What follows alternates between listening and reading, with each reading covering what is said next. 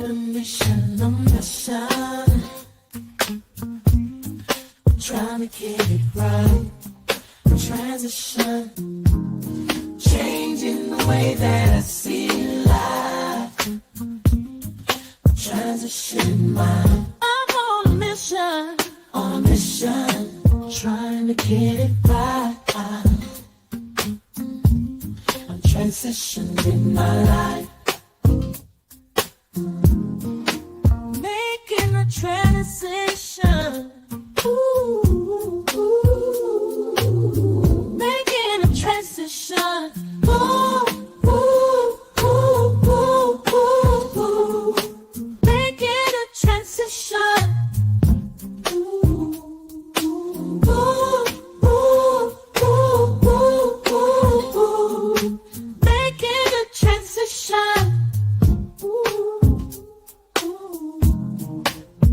Mission, a mission. I'm on a mission. On a mission, I'm trying to get it right. Changing the way that I see life. Transition in my life. On a mission. On a mission. On a mission. Welcome, welcome, welcome. This is Dr. Magic Energy, and I'm here on the late night shift. I've been, considering should I do regular time or should I do the late night? Which one is the best time to do? And in this live, I'm going to discuss the current situation. There's two different things I want to really go over. The redistricting in Texas and also the crazy hate crime that happened in Louisiana and probably some other really crazy things that are happening with the police. I have for some reason been kind of been focusing on the weird stuff going down with police, and police are wilding. They in DC wilding people, and then what happened, and then the people in the neighborhoods are really getting their cues from the police. But I really want to get into this redistricting thing because I think it's really crazy that they really shot themselves in the foot with the redistricting.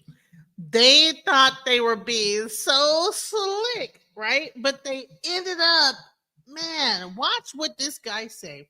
How he breaks down that they're like, man, I wish I wouldn't have did that.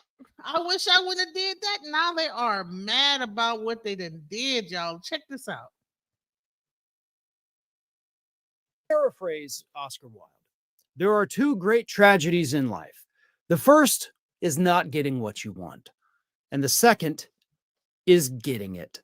And that is exactly what is happening with Republicans in the Texas legislature right now.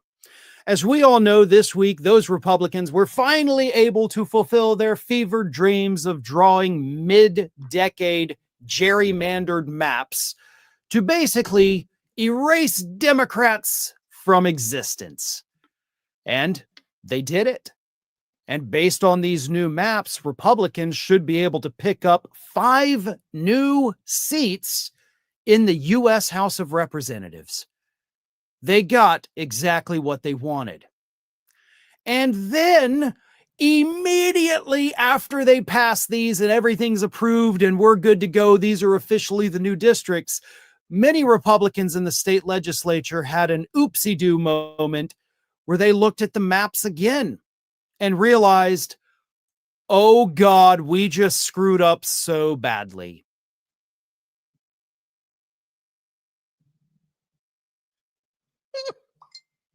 So you know what? We have been worrying so bad about this, but you know what? Maybe they're getting what they came for. Maybe they're getting what they wanted. Maybe it's okay. I don't know. Let's hear what you have to say. Let's go. Because here's what happened. Yes, Republicans will get those 5 new districts. They were able to draw those lines so squiggly and curvy that they guaranteed themselves those 5 districts. But you also have to remember, they drew it like an octopus. It looked like a damn squid. They just, scribbled it all like a preschooler, you guys. preschool level. All right, you get all this. Let's see how this is not gonna be good, bro. Watch this. In order to draw new districts, you can't create new land. You have to take from other areas. And in doing so, what these Republicans in Texas may have done, and this is what they're worried about, by creating 5 safe districts, they put 10 districts in play. So, based on their own stupidity, their own greed, their own haste to steal 5 seats, they may have lost 10. Now, here's what happened. Let me make this perfectly clear. This is not a guarantee that Democrats could end up picking up 10 seats. Man, is this real? Because the 10 districts where they kind of took people from are still light red. They're not dark red like the new 5 districts. Those are safe Republican. You got decades before you got to worry. But the light red ones include more Democrats than the others.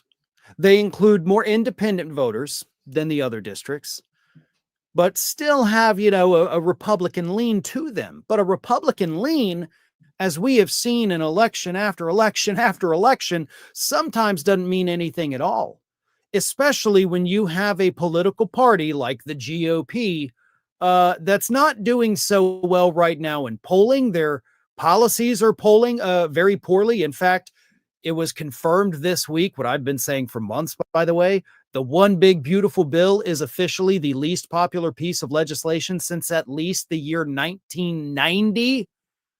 So 35 years, this is the most unpopular piece of legislation. Even Republican voters are struggling to support it. So you've pissed off Republicans with your horrific legislation. Donald Trump's approval rate. So why would they vote for this? Why would they say, okay, do this bill? Did the Republicans not read the bill?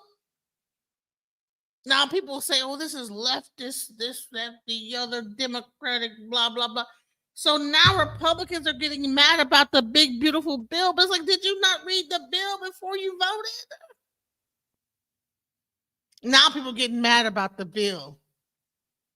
The big, beautiful debauchery of a bill. Okay? Some big, beautiful BS. Okay? Now they mad. And the Republicans are doing it. And now the Republicans are like, oh, hold on. Wait. They're redistricting. They're doing everything that says what's going to be in the bill. But everybody's like mad, though. Got people on TikTok going off, all the like, MAGA people that thought that they was cool. They don't like it. And you can't blame us this time. You can't blame the I'm not even on the left. I'm not on the left, right, or in the middle. I'm just like, hey, I'm just over here. I don't even. But this is interesting. Let's go. Rating continues to fall, including among Republican voters. He is now at the lowest point he has ever been through either his first or second term with Republican voters. So here's the problem these Texas Republicans face with these new 10 swing districts they've created. Republicans may not show up next year. Then what?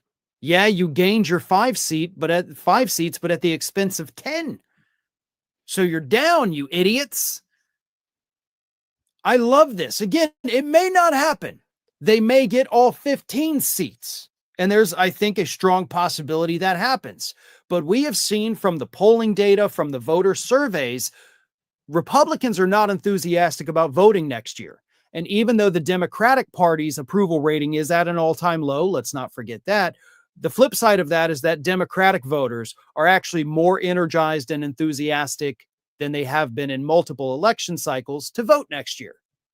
So they may not like their party, but they're damn sure going to get out there and vote. Republicans, on the other hand, don't like their party either at the moment, and they're not that jazzed up to go vote. That could cost these Texas Republicans dearly next year. And honestly, that would be the most hilarious thing that I have ever seen in my 21 years of covering American politics. Thanks for watching. Man.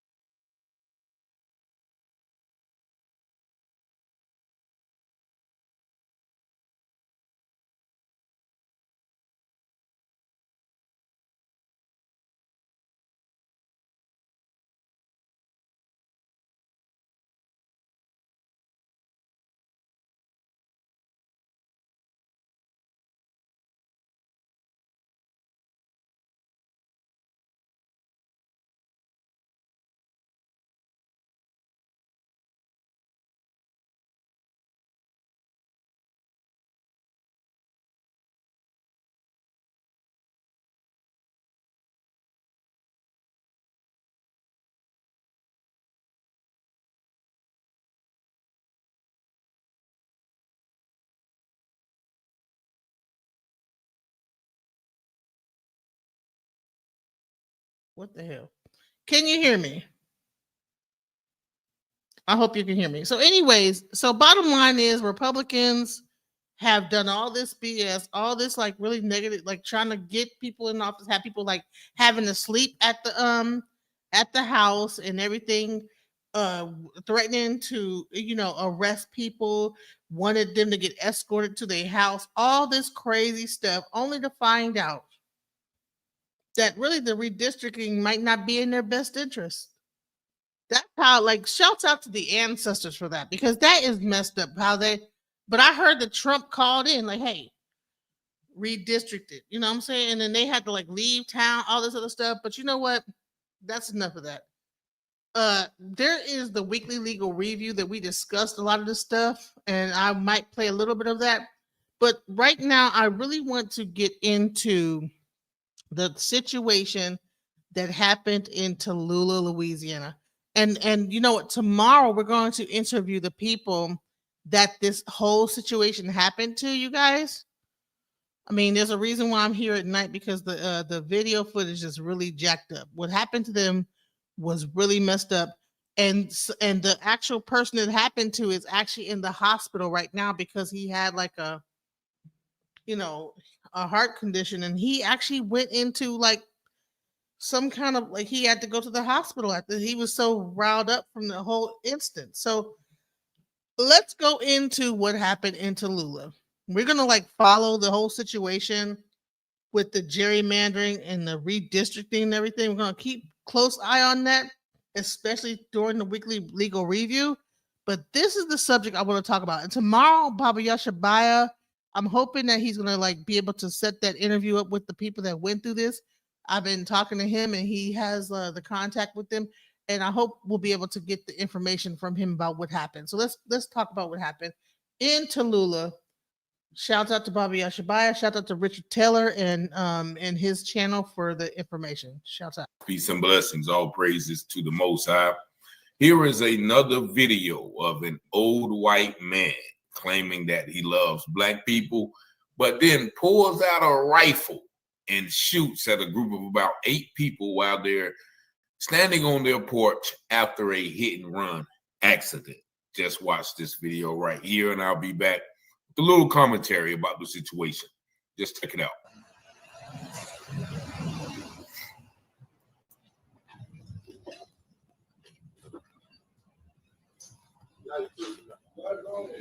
This is private property. Don't enter the yard. Don't enter this yard. But the mother got to park in the middle of the road. It could fucking All right, we just asked you to get in your car and please leave. You need to stop approaching me. Stop approaching. What part of get out my yard don't people understand? How do you just get to feel this is the privileged situation? You think that you could just walk into someone's yard talking about whatever it is. And this is insanity. Watch how crazy this whole situation gets. Watch this. This was my house. Stop approaching me. Could you please get out of our yard and back in your vehicle? Could you please get out of the yard and get back in your vehicle, please, sir? Okay. I don't say nothing. Please. I mean, Could you please? I'm too old. Please get out of the yard and back in your vehicle. Now.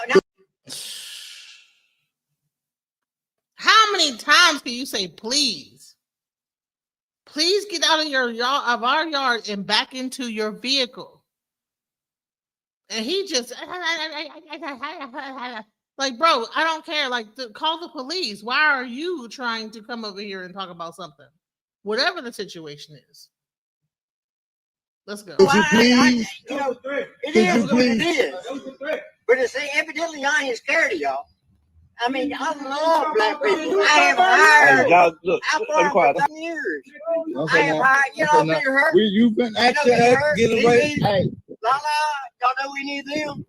They worked for me for 10, 15 years. I'm a nice guy. okay. But what I'm saying is, Okay. all you got to You gonna say nothing do to him. is get off the road. You ain't got to at this point, you trespassing. You've been asked to leave several times. So he been warned. He's trespassing on their property. And he don't give a crap. And then in his mind, whatever his reason is, I don't know if he say he loved black people. He got on like the old school long Janko pants on. Like he's back in the 90s. He got the like 90s, pants and stuff that like really good. Remember the shorts people used to wear in the night, the crisscross or make you jump shorts? He got them on. Probably got his pants sagging. Like you see his little booty crack right there. Like he is really upset about whatever it is. And watch what he does. Watch this crazy stuff. Watch this. Y'all.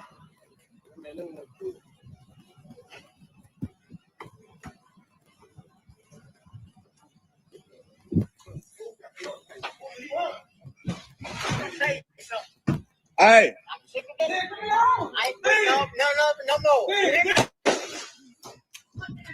Get in the house. You hear me? I ain't putting up with it no more. Hey, you can keep filming me all you want to, but you're going to want your head. This guy sits up there and shoots around. I'm not. Oh. He's gonna go to jail. I don't know whether this was a machine gun or what. He's gonna go to jail. He's gonna go to jail. And I started to shoot. Crazy. But I ain't got, he's going to jail. You're going to jail. You're going to jail. All right. So y'all see that man, and he is 56-year-old Robert Fortenberry. Now, this happened in Louisiana. I think it's in Madison Parish, where he evidently had hit a vehicle. He was the one who hit their vehicle. He hit and ran, and then he came back later in a different vehicle, that truck that you saw. And you see him get out of the truck in his John Deere tractor shirt. That's one of the most, I guess, racist white supremacist shirts you can wear. But he tells the people, y'all need to get out the effing road. And, he starts talking about, this used to be his house and, all of those things. Now that's on LaSalle Avenue. So the brother tell him, look, man, you trespassing. So he hit their car. So he hits their car and then come back and say, well, y'all don't need to be in the road. Then bring a gun out, a rifle, like a machine gun or an AK, or I don't even know exactly what this was. But it had like the little scoop banana clip thing. Like you brought out a whole assault rifle and then shot at their house. Like with kids and stuff into the house. We are going to be interviewing these guys tomorrow, guys. Stay tuned. Watch out. You trespassing, we ask you politely to leave, get off our property. Then this is how you know the racivity, that's not a word, but I just made it up. This is how you know the racivity of a person. As soon as they utter these words right here, I love black people. Anytime somebody say that, you just the racism just spilled over, unbeknownst to them. He started talking about, well, La and Jim. Yeah, I hired them for 30 years. Like, right, they was on my plantation. I love the Negroes. I hired them to work on my plantation. I paid them good. Y'all need to watch out. Stop parking on the street and you won't get a hit and run. Just stupid stuff. Come, let's go. They hired slaves out too. They just didn't pay them. So I don't know why white people think that just mentioning you have black friends or you work with black people somehow excludes you from racism. Now, when the young man didn't bow down to him, look, get off our property. That's all they kept saying. Get off our property. I got something in the truck right now that'll do something like that. But I said, look, okay, is that a threat? Is that a threat? And so then the man went back to he limped on. He said he had a broken foot, so he limped on over to his pickup truck and came out with, I guess that's a rifle, assault rifle, whatever it is. It's a one-shot musket or whatever it was. And he cocked that joint back. I am sick and tired of it. Now, when he said that, that means he's sick and tired of black people. That's what that meant. That didn't mean that. Why did he bring that?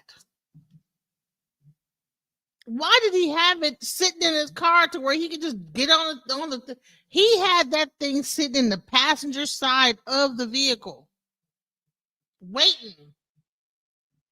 I don't know whether he's told himself, listen, I'm going to go over here and try to talk to them. And if they say something, I'm about to go in here and do. Why did he have it just sitting there waiting, though? When you see the video, I'm going to show it again. And we're going to go from what we discussed last night. If y'all miss it on the Weekly Legal Review, I'm about to replay it. But, like, how do you go back into your car, go grab some pistol and do all this, a rifle, and do this? That one little misunderstanding about a hit and run, that meant I am tired of black people. I'm tired of y'all. And he let one off in there. Now, if you look closely, you see my brother with the hammer too. The camera, we'll go back and watch the video. I ain't gonna play it again. But you see him with the hammer too as he ducking. He put the phone down. He recorded, but he put the phone down and cocked this joint back. You can see it. But he remained calm, and I'm glad that brother remained calm. He did, yep. Because we already know if he would have shot that man, he would have been jailed behind bars, throw away the key. He shouldn't have shot the dear old white man. He was only talking. He was just checking the eyesight of his gun. He was checking the target barrel that he had, making sure he could see through it, and you shot the man for coming on your property. That's what the narrative would have been now. And you heard the brother say, man, I should have shot his donkey. But he like, man, I ain't got time. You know what I'm saying? I ain't got time to go through this. So this brother on his own property, he ducking and weaving now. Apparently this man has been arrested, fortunately, and he has been charged with 8 counts. 8 counts of aggravated assault, 8 counts of illegal use of a firearm, and 8 counts of listen, this is as of today. Because yesterday when we did the show, he had not been charged, y'all. So they must have seen all this viral stuff, and then finally said, we can't just let this go. And that's what's sad about this. It have to go viral for the police to do anything. Hate crime and terrorism. His bond is set at $215,000. Now, that is a horrifically low bond for somebody charged with 8 counts of aggravated assault, 8 counts of illegal use of a firearm, 8 counts of a hate crime and terrorism.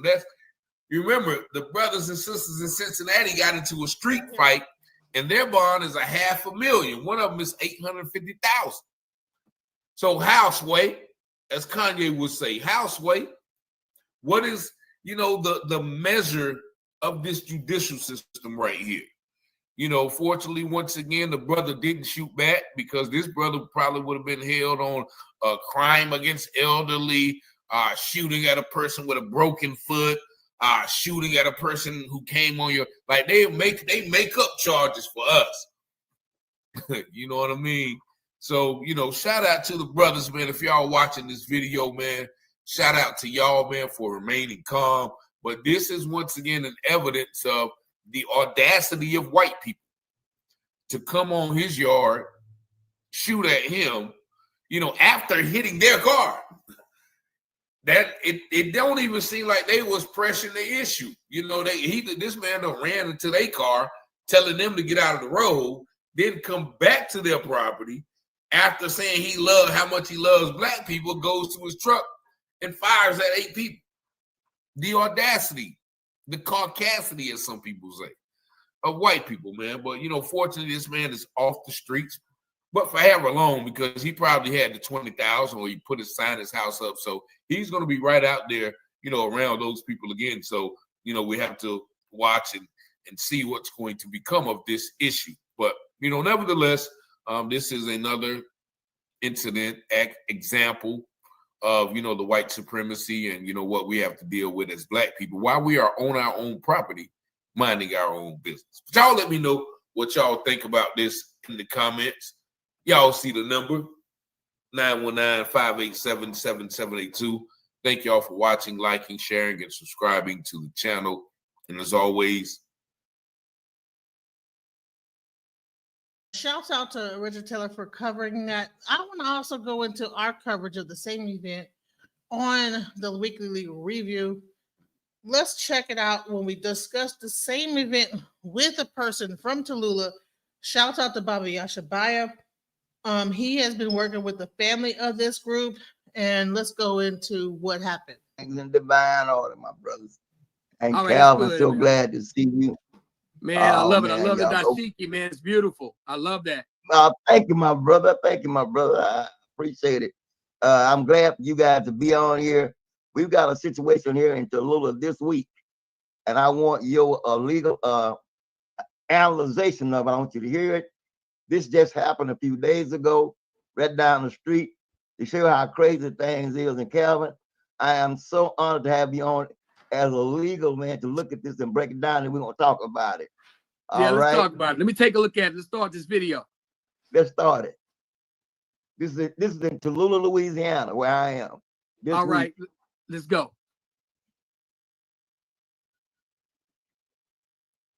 Y'all don't enter this yard. But the motherfucker ain't got to park in the middle of the road. He could put it All right, we just ask you to get in your car and please leave. You need to stop approaching me. Stop approaching This me. was my fucking house. Stop approaching me. Could you please get out of our yard and back in your vehicle? Could you please get out of the yard and get back in your vehicle, please, sir? I don't say nothing. Please. I mean, Could you please? I'm too old. Could you please get out of the yard and back in your vehicle? Could you please? It is what it is. But you see, evidently I ain't scared of y'all. I mean, I love black people. I have hired. Hey, y'all, look, I've be worked quiet. for Don't say 30 nothing. fucking years. Don't I say have nothing. hired. You know, I've been hurt. You've been asked to get away. Hey, Y'all know we need them. They worked for me for goddamn 10, 15 years. I'm a nice guy. okay. But what I'm saying is, Okay. all you gotta do Don't say nothing to him. is get off the fucking road. You But ain't got you are at this point you trespassing. You've been asked to leave several times.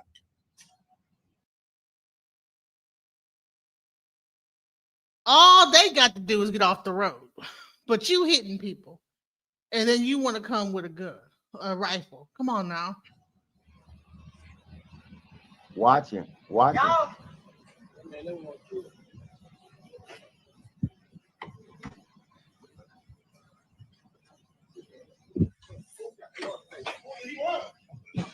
gonna tell you something. Hey, I'm sick of this shit. I ain't putting up no more. You hear me? Get in the house. You hear me? I ain't putting up with it no more. You motherfuckers. Hey, you can keep filming all you want to, but you're going to one in your fucking head. Why does he feel privileged to do this? Why I'm does he not. feel like he He's can gonna do go to this? jail. He's gonna go to jail. He's gonna go to jail. And I started to shoot his ass. But I ain't got, hey, yeah, he going to jail. You going to jail. You going to jail.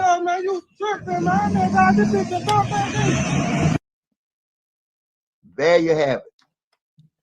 Well, I want to break that down for y'all. At the beginning of the video, there's a conversation that they're having. The man is okay then because he's just having a conversation. Now, I want you to watch as he stepped onto the property. Now, if he's stepping onto your property, and I don't know how they do in Louisiana, most states have either stand your ground or have self-defense laws that allow you to be able to defend yourself. Now, when he initially walked on the property, he didn't have any weapons. It was not a big threat, but he was asked to leave. And he should leave when he's asked to leave because he's actually in the driveway, stepping on the property of those people. He's no longer allowed to be there. Now, he can pull his truck out in front of the house because that's a public street. He can be out there in front of the house. He can be in the street. That's fine. But when he stepped onto the property, that was a problem. And then when he continued to talk and he was asked to leave, to me, that's trespassing. Now, the biggest part of the video is when he goes back to this truck, then he walks toward the individual with the gun. At that point, the person who was in the house would be justified in leaving him where he was standing. When I say leaving him where he was standing, he could have got popped, he could have got shot, and he could end up getting shot dead right on the spot because number one, he has a gun. He's approaching a house. He's on property that he's been told to leave. He's approaching with a weapon to somebody who's in the house who's not a threat to him. And so that person, when that gun came out and that guy walked toward them, the guy in the house would have been justified in shooting him on the spot. Now, once the guy shot at him and then turned his back and walked away, he wouldn't have been able to shoot at the man as he walked away because then the threat is gone. But that man could have ended up getting shot and the shooter would have been justified in the majority of the jurisdictions in the United States. Nobody should be able to come on your property and fire a weapon at you and you did not provoke them in doing it. When I say you didn't really provoke them, you just asked them to leave. You didn't threaten them. You basically asked him to leave and his response was to go to his truck, return, and shoot at you. He should be charged with aggravated assault with a deadly weapon, or in some jurisdictions that may even charge you with attempted murder. But because number one, he pulled his weapon out first, he stepped on the property of the property owner, he fired first, that young man would have been justified in shooting him dead on the spot. And I thought that would have been a legal shooting. Now, part of the reason why he probably didn't do it because in Louisiana they were going to try to turn it into something else. But the good part about it is it was on tape.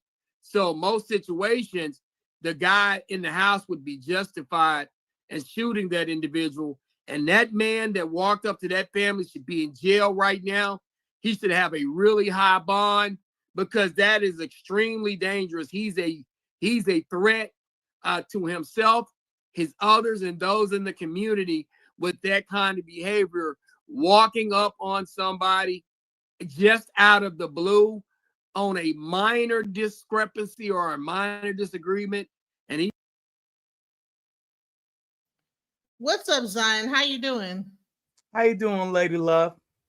I'm still So with you. did you actually see the video that I'm speaking of? I kind of was like going back and forth because I was still on the panel with Paradigm Shift. So I was Okay, kind of like so going back I and might forth. have to replay it for you. So you can Yeah. Definitely. So I'm going to kind of go back to. And shout out to all the ladies out there. You know what I'm saying? All of the ladies that hate me and love me. Who hates you? No, nobody hates you. Oh my God! Your homegirl, Aunt Esther. She don't like me no more. Who's Aunt Esther? Think about it. I will let you think.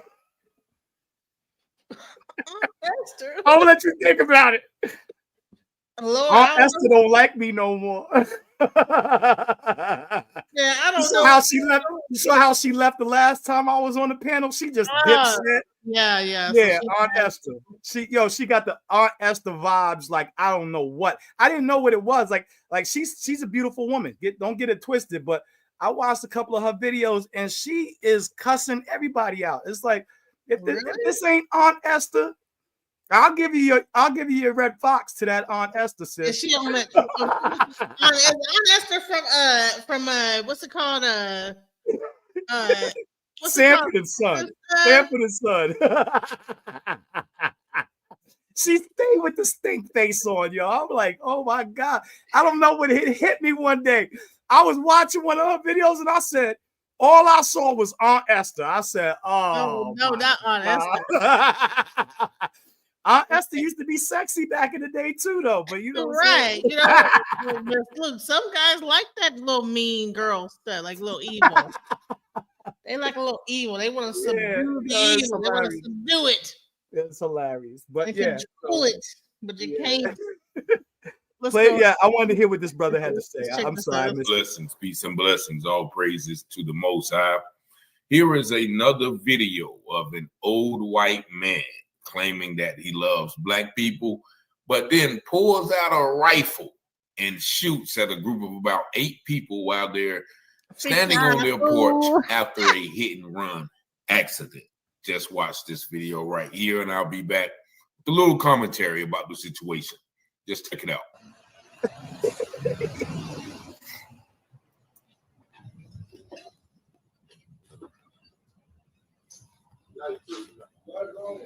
This is private property. Don't enter the yard. Don't enter this yard. But the mother got to park in the middle of the road. It could put it all. All right, we just asked you to get in your car and please leave. You need to stop approaching me. Stop approaching me. This was my house. Stop approaching me. Could you please get out of our yard? Okay, context.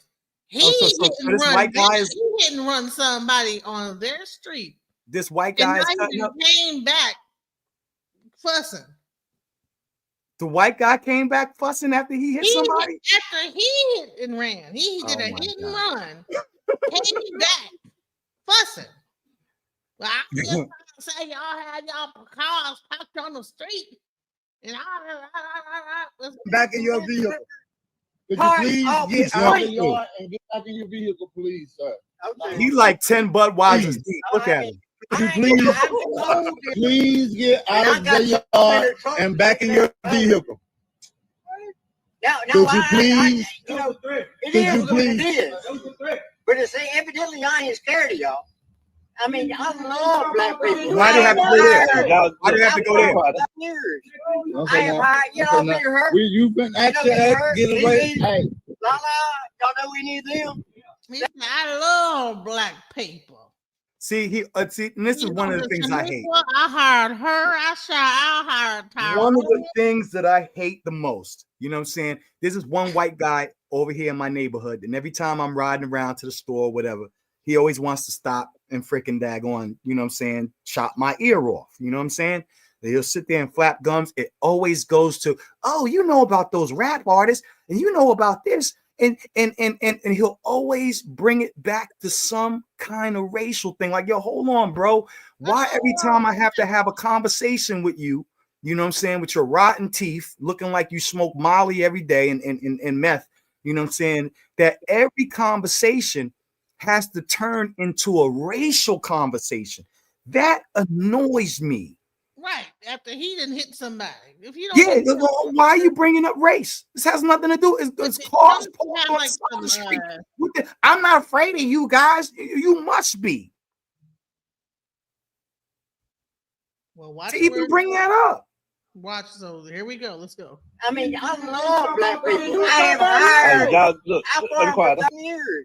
Don't I say have nothing. hired. You Don't know, say me hurt. You've been asking us to get away. Hey, La, y'all know we need them.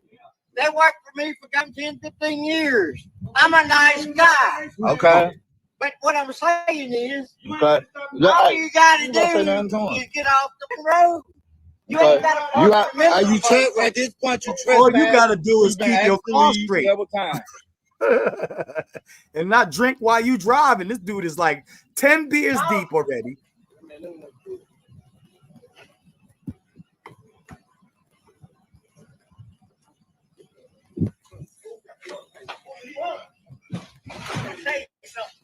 Oh, this nigga pull out a gun? I ain't no more. Get in the house. You hear me? I ain't putting up with it no more. Hey, you keep filming all you want to, but you're going to want your head. I'd have popped that nigga right in his face, B. I would have I'm hate not. that. See, he had a cup from him. He didn't do it. He said, you know what? You're gonna go to jail. He had the piece on him, and I would have popped that dude right in his gut. I ain't got. Hey, yeah, he going to jail. You going to jail? You going to jail? All right. So y'all see that man, and he is 56-year-old Robert Fortenberry. Now, this happened in Louisiana. I think it's in Madison Parish, where he evidently had hit a vehicle. He was the one who hit their vehicle. He hit and ran, and then he came back later in a different vehicle, that truck that you saw. And you see him get out of the truck in his John Deere tractor shirt. You know, that's one of the most, I guess, racist white supremacist shirts you can wear. But he tells the people, yeah, y'all need to get out the effing road. And, you know, he starts talking about, you know, this used to be his house and, you know, all of those things. Now, that's on LaSalle Avenue. So the brother tell him, look, man, you trespass. Man, you trespass, and we ask you politely to leave, you know, get off our property. Then this is how you know the racivity, that's not a word, but I just made it up. This is how you know the racivity of a person. As soon as they utter these words right here, I love black people. Black peoples. Anytime somebody say that, you just, the racism just spilled over. That's when it's time to put somebody in the eyeball. He started talking about, well, you know, La and, you know, Jim. Yeah, I hired them for 30 years. Like, they hired slaves out too.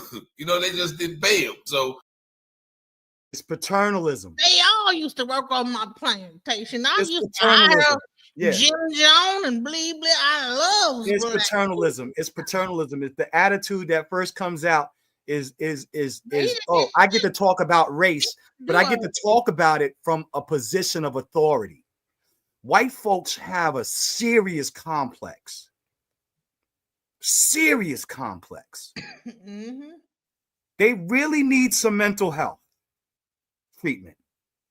You know what I'm saying? The open your mouth up and come out your mouth after you slap the car up and start telling folks what they need to do. And you could tell he was drunk.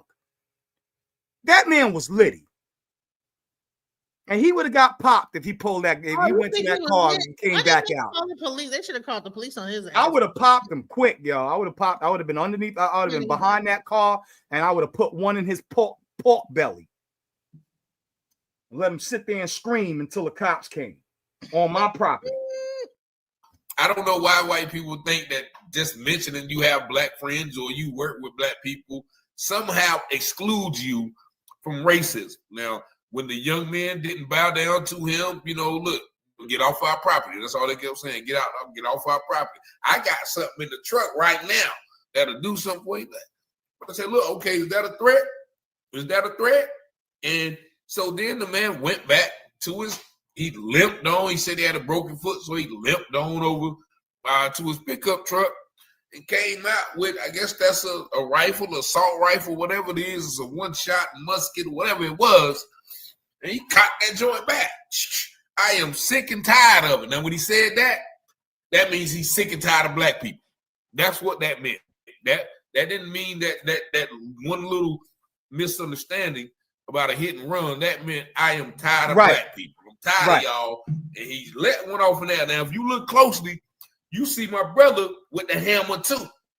The camera, go back and watch the video. I ain't gonna play it again. But you see him with the hammer too as he ducking. He put the phone down. He recorded, but he put the phone down and cocked this joint back. You can see it. But he remained calm. And I'm glad that brother remained calm because we already know if he would have shot that man, he would have been jailed behind bars, throw away the key. No, he wouldn't have. He shouldn't have shot the dear that man came out there on his property. No, he would not. I would have fought that charge. The eyesight of his gun. That's a free body right the target barrel that he had, making sure he can see through That's it. That's a free body. The man for coming on your property. That's what the with a gun. No, after he and you heard the brother say, "Man, I should have shot his donkey. I would have shot that nigga. I would have shot that crap. Like, man, I ain't got time. You know what I'm saying? Ain't got time to go through this." So this brother on his own property, he ducking and weaving now. Apparently, this man has been arrested, fortunately, and he has been charged with 8 counts. 8 counts of aggravated assault, 8 counts of illegal use of a firearm, and 8 counts of a hate crime and terrorism. Good. His bond is set at $215,000. What? That nigga should be in jail. $215,000. But he got out. So let's get into it. So now this is today the actual review about what happened. I'm gonna let it end. But yesterday he had gotten himself out. So I'm not sure if this is they probably let him post bail, but they shouldn't have. If this is like new today where they like what state was this? No. What state? Louisiana. Okay.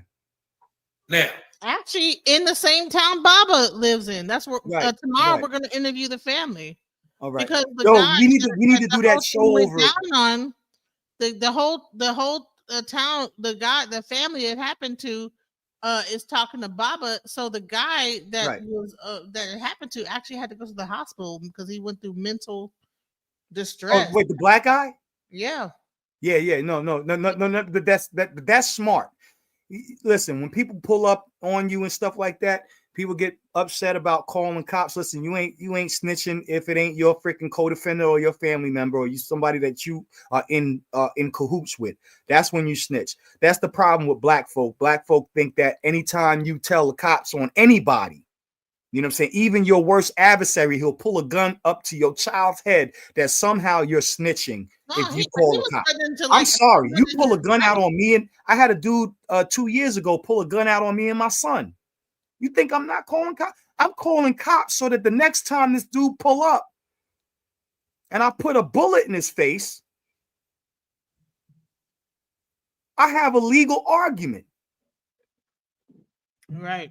You understand what I'm saying? Because this ain't no time to sit here and argue over things that I have to try to prove something. No, I'm going to make sure that it's on the record that this person threatened me and my child. So the next time, you know what I'm saying, that happens again, I'm putting this Deanie in the dirt. Legally speaking. Yeah. You understand what I'm saying? So in that situation where the dude went back, he sit there and threatened. At least the brother got it all on video. But apparently they still gave this man a bond, which is crazy. Man, it's people that get He came out there with an AR. Is that on somebody else's property after he smacked up? Was that an AR? Is that what an AR is? That was an AR. That came out there with a freaking daggone a rifle. I didn't know what it was, a machine gun or whatever the hell. It's an AR. It's an AR. It's, you know what I'm saying? I could tell. You could tell by the what they call the freaking daggone the under. Thing? Yeah, you know what I'm saying? So yeah, he came out there with an AR. He came out there with a big gun. You know what I'm saying? That man had a small gun on him. If you would have popped him once and freaking daggone put him on his ass, you know what I'm saying? What you gonna say? Does the AR do machine gun level stuff? It can, but however, so you'd have to have it modified. So in the States right now, you can't literally legally have an automatic weapon. I'm not sure about every state, but you're not supposed to have an automatic weapon as a civilian. You know what I'm saying? As a military person, you can have an automatic AR. So usually what they do is they make some of these ARs, you know, that you buy in a store, you know what I'm saying, legally, they make them semi-automatic as opposed to automatic. You know what I'm saying? So you're not pulling the trigger and 20 rounds are popping out. No, you gotta pull that trigger 20 times for 20 rounds to come out. And that's one of the ways that a lot of people get caught up. Like, so they claim, oh, you claim that you defended yourself, but why did you have to shoot him 7 times in the face? And he ain't having no weapon. Right. So do you understand what I'm saying? So so when you go overboard, so in that instance, the brother had the lesser weapon. Right. So even if he would have shot him, technically he wouldn't have got the charge because this guy had a bigger weapon. Yeah, because he had a bigger weapon. You know what I'm saying? So in law, you know what I'm saying, you have to have the equal measure of force. Yeah, and that dude pulled out a gun without nobody showing no guns. Pulled out a freaking AR. Went back to his car. Came back. You noticed that when he went back, the thing was sitting. And he's standing on the man's property. If that's not stand your ground, and I'm sure Louisiana probably got stand your ground rights. Now I know South Carolina doesn't, but most Bible Belt states do. You understand what I'm saying? So yeah, that boy, he would that potbelly pig would have got one in the belly, B. I'll let him cry there. I would have slid his gun over from him. Does have a stand your ground law, which and I would have waited for law enforcement to come, and they can arrest me all day for using deadly force in a place where they have a right to be. Right. Laws allow for use of force, including deadly force, to defend oneself. So right, he's the instigator in that sense because he came back. See, another thing is what most people don't realize is that you can't go charging after somebody who's just threatened your life. All right, so somebody pulls a gun out on you, you know what I'm saying, threatens your life, threatens your children's life. The moment they leave and they start walking away, you running back towards them to shoot them or cause them harm, it's not self-protection anymore. Right, but because they're fleeing, they're retreating. Could and you so imagine if you go back out there with your angry mind, like this dude just pulled a gun out on me and my child, and I'll pop him in the head, and you pop him in the head, you're going to jail for mens rea, for intentional. That's murder 1. Right. You understand what I'm saying? You can say, oh, you know what I'm saying, temporary insanity, but that, you know, 90% of all temporary insanity pleas, you know what I'm saying, get shot out. But you can probably tell this is a pretty not like a bad family or nothing like that. You could tell the way that they people. said, yeah, he going to jail. It's because he had his car parked on the side of the road, and the dude freaking couldn't keep his freaking wheel straight and smacked it. Now he gonna come back and antagonize with an assault rifle in the passenger. With an assault rifle. I would have. The moment he came out that car, perfectly low bond for somebody charged with 8 counts of aggravated assault, 8 counts of illegal use of a firearm, 8 counts of a hate crime and terrorism. You remember the brothers and sisters in Cincinnati got into a street fight, and their bond is $500,000. One of them is $850,000. Right. So houseway, as Kanye would say, houseway. How? What is the measure of this judicial system right here? Now watch this. Fortunately, once again, the brother didn't shoot back because this brother probably would have been held on a crime. Pause for a second. Recently, they just apprehended a white guy who is being charged with killing 4 people and leaving the baby in safe hands. This person was charged with multiple murders before, and even in prison, the dude freaking had charges from being in jail. The dude was violent, white guy, violent as hell. Somehow they gave him a bond that he was able to pay for, and now there's 4 people dead. What? Soon as he got out on his bond, he went allegedly, right, and killed 4 family members. What? Sometimes these white folks will let white folks off on a bond, and they go back out and freaking do crazy shit. But when black folk get put on bond, we get the highest bond there is. But you all let this dude out who has a history of violence. Mm. And he went out, and within a matter of days, 4 bodies turned up behind him. Mm. There's a problem in this country. And they don't recognize where the sociopathic, pathological, homicidal tendencies are more prevalent. You think black folks, we don't do shit like black folks kill each other over mundane things. White folks kill each other for fun. Mm. Just because they can. And they feel that they're going to get away with it.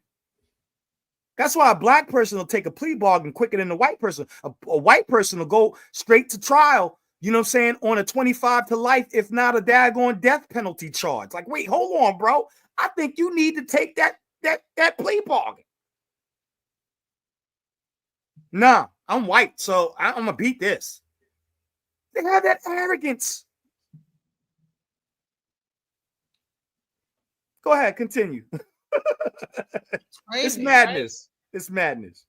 Against elderly, shooting at a person with a broken foot, shooting at a person who came on your, like they make up charges for us. You know what I mean?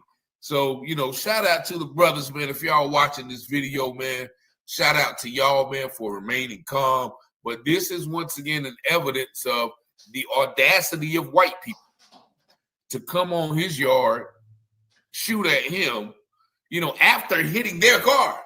The caucasity. It don't even seem like they was pressing the issue. You know, this man done ran into their car, telling them to get out of the road, then come back to their property after saying how much he loves black people, goes to his truck and fires at 8 people.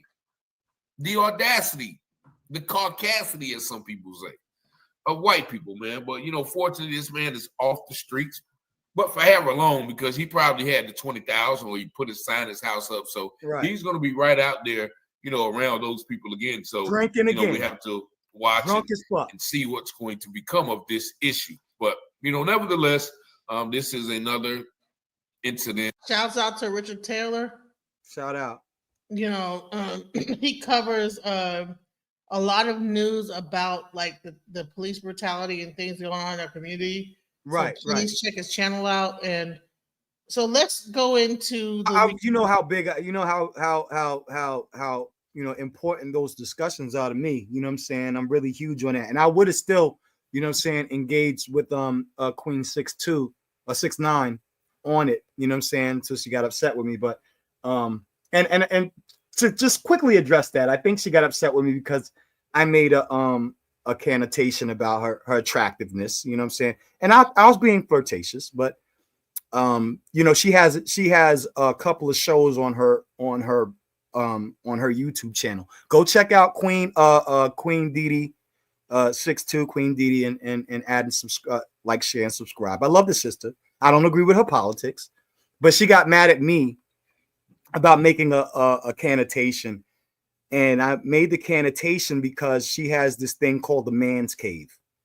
When she does those man cave shows, all of the dudes are in the chat, white, black, all kinds of guys, and they're making sexual connotations, and she's loving it. So when I Right. made the flirtatious connotation, now she wants to act like I was being rude to her. Hold on, you're over here twerking. She was twerking? She's clapping cheeks What? in her video. Oh, wow. I didn't know about that. Dancing with a mask on and showing her lingerie and oh, how would this look on me and all of that stuff. And all the guys in the chat were talking sexual. So Really? I made a positive connotation towards her because I thought she's an adult. She's going to be an adult. But because I said that I don't like her politics, but you know what I'm saying? But you know what I'm saying? I do the do with her. You know what I'm saying? Now she's offended. Nigga, please. Because I saw what them dudes were saying on your man's cave video, and you was loving it. Far more freaking explicit than anything I said to her. But now all of a sudden, Zion is the culprit. Yeah, I wasn't aware of all that. That's crazy. Yeah, that's what happened. That's why she left the show that day. Because when I came on, she was mad at me. Yes. That's some new. She's mad at me. Yeah, She's mad at me. And it's not about what I said to her. It's about the fact that I said that I don't agree with her politics. So now Zion is a hypersexualized, you know what I'm saying, manosphere nigga who I wouldn't take but she loves Mr. Grab him by the PUSS, right? She loves that nigga. Mm-hmm. But because I said, you know what I'm saying, oh, you're beautiful, but I don't like your politics, but I'd still clap those cheeks. Now I'm the bad guy. Listen, she's not here to defend herself, and I'm not going to. She'll hear me. She know that's. I'm telling you, she'll find out. That's what happened. That's what happened. Oh, okay. Anyway, I still love Queen 6'2", the Queen 6'9". You know what I'm saying? She ain't 50. She ain't 50.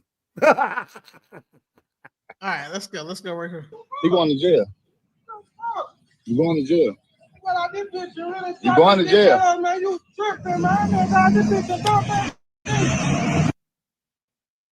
There you have it. Well, I want to break that down for y'all. At the beginning of the video, there's a conversation that they're having.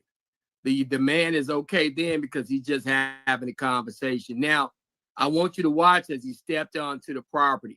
Now, if he's stepping onto your property, and I don't know how they do in Louisiana, and most states have either stand your ground or have self-defense laws that allow you to be able to defend yourself. Now, when he initially walked on the property, he didn't have any weapons.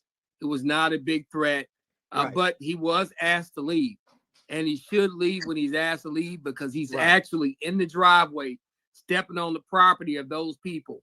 He's no longer allowed to be there. Now, he can pull his truck out in front of the house because that's a public street. He can be out there in front of the house. He can be in the street. That's fine. But when he stepped onto the property, that was a problem. And then when he continued to talk and he was asked to leave, to me, that's trespassing. Now, the biggest part of the video is when he goes back to this truck, then he walks toward the individual with the gun.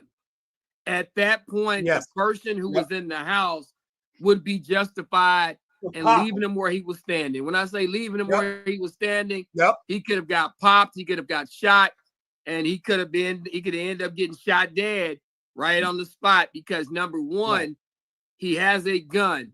He's approaching a house. He's on property that he's been told to leave. He's approaching with a weapon to somebody who's in the house who's not a threat to him. And so that person, when that gun came out and that guy walked toward them, the guy in the house would have been justified in shooting him on the spot. Now, once the guy shot at him and then turned his back and walked away, he wouldn't have been able to shoot at the man as he walked away because then the threat is gone. But that man could have ended up getting shot and the shooter would have been justified in the majority of the jurisdictions in the United States.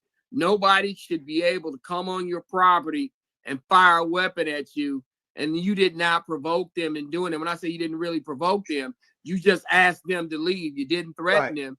You basically asked him to leave, and his response was to go to his truck, return, and shoot at you. he should be charged with aggravated assault Right. With a deadly weapon, or in some jurisdictions that may even charge you with attempted murder.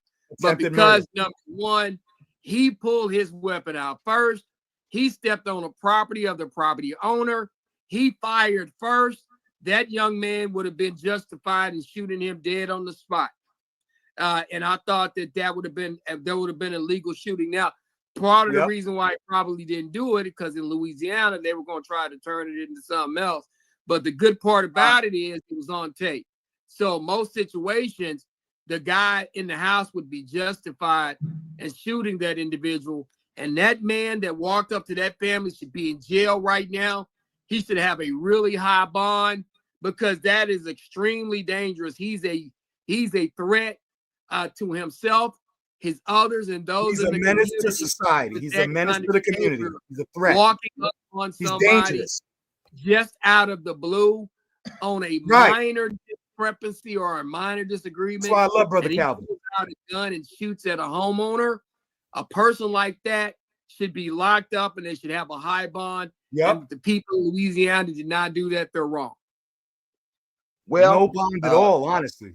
They should have had no bond. They charged him with a so-called hate crime, $250,000 bond. He never went to jail. He paid the bond and went home. That's crazy. Now he's among some of the so-called elite family names. The name is Fontainberry, and they are big-time farmers, right?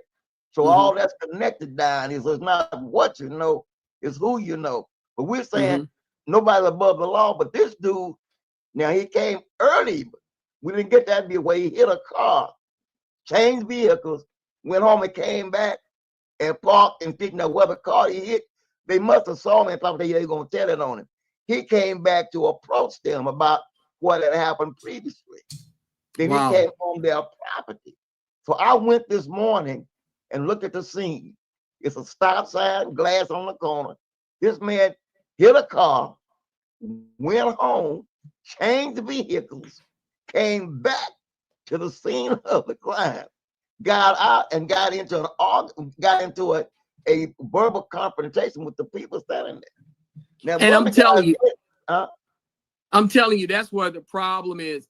In some of these jurisdictions, especially these small towns, especially smaller towns in Louisiana and some of the smaller towns in Texas, you can get away with that stuff if your family is a big name there, if you're involved in law enforcement, if they know the DA's there. People, things like that didn't happen. Yeah. But if you know the right person, sometimes you don't get charged. But they would have been justified in laying him out right then and there. If he'd have pulled that gun on me and shot at me, I'd have shot him back and I'd left him where he was standing. Right, because where the bullets going? I said the same thing. Good thing it wasn't me, because we had where the bullets going? Into your house? Where your children are? Your wife is? And y'all know what? This is the thing that we always got to think about. And I always try to tell people, when you have a situation like that, it seems to me that a lot of us being African Americans, when we stand our ground and we do what we're supposed to do, they still want to arrest you, put you under a high bond, so we're and really make you fight a case where literally, to be honest with you, once that man steps on your property and he shoots at you, you ought to be able to leave him where he's standing. If you understand, from Texas, right? When I say leave him where he's standing, leave him right there in a pool of blood. You shoot right back at him. Let him bleed out where he was standing. I'll call the cops. He had an automatic weapon. You know that. He had an automatic weapon when he stepped up and fired that shot, and then he threatened to shoot somebody in the head. Now I'm thinking there was some children all that was there that saw all of this. Okay. Right. And the thing they're trying to find out now, how is he going to be charged? Well, we trying to make this public. This cannot keep going on in small or whatever town it is, because we're already at a high level of racist activities. And right now in Tallulah, we got a lot of stuff going on.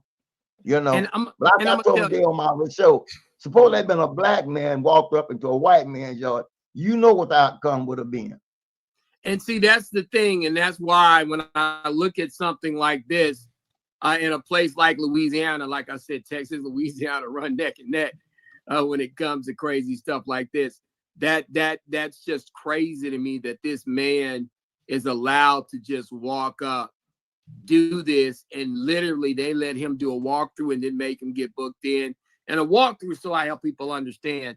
Sometimes when you're arrested, they like put the cuffs on you, they take you to jail. You have to wait to get a bond set. Sometimes it can be 4 hours, 8 hours, a full day where you go into custody. What they did for this man, they basically probably let him do a walkthrough where they brought him into jail, let him walk in on his own, set a bond at $250K, took his fingerprints and let him walk out. And I don't think that you should be giving that kind of person that kind of treatment when they're coming at you with an automatic weapon on somebody else's property. See, I don't understand that. Yeah. Well, I said that's one of the things, that's one of the issues going on there around here. Of course, my phone been ringing off the hook today. I did my own live on it on my show, and I asked the question: had the situation been reversed, there'd been a black man did that, what would be going on today? You know what I want to do? What are your thoughts on this so far? Zion? I'm here. What are your thoughts on this so far? I think, you know what I'm saying, I love Brother Calvin, you know what I'm saying? That's my attorney right there. Brother Calvin is 100% right. And so Baba Yasha as well. I think one of the issues that oftentimes causes a lot of conflict with black folks is that, we're afraid to shoot back in defense, because just like Brother Calvin said, oftentimes it leads to other legal problems, even though we were in the right. Whereas our white peers and constituents in this country, could have gotten away with far more, And the fact that Baba Yasha said that the dude was let out on like $1,000 bond. Man, that's crazy. That's crazy. That means that you only have to pay 10% of a bond. That means this dude got out from shooting at another human being. So they said he had a 250. 400. No, that's $100. 10% of $1,000 is $100. I gotta find out who bring him back into jail. All he had to do was post $100 to get out. That's crazy. You just came out on somebody else's property with an AR and popped a shot. Drunk as hell after you smacked somebody else's car. The bond should have been at least a $500,000, if not more. $1,000. That's $100. That's what their life was worth. That shows you how. That's the crazy part. That's why states we need to start. Like I like what you said tonight on Sonetta. What you said about attacking the the institutions and the families that have earned off of slavery. I thought that was very poignant. The banks and certain institutions that benefited and are still here today because of slavery. Absolutely. What's so crazy about that is that every time I said something, people act like they didn't understand what I said. It was so crazy. No, I was in the chat supporting. I supported you on that one. No, I have been on there for like hours. Every time I would say something, and I'm gonna play a little bit of it. You're always gonna get pushback from black folk. Just that's why HOK is a toughest environment because niggas gonna be niggas. Niggas are gonna be niggas, and niggas are gonna always what I call no it ain't ass niggas. What's so crazy is like after the whole thing, I was on the thing with the the guy Roy. Roy's a cool brother. He's a good brother. What I was saying, like, know what, you right about that. And I'm like, yeah. And then he's still caught up in that Morris science stuff. So he got a love for Arabs like it ain't nothing. I saw that. I peeped that. But Roy is a good brother. Yeah. But but he actually could see where I was coming from. But when the women that was on the panel was like, whatever Genesis said. It was almost Oh like, my God. I don't even remember what she said. What did she say? Anything? It was like they Who? were Sakina goes off into tangents. I don't not think Sakina Ra, not Sakina. and I love Sakina Ra. And I'm not It talking wasn't bad about Sakina. her. It was. Oh, it was the other I'm sister, gonna play a little light bit of it. sister, I'm gonna play a little bit of it. Miss what's her name? Whenever I'm gonna just show Misunderstanding. I Misunderstanding. wanna, yeah. No, it was all the women. No matter what I What? said, I'm All going of to play a little bit of it. Okay. I'm gonna get past this subject. Well, right hold on. Let me just say this. Why you pulling that up? Let me just say that I love Sakina Ra.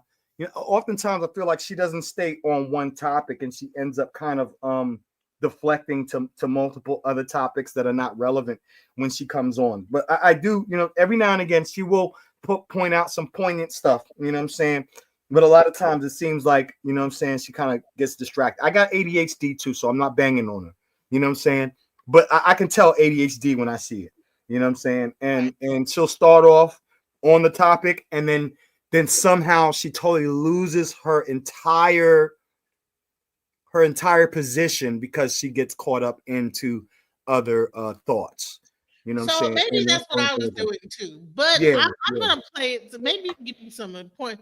Give me some criticism about what I said. 'Cause maybe I was doing something to say. No, go ahead, shoot it out. I'm gonna like finish this up, and I'm gonna play that one because Okay, cool.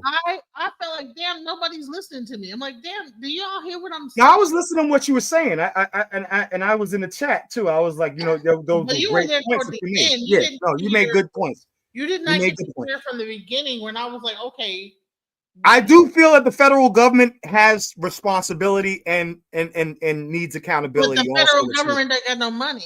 But Listen, the American dollar is worth nothing. However, the banks have the control of the stock market, which is really the labor of the American people. Right, the people. Yep. That is what that stock market is based on. So if you really want to have value, what you would do is you would actually go after the people that own the stocks, Aetna. Right. But that would probably drive the stock market into the ground if reparations, you know what I'm saying, were brought against every. Do you understand how many billions of we would dollars listen. We would be the richest people in this country, and everybody else would be coming to I us. don't give a fuck if it runs it into the ground. We can get ours. We'll have our new stock market. They would need Negro assistance if we were to get I would reparations. not give a fuck if It would be no more public assistance. It'd be Negro assistance. We'd be paying y'all niggas. Gambling thing, any goddamn. So whatever. It's a fucking gambling racket. Let's go. Huh? Go ahead. There's been a black man walking in that yard of white men. Even if it been a black man and a black man, we're more apt to shoot out each other than to shoot one of them. And see, that's why that's a fact. I want to have. Do you think that was a black guy that stepped out and said that shit? Yeah, if they wouldn't have popped him, but they didn't want to pop the white guy. That's crazy. That's right. No. If it was a nigga on their lawn, he would have been dead. All the way. If it was a nigga on their lawn, they would have been dead. Talking that shit. Well, you know what? I hired Jimmy. I got you. I got you, bro. I got you. Stay right there. No, that dude had a gun on him already. You didn't see when he shot his gun? They would have laid a nigga out. They would have laid a nigga out on that lawn. So we gotta work on that shit too. We gotta work on that. That white man was able to walk back to his car and drive off. No, not only walk back to his car and drive off, walk back to his car, grab a pistol, come back with it. Come on. A nigga would have been dead. A nigga would have been dead talking all of that smack, yo. A nigga would have been dead. He had the rifle. Yeah. They still were standing out there. He walked how many steps before he shot the rifle? A nigga would have been dead before he got to his car door. He would have turned around with it in his hand. They would have been busting. Come on now. Section a little bit because I want to know what people are thinking. What are y'all thinking in the comment section? Mel, what you got for me? I see all one right. comment up here. MD says Trump is bringing out the worst in people. Their true colors are coming out. They know they're causing hate and division, and the oldest tactic. And see, that's the thing, the little bitty thing that we're talking about. And I know what Baba's probably thinking about is, hey man, a lot of these people are feeling empowered because Mr. Trump is in office, and they feel like that down the line that misbehavior is going to be treated properly improperly in their favor. So, and the gold digger, I see another comment. What does that say? In his mind, he thinks he's above the law. He came back to the scene of his own crime with a gun and says he wants all the negative smoke. And see, that's the kind of thing that I get concerned about, because if you, depending on who you do that to, man, that situation can go very, very bad. He could have ended up firing automatic weapon and shooting a lot of people. He could have got shot dead right then and there. An innocent kid inside of the house could have been hurt. I think a lot of people should really look at this case and look at this situation and give it some attention, because that could be a very, very bad situation. And situations like this lead to other situations in locales such as Tallulah, to where race relations are already tough. A situation like this can really divide the city. And we got to be honest, and we got to be careful. This kind of behavior does not bring us together. It separates us apart. And so we have to have the law punish this situation and punish this behavior properly, so that people don't end up getting hurt. What else? What else is being said in the comment section? Joe Fleur says this should be made known to the national TV stations. It should be known. One of the things I know that we will do is why hasn't it been on national news? Now, I will say this. I give Court TV the credit, because they pull out shit, excuse my language, they pull out cases that most national news stations will not. Listen, the only real reason why I knew about this is because Baba, they got enough black folk on Court TV that it happened, and he told me about it. But I haven't seen nothing. I haven't seen nothing. I haven't seen anything on it either. I think that even Richard Taylor maybe he might have saw it from my channel. Yo, listen, I won't be surprised if I see this in the next oncoming months on Court TV, because Court TV doesn't, you know what I'm saying? They got enough black folk on Court TV where a lot of these things get addressed. I want to let people know on YouTube, we were the one that brought it to YouTube, and then people. You brought that out first. That's right. Yeah, that's last night. Yeah, you know what I'm saying. And I miss my brother Mel and Attorney Calvin and Bobby Oscar. Taylor, and when he I wish I was on that show earlier today. I would have loved to be on that show. Talking about it. When Baba sent me the video, I was just like, wow, this is very interesting. So I wanted to see that. And the reason why stuff like this alarms me is because when somebody participates in behavior like this and actually come on somebody else's property and shoots at them and walks away like they own the place, that really concerns me. It wasn't just the fact that he walked up and did that. It's the callousness upon which he did it with. You can tell that the attitude, the I know I can walk up and shoot at you, and I'm gonna walk away. That's intent. That's intent about that. That's intent. If he would have shot at the house and the bullet went through the house and killed one of those babies in there, he intentionally walked back to the car to get the gun, he would have been charged with intent. He would have been charged with a murder 1 or a murder 2. Okay, so Brother Calvin is absolutely 100% correct. The attitudes, though, that they feel comfortable right now. They're cockstrong right now, feeling like this is, make America great again means, what does that really mean? Making America a place where white folks feel comfortable harming people of color and not having and not being held accountable for it? The guy had a gun, had the most restraint. The guy that was and not being held accountable for it said, listen, just get up off my property, leave me alone. You already hit my car. Nigga posted $100 bond on a freaking attempted murder. And said, listen, you hit my car, I'm calling the police. You hit my car, sir. Yo, bro, you hit my car. I didn't hit your car. You hit my car. And then came back with a freaking AR. And then had the nerve to say, like, it's your fault because I would have put a bullet in that boy's face, man. Bro. I want to go to some more comments. Ro Thomas says they're the ones creating a vengeance against us all over this country. And that's an issue. And people have to understand, when you actually go out and shoot at somebody behind something like this is something that you probably should not be doing. Because when you do that, if you shoot at the wrong person, it's going to be a problem. Like if it's me, I have vengeance issues.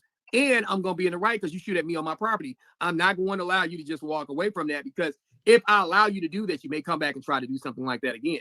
And so that could turn into a very bad back and forth. It could turn into a very, very bad situation. And we got to be extremely careful in this country when we're allowing behavior like this to occur. All right. One Love says Trump wasn't the president in the 60s. Let's stop the crap. What do you mean Trump wasn't president in the 60s? I get it, but in America was a lot more racist in the 60s too as well. And so when you start talking about what did that, he do in it's the not 60s? just about with the housing it's all Trump's fault. situation. No, it's not his fault. Oh, you want to These talk about that individuals though? are behaving in a way that they feel like that they can behave. It's part of the fact that they feel emblazoned and emboldened because of some of the wings of that party that he's in. We have to be honest about that. That is true. But with that being said, some of the stuff in the 60s is not going to fly in 2025. No. When you come at an African American person like you did in the 60s, today somebody's probably going to lose their life.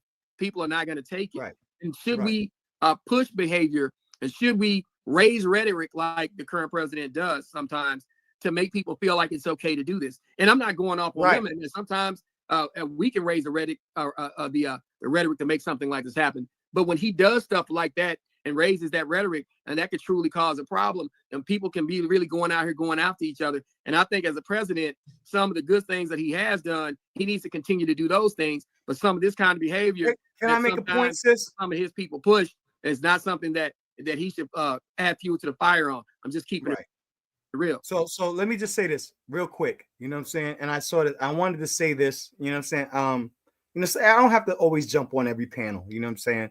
I was going to jump on Sarnetta tonight, but he had a full panel. But one of the things that I think is very interesting is like what the brother was just saying, with what he was just saying, brother Calvin was just saying, you know what I'm saying, is that, as you know, as a people, we oftentimes we let some shit fly. You know what I'm saying? I think I lost my thought for a second. I want to get to where he was just saying. We let shit fly. Yeah, we let a lot of shit fly.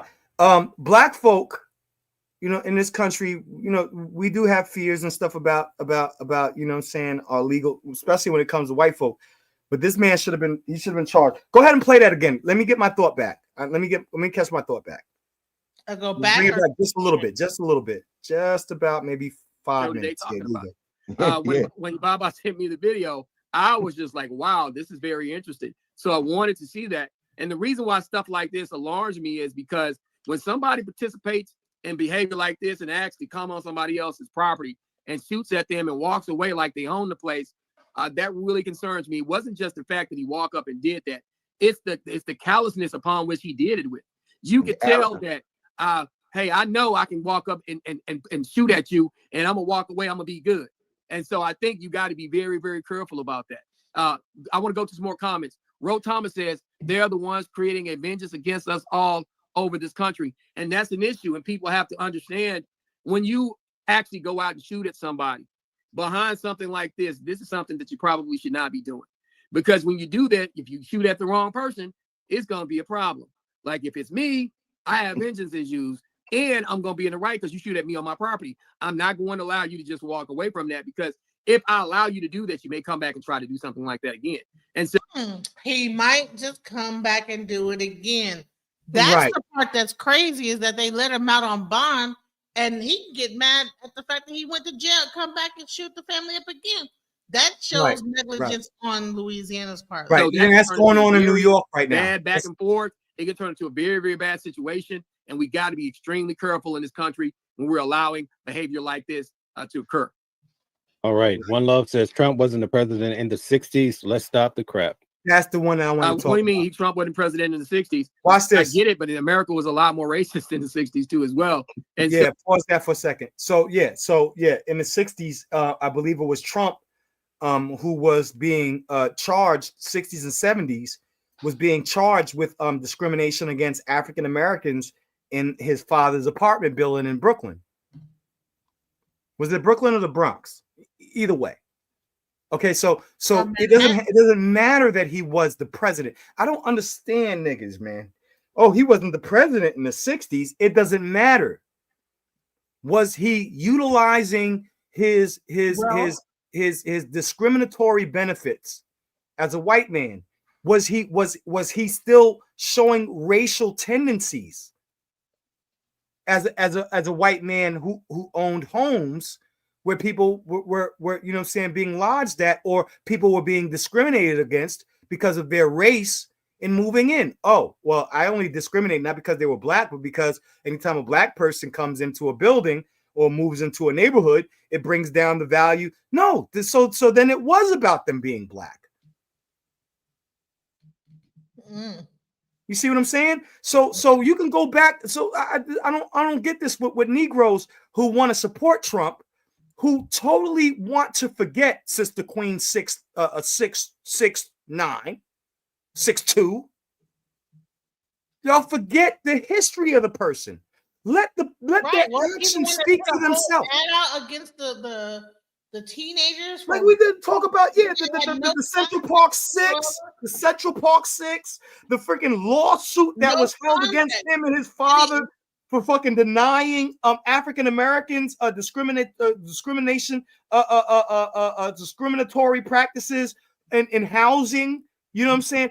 I'm sorry, it doesn't matter if he was the president. He was a man of power who still exercised racism and never apologized for the Central Park Six, who were exonerated. They actually didn't even do it.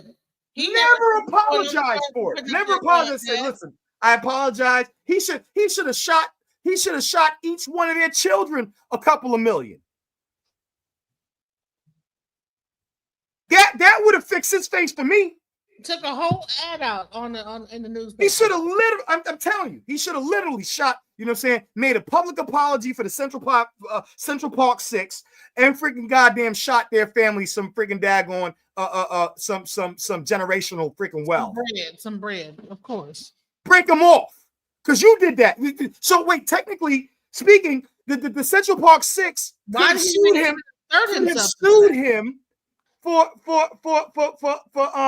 for defamation after they won and proved that they weren't the ones who were culpable.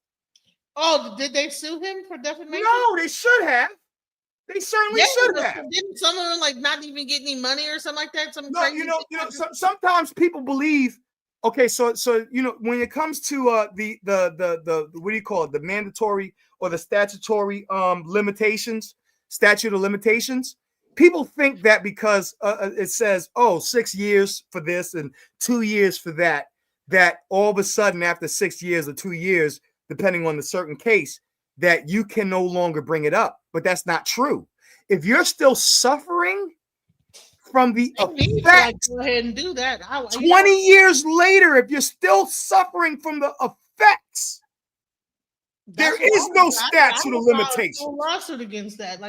So watch this. So I got this white guy down the block from me who slapped his knee up on a freaking daggone what is it? One of those water bikes. You know what I'm saying? Slapped his knee and went to medical treatment and stuff. And the doctors were failing him. The doctors let his leg break again with the screws and stuff in it. And then they misdiagnosed him. They mistreated him.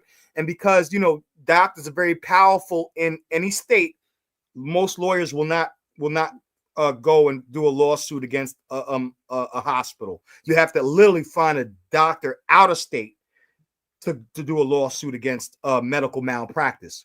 Because they have so much money in the state and so much reverence in the state that you literally have to use that doctor at some point.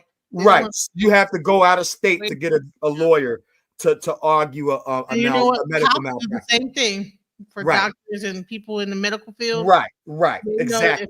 So they won't challenge. They won't challenge. They won't challenge the powers in their own state. You have to get an attorney from out of state. So in that instance. You know what I'm saying? Certain institutions have a lot of power and authority to block your ability to sue them. But when it comes to the statute of limitations, just understand this, y'all, black folks, understand this. If you're still suffering from the effects of whatever malpractice or whatever damages that were caused, you're still suffering, the statute of limitations does not hold any weight. You can still open the case. Know that. I'm probably going to get shot after this for saying that, but it's a fact. You can still open a case 20 years later on something that was supposed to be closed after 7 years. Statute of limitations. Right. If you're still suffering from it, it has not ended. Right. And that's why they have all these cases right now, civil lawsuits about how this made me feel, whatever, give me some money. So when you start talking I'm about still that, aching it's over not it. Right. just about it's all Trump's fault. No, it's not his fault. These individuals are behaving in a way that they feel like that they can behave. It's part of the fact that they feel emblazoned and emboldened because of some of the wings of that party that he's in. We have to be honest about that. That is true. But with that being said, some of the stuff in the 60s is not going to fly in 2025. No. When you come at an African American person Right. like you did in the 60s, today somebody's probably going to lose their life. Right. People are not going to take it.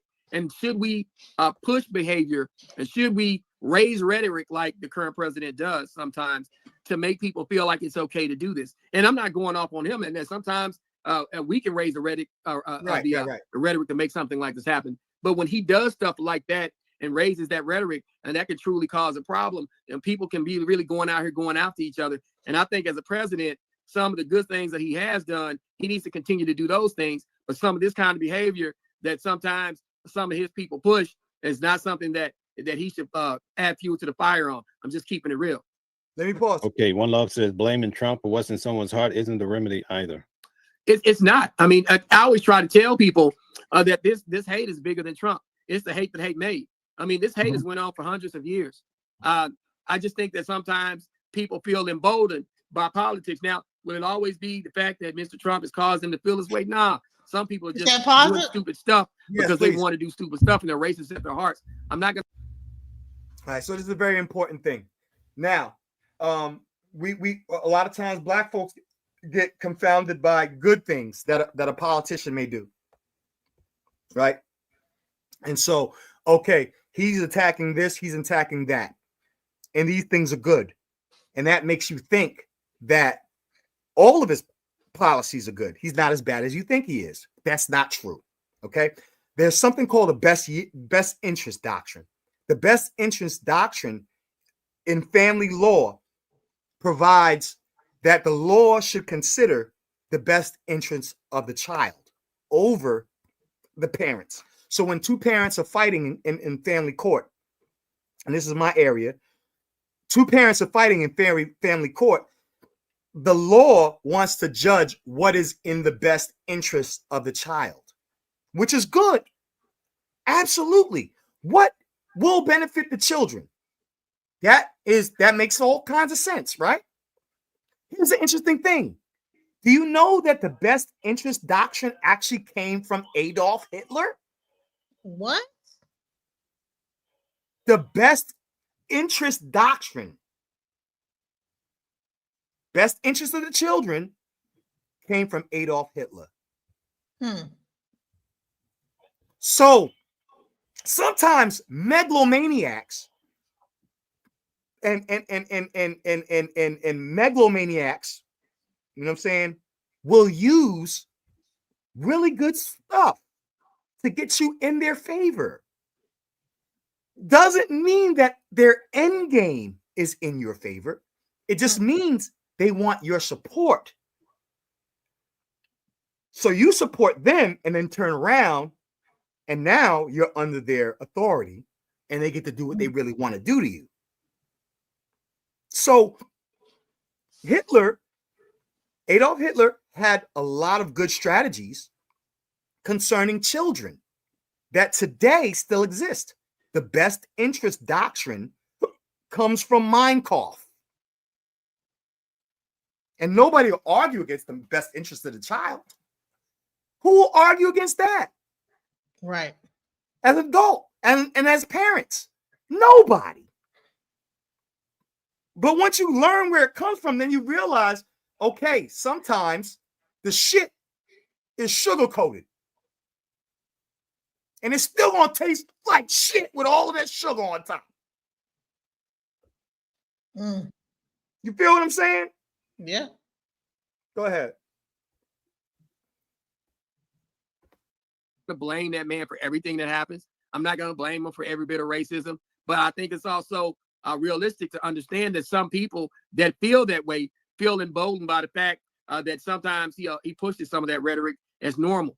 And I'm not saying that it's his fault, because that man's shooting at that man in his house. That's not Trump's fault. But at the same time, there's certain people feel like, hey, I can do that because he's president. And other people feel like me, hey, he's doing that because he feels like he got the backing of leadership. And I'm not blaming Trump for this knucklehead walking up to this man and shooting at him. That's his dumb mistake. I'm not blaming him at all. But at the same time, let's be honest, the environment that's in this country right now is not a kumbaya moment. People in this country are not fighting because we're one country. Half of the country wants us here, other half don't want us here. And they dang sure don't want the Mexicans here. That's why they're trying to get them up out of here. So let's be honest. I mean, that is going on. I think we have to be careful about that as a nation and as a country to try to calm some of this down, because if we continue to infight in this country, it's going to be the end of America if we're not careful. Well said. Well said. Thanks, Bob. And that's why we are coming on today.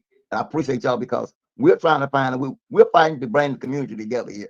And the harder we fight, the more divided we become, because we got this thing. See, this town, Tallulah, has a long history. It goes back in 1812, when they hung 8 people in 1 week, you know. And they hung 5 brothers, they hung 5 Sicilians, you know. And they had the hardest fight trying to get voters' rights and all these things. So it's a constant struggle here in this town. And plus that, this is where Madam C.J. Walker was born. This is her hometown. Oh, wow. Yeah, hey, that's good. And Baba, we appreciate that information, and I'm glad that we're talking about this.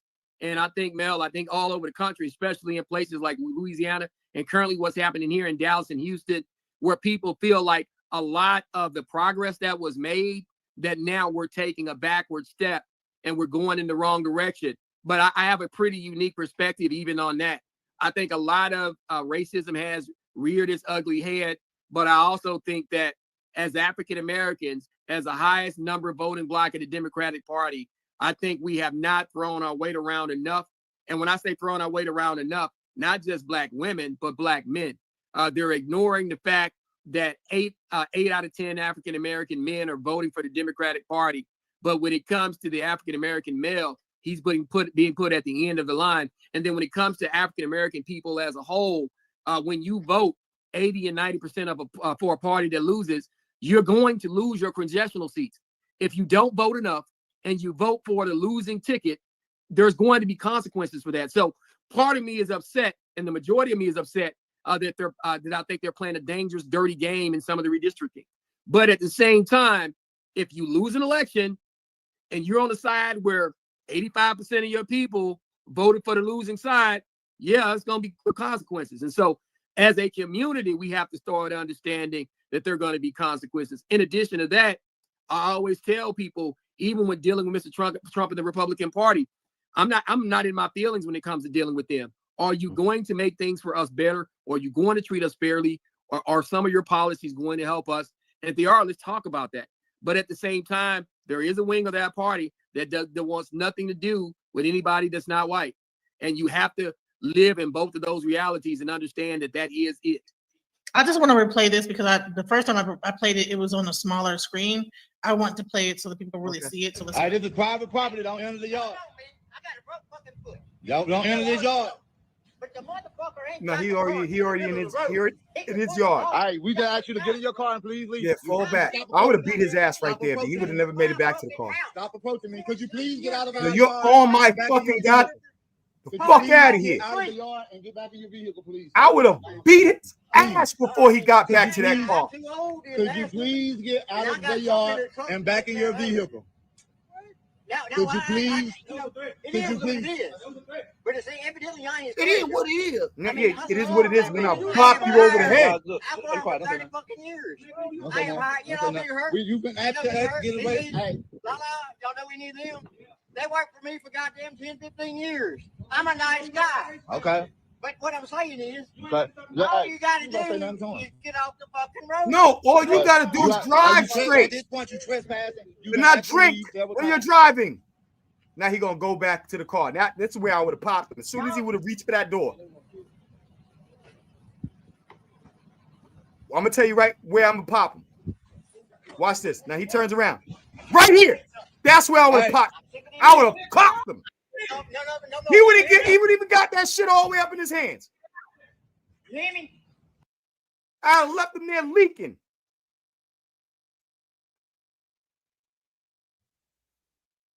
Exactly where I would have fucking put him down. I mean, Could you please? I'm too old. I don't give a fuck. He wants niggas to bow down to him. Could you please get out of the yard and back in your vehicle? Yeah, this is crazy. He asking politely. No, Get off my property it is what it is. and go to your car. Evidently, I ain't scared of y'all. I mean, Bro, I would have popped him, dude. I have hired. He would have got popped. He would have got popped. He would have got popped. I'm not hesitating. Y'all, look, As soon as he got to that car door and opened that car door and started turning with that, yeah, he'd have been done. Don't know we need them. They worked for me for He'd have goddamn been 10, done. 15 years. I'm a nice guy. Okay. But what I'm saying, You're not a nice guy. You came out with an AR-15. Get off the fucking road. You Okay. ain't got No, you drive like you're not drunk, nigga. You've been asked to leave several times. Yo, here in Syracuse, the streets are tight, and every other day, the people who live in the homes here in Syracuse have to park their cars on different sides of the street. So one day, Monday, you might have to park your car on one side. On Tuesday, you have to park your car on the other side. But That look way like he's dressed like a hip hop. Oh yeah, I would have shot him, B. He would have got shot. Look at this. He He said would've he's got shot. not scared of them, right? So Yeah, no, he's not. He wants to thug. He's thugging out. He trying to bang out right now. This dude's crashing out. he was able to go into Right there is where he got shot in his ass. Well, no, You see right there where his butt is hanging out. That's where he got shot. you don't know what he about to do. No, I know what he about to do. Get into the car. What he about to do? He would have got shot right there in his ass.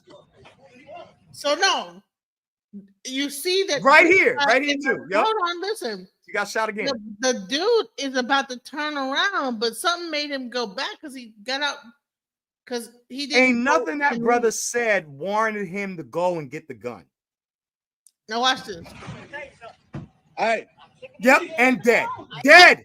Right there. How Dead. many steps? Dead. This guy has a whole rifle. In I want Hatcher dead.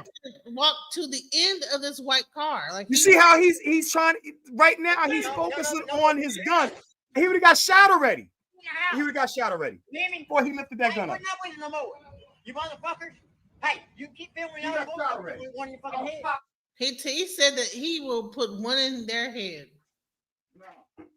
You keep filming, I'm gonna put one in your head. He feel like because they're filming that he what? No. How do you have the right? I'm not. Now this guy has a pistol. He could have shot him, but he's turned around and he walked back to his car.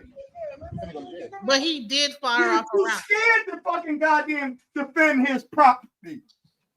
He was too scared to defend his property because he knew what it was hitting for after he shot that white man. He knew he wasn't going to work tomorrow. Yeah. Even though he's in the right, he knew that he was going to be held up. And the prosecution, the DA's office is going to try to file charges on him. And that's bad when we're too afraid to protect ourselves. This dude is brave enough to walk on another man's property with an AR-15 because he can't.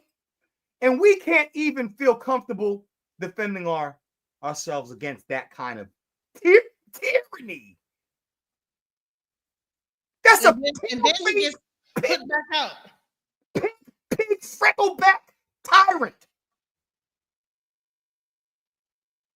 He would have been laying in a puddle of blood. He's gonna go to jail. He's gonna go to jail, and I started to shoot his ass. But I ain't got. Hey, yeah. I'd have shot his ass. He's going to jail. He's going to He jail. took his time getting back in his car. Yeah, and he got $100 bond, so he's not in jail. He did not. He didn't jump into the car real fast. $100 bond. That nigga was out in less than 24 hours. $100 bond? That nigga didn't spend the night.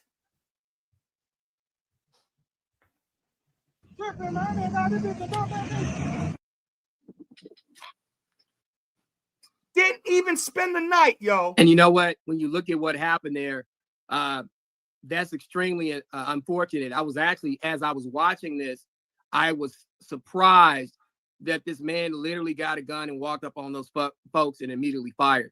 That really, really surprised. When I say it surprised me, I was just like, man, what is he doing? I'm gonna tell you now. He's in Louisiana, but certain places in Texas, oh, he done got all the smoke, because you cannot behave like that. That's one of the people said, I'm disappointed with the reaction because I know. But man, listen, Calvin is trying to be so professional, but I think that I think he like What? I think I was like, man, I would have bust. Listen, Calvin is trying not to seem like he. Listen, he ready to laugh. He said, yeah, I would have tapped. I would have tapped. Right. No, Calvin always try to keep it clean though. Calvin in his mind is like, but we know Calvin would have put 2 or 3 in them. Yeah, we would have laid him out. Trust me, because Calvin would have laid his ass out, B. Calvin in his mind is like, bitch ass nigga. Nigga, I'll beat you up and beat the case. He trying to be so professional, but he is, on the inside. He like, yeah, no, he's a bleeding heart. I love Calvin. That's why I love him. And you know what? When you look at what happened there, that's extremely unfortunate. I was actually, as I was watching this, I was surprised that this man literally got a gun and walked up on those folks and immediately fired. That really, really surprised. When I say it surprised me, he want to be like the fucking folks.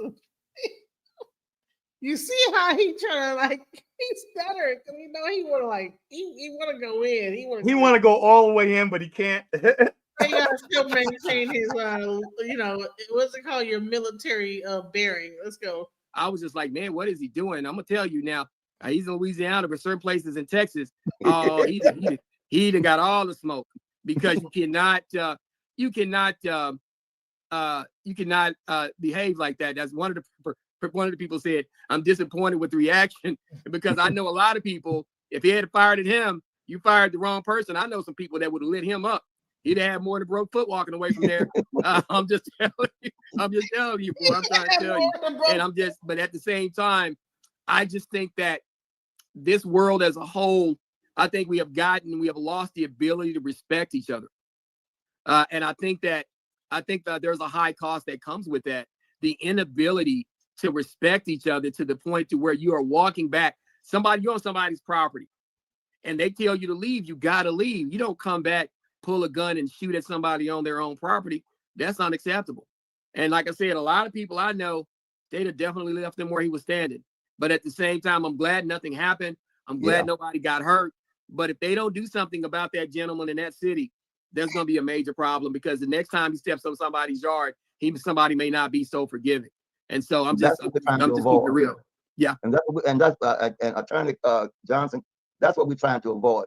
I'm making this aware of some behavior is not acceptable. You step on the wrong yard or the wrong place, and somebody's going to give you your exit papers. You understand? And that's why we came on tonight, because I've been dealing with this all for the last couple of days. It's gone viral. I mean, 2 million hits. I'm glad that you shared this with us, because we need to talk about stuff like this. And then, Baba, I know you are trying to not just bring attention to it. You're trying in your community to not create a situation where people don't feel safe. You got a lot of kids that probably play in that community. There were probably children in that house. In addition to that, you don't want everybody in that community walking around thinking that somebody's going to go to their truck and pull a weapon out. You know, I've seen so many situations where somebody go to their truck or go to their trunk. That's a problem. That's it. And so I'm glad that you're being proactive in your community. I'm glad you came on Legal Review with Mel and Calvin to talk about it, because you're helping your community. And anybody watching this show, you know, it's not just Baba's video. If you have a video, hey, hit us up. You know, go ahead and give us a copy of that video. Tell us what's going on. We'll actually bring it on and we'll address it. And I'll give a legal standpoint, and Mel will ask all the right questions. And so let's get, if you got videos, hit us up at the Legal Review. We do this every week. We come on, 8 p.m. New York time, 7 p.m. Texas time. We have guests like Baba, who's community leader in Louisiana, come on, sharing stuff from his community of stuff that's actually happening. And if you come on to Legal Review and share that with us, hey, maybe we'll talk about that. And maybe we'll actually, you know, go over your video and give you some pointers on what you should do. Or maybe we can even make your situation better. Hey, listen, you guys, every Sunday we have the weekly legal review. If you have other videos that are like about legal situations, please send them to me. And here's my oh, do I even have my email address? Oh, that's what you're doing now? We're going to send in the legal discussions to you and get it on. Yeah. Send it to me, and we will discuss it. You can come on. Yeah, I'm down with that. Because I'm a court watcher all day while I'm doing my paralegal work. That's what I do from 8 to freaking daggone 6. Send me something. I will run. Oh man, I got tons of stuff. I don't even know where to start. Send it to my email, you guys. That's my email, monica.lockett@gmail.com. Please send it to me, and I will make sure that we get a chance to cover it. Please send us the details. Right. So, all right, without further ado, I'm going to go into the conversation that we had on House of Consciousness. Right, yeah, let's do that. All right. So this was a conversation about, okay, now that Donald Trump is trying to stopping government assistance, what will the Black woman do? All right, so I'm gonna just say this real quick. There's more white women on public assistance than Black women, so it's not going nowhere no time. Of course they said that. It's not going nowhere no time soon. That will turn the country into literally. It will go into civil war if they were to do that. Right. And there'll be most white folks fighting against it. Yeah. But like I said, there's nothing I can't do in public that I can't do in the shadows as well. You feel me? Yep. Look, we out here washing cars. We got another. I really want to focus on like some of the things I said, because I think that when I actually did make my points, it's like it just like people just did not get what I was saying. So you'll see that the sister says certain. Cut it off right now and let the other ones come in where they fit in. So we got Neftali, Queen Neftali here. All right, we got my little brother, because I'm older than him. Herman Smalls just hit the panel. Good to have my brother Herman Smalls in the building. And we got Roy Bay. And so now cut it off right now and let the other ones come in where they fit in. So we got Neftali, Queen Neftali here. All right, we got my little brother, because I'm older than him. Herman Smalls just hit the panel. Good to have my brother Herman Smalls in the building. And we got Roy Bay, and Genesis. Start us off, sister. I see you got your little studio looking good up in there with your studio. Okay. You know, this is where I've always been. I never cammed up because I could never get my camera to work. Right. All right. So here's the question. Now that Donald Trump is trying to stop government assistance, what will the Black woman do? Let's start with you, Genesis. What will the Black woman do now that Donald Trump is stopping government assistance? Well, trying to stop. He's trying to stop. You know, I don't know. You know, 300,000 women have been laid off, and then now he's stopping the very thing, assistance. And now I think it was 350,000 now. A lot of women worked in the government, you know, and so when those cuts happened, it affected a lot of Black women. So now you take away their jobs, you take away their and then you have people that might be just trained workers, doctors, things like that went to college, work for the government, work for these different places. Doctors are getting laid off now, So you imagine like all these people are getting laid off, and now you take away their assistance. What happens next? But then they Who's want the to focus Muppet? on crime and wonder why people end up doing crime. Well, these are the things that lay that foundation. I think that people are going to start starting their own businesses. The only thing about starting your own business is that if it ain't no jobs, anybody losing their money, how are you going to make money? So I don't know. We're going to have to think hard. Like, do we go back to the land? We start planting, and I don't know. I don't know what they're going to do. The general consensus is that we're all kind of like going into this kind of depression, and there's no assistance left. I'm not sure. I think that this is a setup for Is that a dude? Dictatorship. I think he's trying to force a permanent underclass.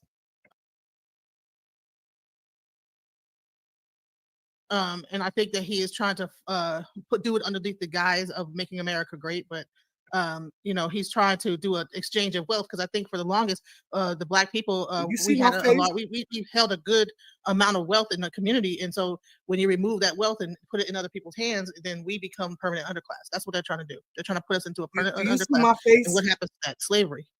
Sister Genesis? Hey, so I can jump in? Do you see my face? DJ. Listen, she's definitely a woman. You're going to listen. You're going to hear. I hope. But when they stop having all those chokers and stuff around the Adam's apple, you never can tell. But she looked like she came out of the Muppets. No. What is going on here? Man, listen, stop. And this is what this is the type of people that we taking credence to their credibility. Well, she actually makes some good points, though. Does she? Because she looks out there. People are from the and I'm gonna keep it 100. Like, you know what I'm saying? Shout out to Sister Nepal. I love you, Sister Nepal. I'm not a big fan of Sakina Ra. She doesn't stay on topic. And she'll start opening up. Oh, well, Sakina Ra, what do you have on the subject? She'll start off with the subject, and within 5 seconds, the subject is lost. And she's on a tangent about women. And maybe that's what I was booby doing. juice. Say booby juice. Like, I mean, like, listen, I there's something called what I call Miss Ann. Miss Ann is a term that I use for misandrous women. Misandry is the opposite of misogyny. And so, listen, we need to stop fighting. I'm not a misogynist in any way, shape, form, of the word misogynist. Do I believe that men are supposed to be leaders or whatever like that? That's all subjective. You know what I'm saying? As far as I think women have a lot of power, and they put men in positions to lead on their own volition. Okay, so who's really in control? The woman who makes the man the leader, or the man who thinks he's the leader? But that's neither here nor there. Sister Sakina Ra. Oh my God. She is so on an attack of men that she actually comes off like an incel herself. There are female incels. Can you agree with me on that, DJ Genesis? There are female incels are not just dudes who can't get no booty. Involuntary. So right. So incels are not just dudes who can't get no booty. There's a lot of women who can't keep a man. I just think that she has her own opinion. No, but I mean, like, no. Tonight she did say a couple of things towards the end that I agree with, but most of the time I kind of get frustrated because I can't. Like, if she's chiming into a conversation or chiming in, she oftentimes goes off the rails and goes left to whatever she was thinking before the conversation happened. That's what she does. So, but Nepal loves her and always puts her up there. And I try not to get in the arguments with Sakina Ra, but a lot of times she tries to attack me. She literally, immediately, any dude that comes on the panel, Sakina Ra is trying to destroy their whole entire argument, even though she can't stay on the main topic. Honey, I thought that I was off topic because the way that people receive my information. The only time I've seen you go off topic is in the question and answer round of that one debate with you. That's the only time I've seen you ever go off topic but you were trying to focus on the topic, and it was just a question and answer round. That's the only time I ever saw you go off topic.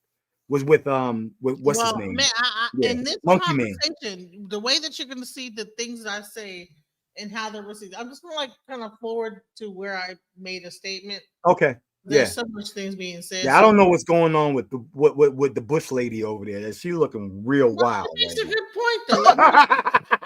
Okay, I didn't hear it. Listen, add on, Ray, add on. I ain't gonna hold it on that. You know, well, I'm going to camelback what my sister just stated right here. The United States of America, with her dollar being threatened globally, and the technological changes that are rapidly and radically coming about, she no longer needs human resources. She's now engaging robotic resources and making preparation for a robot economy. They have been telling us for quite some time that AI is going to sweep all your jobs. And if you miss that wave, you will not be able to eat. And if you do eat, it's going to be a tough piece of dry bread to eat. So there's a new economy coming, not just a national one, but a global one. Sis, with the technological. Listen, I'm not gonna hold you. Brother Roy Bay, I love the brother. He's got good points. Why does he remind me of Damon Wayans with in the jail on In Living Color with the jail scene? He did say technically. Then he was like see the convolutions of the contractions of the menstruation.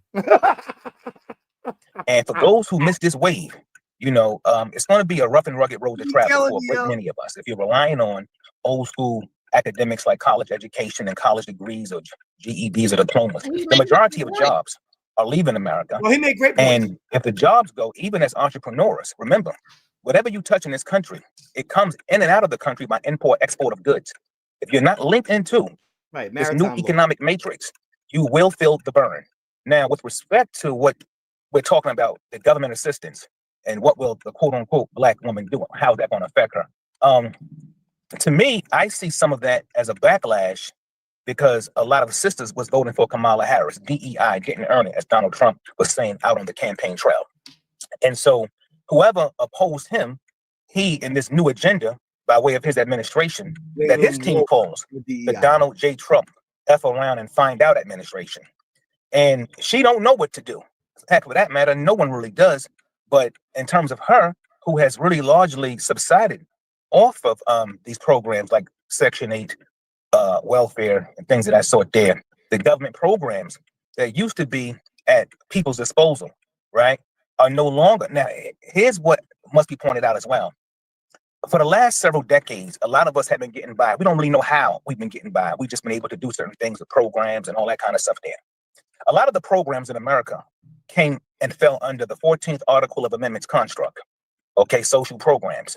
Now, the question on the table tonight is, what is right? But it was the Black Panthers who came up with the whole idea of social economically hit. The bottom line is that like ain't Black women, all Black women are not using all these social programs that he talking about. No, right. Immigrants and white people are using them. It's more. I think it's something like 60% white women or 55% white women, and that's not even including Mexicans using them. Yeah, you got Mexicans, you got you know what I'm saying, very little Asians and Native Americans, but primarily the primary ones who are utilizing financial assistance over Black people are whites and Hispanics. Right. Assistance. What happens to the Black family? What happens to our Black men? What happens to our children? What happens? Okay, and what happens is now we're going to have to go back to what we really know.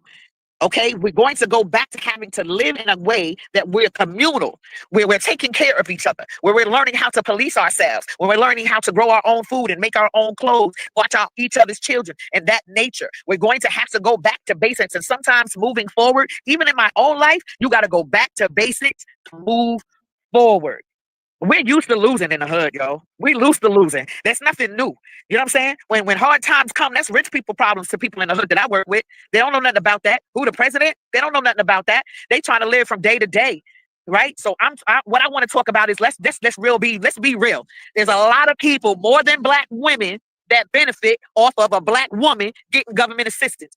So let me just open it with that, and then I'm very interested in the rest of the conversation, but not getting this system's handout You or ain't gonna not handle that getting system. this system's allotment for us, because I don't want to disrespect the people who really put boots on the ground and did the political things to get some of these programs, the Section 8, food stamps, of the Great Society. I'm glad our sister gave a little bit of the history from FDR and what was supposedly intended to be achieved by these programs. Right. But then we got to look at what was built. Projects were built that were called projects. Right. What is a At the same project? time. Those At the things same were time. designed a No certain fire way escape. to have a psychological impact on the people that were housed there. These places, these projects were placed in areas that had hazardous waste. Right. Right now, the Bronx has the highest asthma rates in the entire nation. In the nation, right in the Bronx. These projects were built by highways that our people had to breathe in exhaust all day.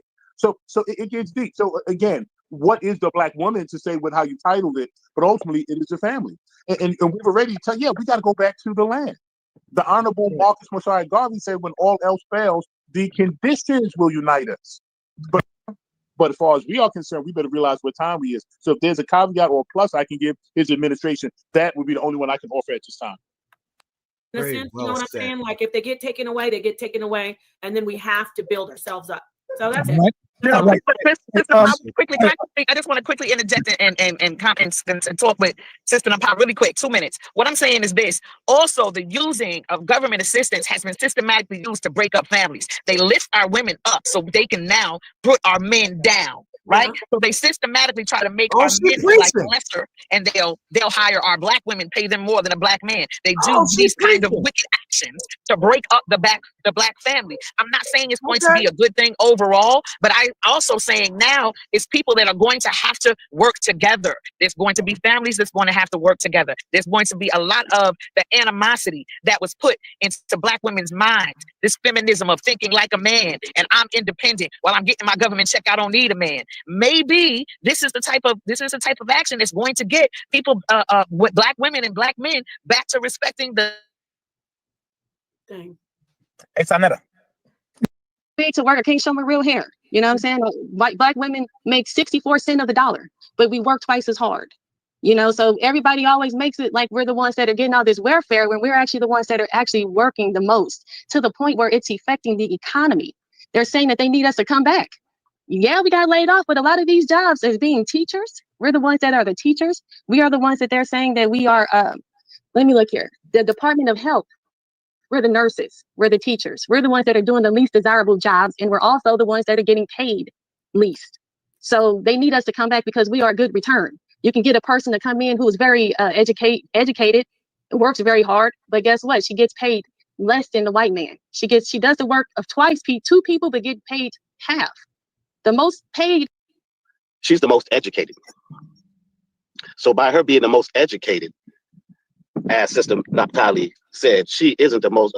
She isn't the person that's mostly on welfare or getting assistance by the government. But this is a narrative that's been painted by the media, right? Even though liberals will tell you every day, all day, that the Black woman is the most educated person in the United States of America, because that helps Black women stay with Democrats. But let's talk about Donald Trump and his agenda for you, Black people. He has an agenda for you. This agenda was talked about before he was elected. I echoed the warnings before his election. I reiterated these warnings after his election on this platform, as a matter of fact. And I want to speak to all the Black people who voted for this man. I'm looking at you. All the Black people who debated on this panel and others that he was the better choice for us. Where are you now when he is occupying black cities with military occupation? When he is defaming the impact and the importance of slavery in this country?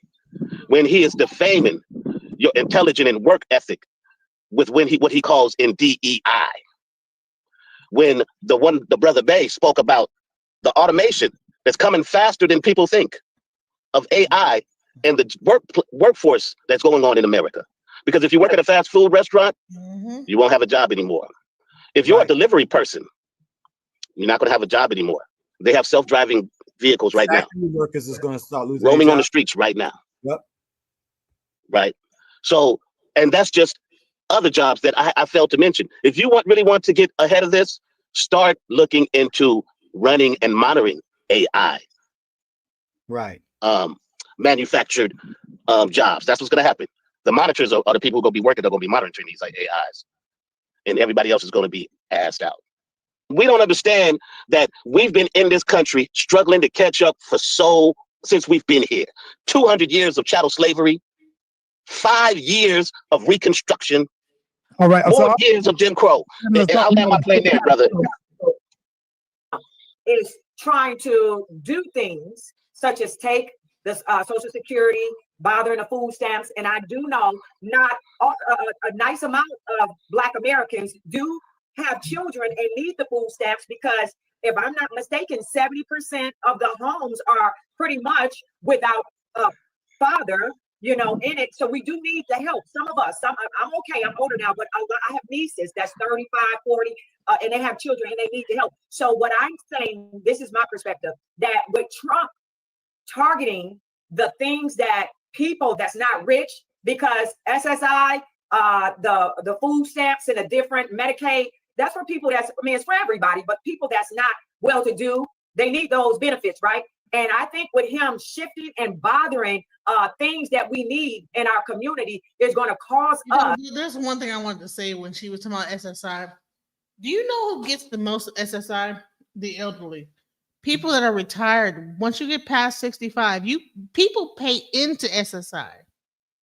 I don't know why people only think that SSI is only for disabled people. When you get a certain age and you're unable to work, the government gives you an SSI check. And it's really supposed to be the cumulative amount of money that you put into there's an actual thing. You go on SSI.com and you should see, a breakdown of how much money when you retire that the government is going to pay you because they take money out of your check every freaking check for SSI. So I don't think that people really understand that the SSI is not only for like broke people, but also for like elderly who have worked their whole life. To do what we should have done a long time ago, to unite more and start depending on each other in terms of the village concept.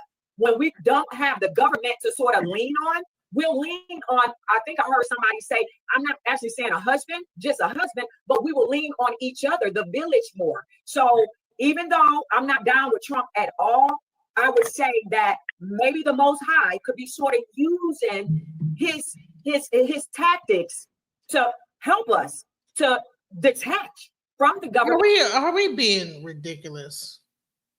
Maybe the Most High is using Trump to help us. Are we kidding me? And from all the things that keep us separated, because if we have the government supplying us with a lot of what we need, we won't, like somebody said, depend on husband, depend on the village, we'll stay separated. So I think spiritually it could work out for our good to see that this country is really not in our corner. So that was just my take. All right, thank you. All right, Misunderstood, you are up next. Talk to us, Misunderstood, about the pros and the cons. I know you don't agree with everything Donald Trump got going on, but I know you do agree with some of the stuff he got going on. Am I right in saying that? I can't hear you. Unmute yourself. Can you hear me now? Sorry. I got you. You're correct. I don't agree with. I won't agree with any president 100%. I take the good and I work with the bad. One of the strongest things, though, I have to say. So when we're talking about food stamps, making a requirement for adults over a certain age to work for their food stamps is not a bad thing, because we know that people sell their food stamps to take advantage of food stamps. And so you have able-bodied individuals that, depending on the government and not working because they're getting this handout. And I just don't feel that a system that has once oppressed you is going to be the system that saves you.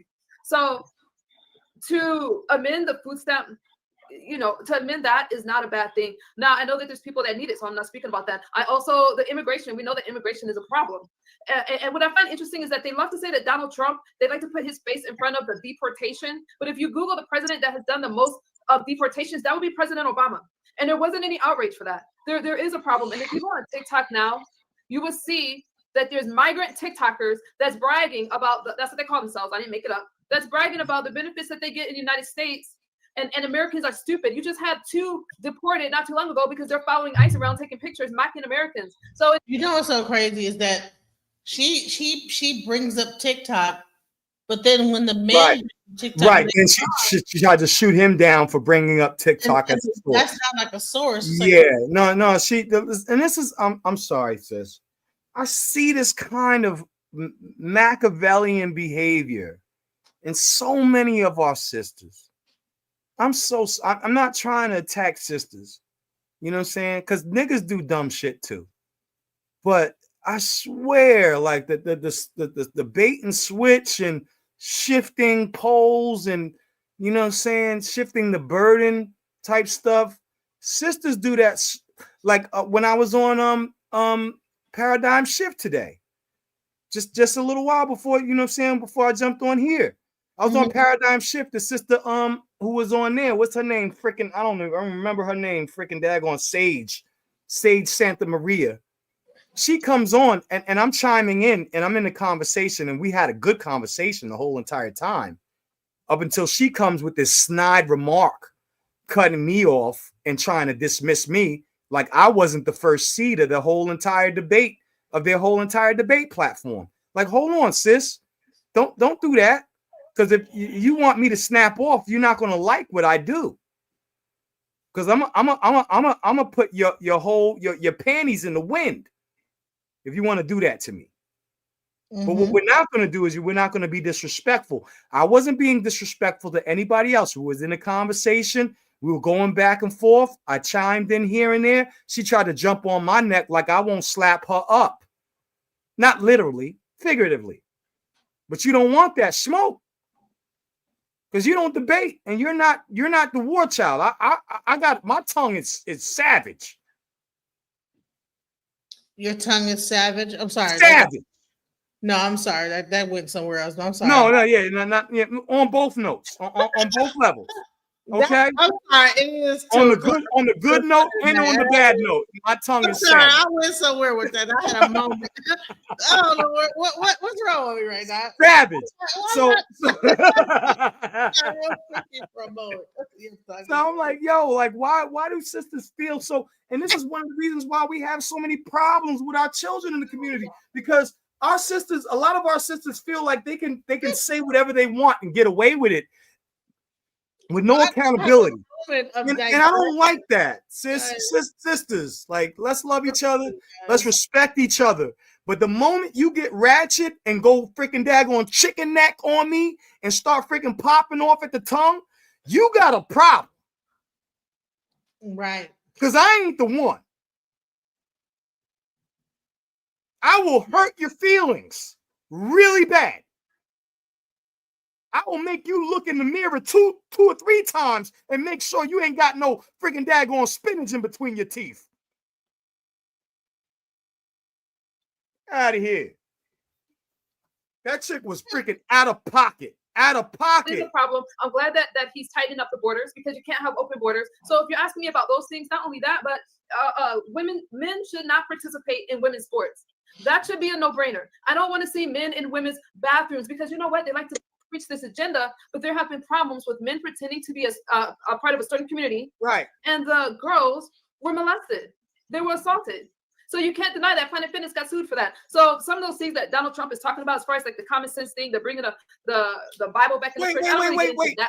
But some of these things that we're talking about, I do believe that we need to focus on this. Pause for just 1 second. She's talking about transgender and sexual assaults happening because of the bathroom situation. But she's not addressing the elephant in the room, which is the biggest sexual offender who she's giving credos to. Mr. Grab him by the hoo-ha. Yeah. How can you? Oh my God. All right, go ahead. I'm done.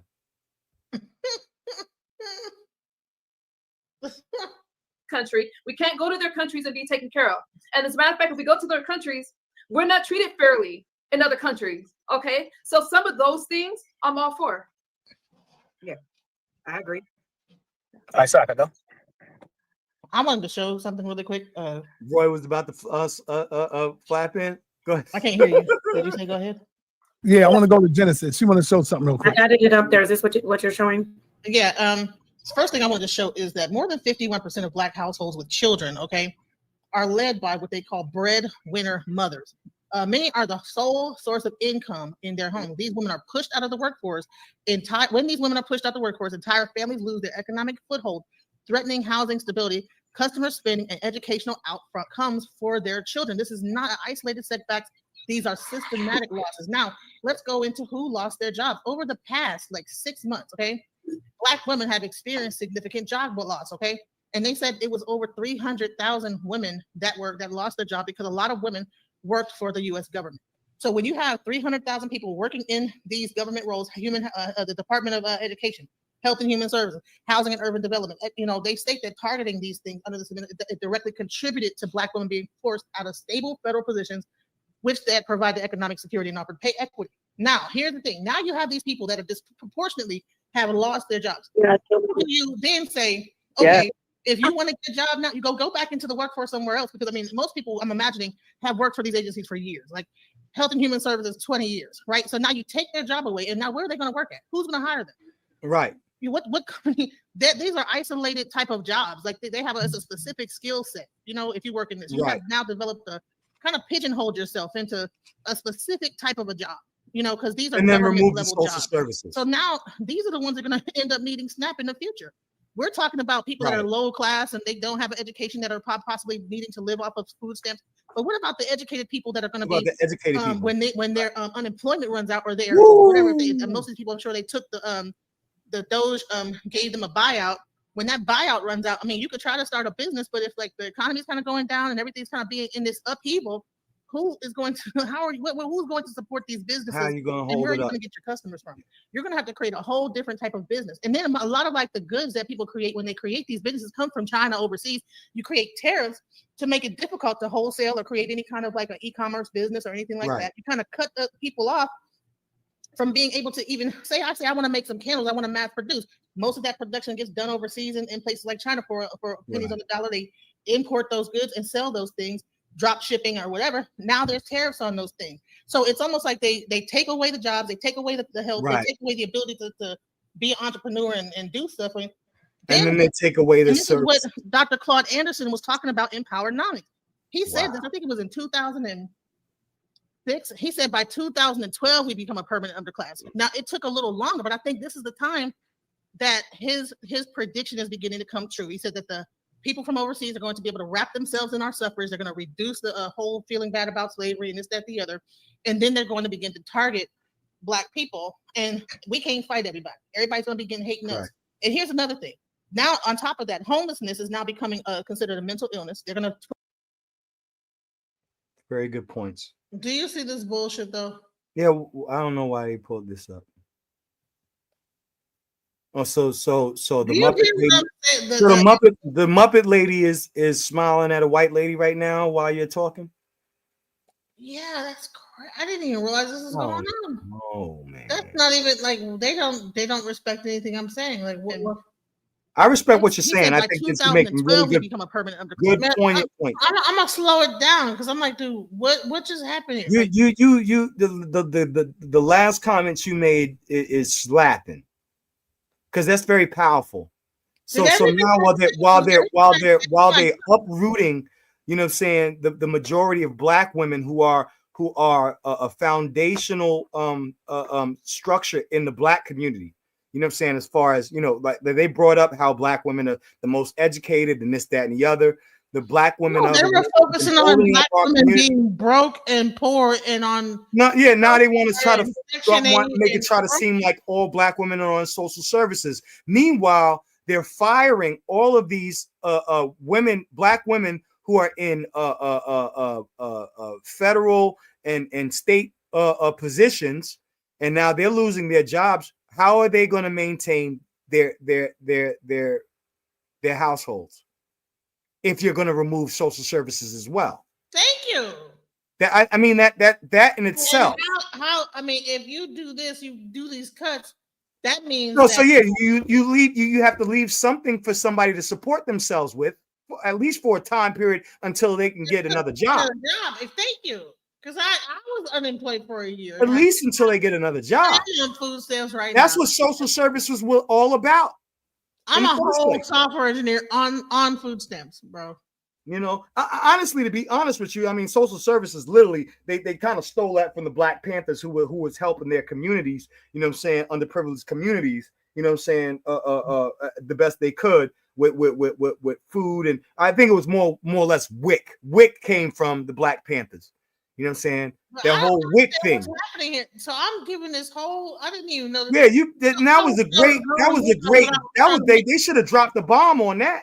I never even realized that in the middle of my thing that this is what was happening. Like, I don't really pay too much attention to the screen now, while I'm it took talking. a little longer, but I think this is the time that his prediction is beginning to come true. He said that the people from overseas are going to be able to wrap themselves in our suffrage. They're going to reduce the whole feeling bad about slavery and this, that, the other, and then they're going to begin to target black communities, and they can't fight everybody. You have to have somebody at the bottom. Look at how thing.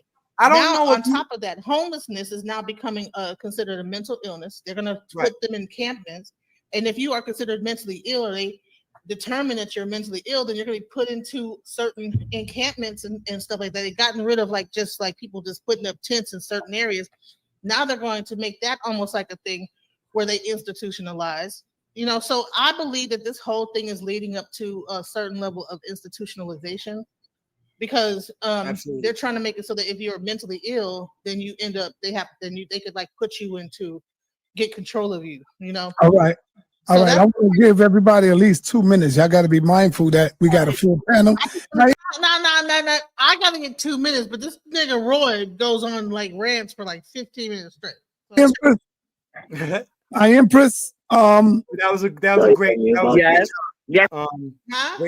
Great mic drop on that, DJ Genesis. I think that was a very poignant point that you just made. You know what? He didn't give me a mic drop. I'm gonna give myself a mic drop on that. He's trying to.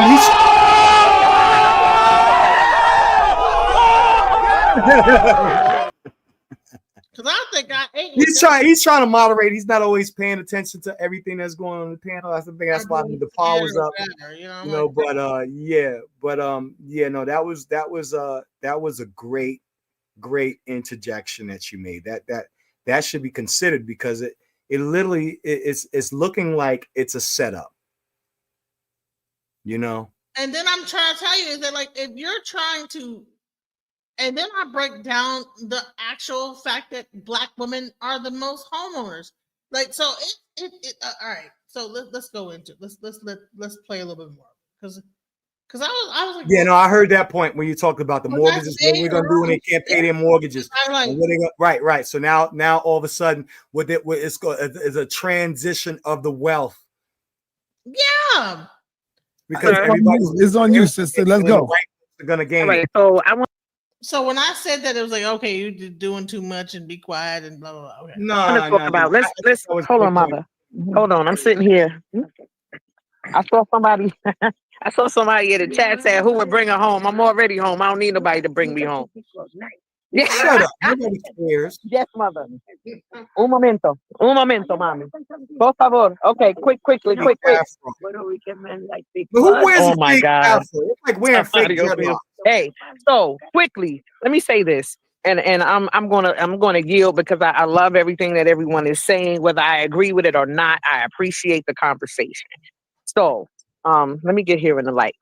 So I want to quickly say that losing or not having, first off, the numbers are not.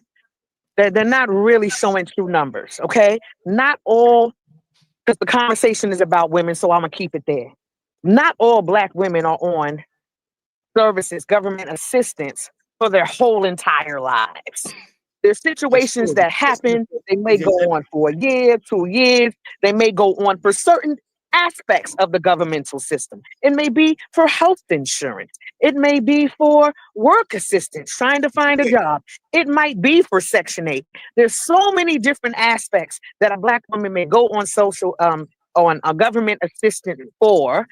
And again, when the numbers show the demographics, when the numbers show, and Sanada, I sent you some slides that are not, because this is not what I think, it's what I do.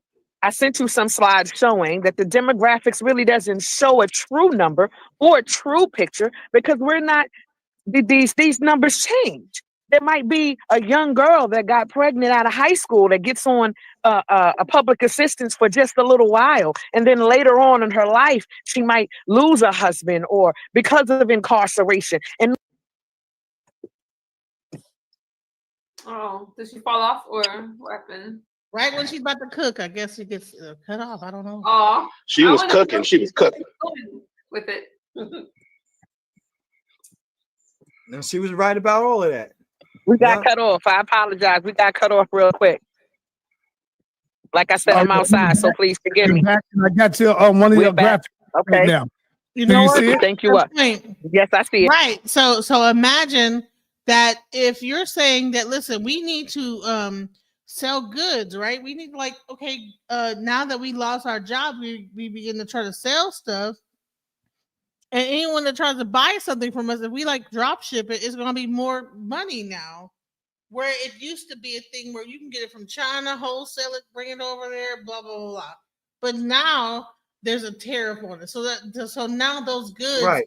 that are from China that are bullshit, fake ass, just Right. Timu. not even Temu bullshit is now worth the Wish. same amount of money as Wish.com. something you would get over here in the United States. I guess we're And- gonna have to go back to whip it. Not all the way, yeah, exactly. I think we're gonna have to go back to whipping it. Okay, that's what I was trying to tell him. You know what I'm saying? Is that is going to increase crime, and now you want to wonder where your crime is. I made that statement in the comment section. Everyone seems to miss that mark when it comes to poverty and it comes to internal crime. I said, In any community, the major factors between crime and internal conflicts within a community is often due to a lack of opportunity or poverty or both. Man, so look, when people try to blame black folks, oh, look at black on black crime. Well, that is systemic. Based on poverty, right? It's And so based every on time I poverty. made my point on that, it was like people like just didn't even get what I was saying. Even if Tali was on some like, well, I know Genesis said something, I don't even care what she said, but I'm gonna just go with they were only focused on certain people, and whatever I said, it was like, or maybe what I said was such a bar that they couldn't even refute it. Maybe that's what it was. Maybe that's what exactly it was. Sometimes some things are not unrefutable. You know what I'm saying? And There's so nothing you you know can what I'm saying, say just about move it. on Like, to the next person. You know what I'm saying? maybe 'Cause that's there's what it nothing was. that you could Maybe really because they say. couldn't even Yeah, really just take it as, you know what I'm saying? Just take it as a W. With all those programs being done away with, and a whole new day is coming to the States, which our people are not used to. We've gotten complacent in this society, and as a result, we have turned on each other. So now it was Franklin Delano Roosevelt's reorganization of the United States, classified as the New Deal, mentioned earlier. When the Civil War ended, 1865, 100%, mind you, 1869 brought in the 15th Article of Amendment, which gave so-called black folk the right to vote.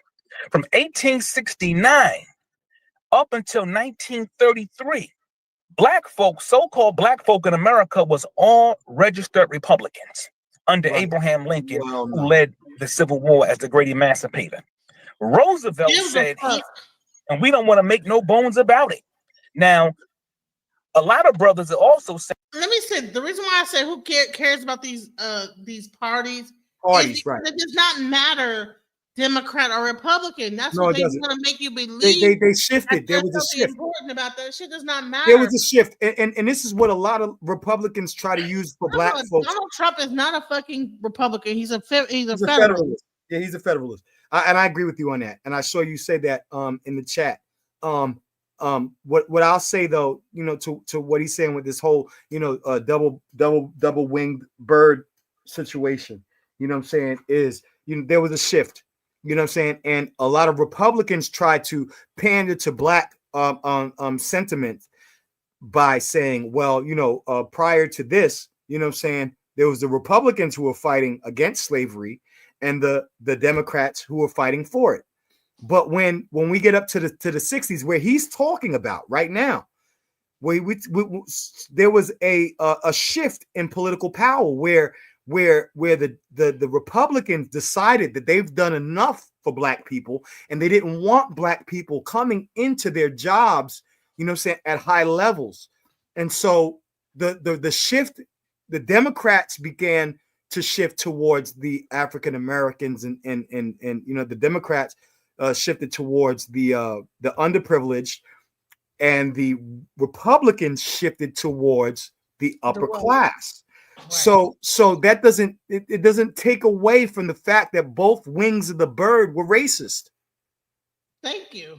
Yeah. Both wings are the same wing of the same daggone eagle that's eating at your grandmother, your ancestors' carcass.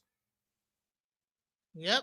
Exactly. That's what I did. That's a whole bunch of bullshit. That's why I have a problem with Queen 6'2", because she's over here trying to freaking placate. But you might as well put on a nanny suit, Aunt Esther. And we ain't taking them back because we was in a family for many years anyway, even though 80% of us are still married to them. But the new wave generation is saying we don't want to come back to them. Let them go do what they do. We do what we do. This is the trouble that has came out of all of this. I don't need you. The government is flipping. First of all, hold on. When Donald Trump, let me just point out before I forget how he gained control over the Supreme Court. Very important to know. They ended Roe versus Wade a few years ago. That was in 1973 when it started. Okay, now watch this. Everyone thinks Donald Trump, he ended Roe versus Wade. I got news for the females. It wasn't Donald Trump that ended Roe versus Wade. It was white women who were Catholic who ended Roe versus Wade. A white woman, she said she's no longer going to approach the issue of abortion in America by way of her religious beliefs. She took her beliefs off the table. She said, what we need is someone at the top who can sign off on things. Donald Trump was just coming into office. The white woman went to Trump. Trump didn't know nothing about this stuff. He wasn't that smart back in the days in his first term. He's learned a lot now, but the white woman went to Trump and asked if she could bring in a friend of hers and have that friend put into the Supreme Court. The first friend was a white man. Then they brought in another white man. And before he left, they brought in a white woman, which gave him the upper hand inside the United States Supreme Court. Then she told him, we need you to issue the cancellation of Roe versus Wade.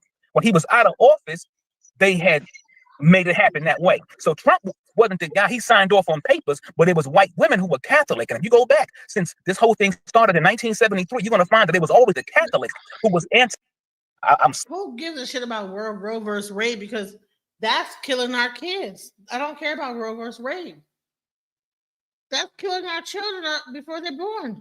Sad to hear that the sister said earlier, it increased 50,000 more.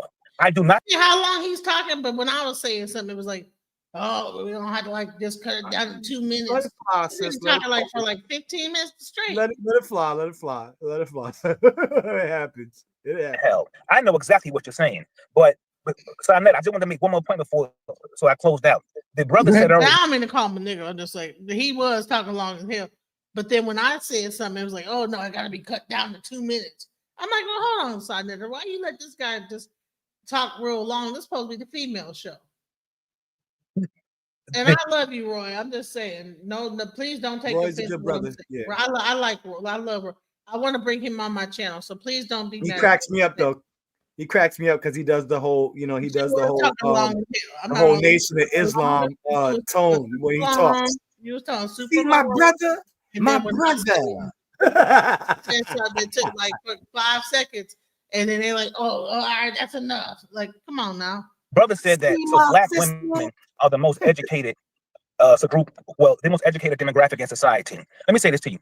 That is incorrect. When the white man, listen. When they say that the black woman is the most educated demographic in society, I want you to understand, he's making reference to our society, not his. Okay? No, that is true because black women are not the highest. Very true. Asians. But I don't even know if I made this point.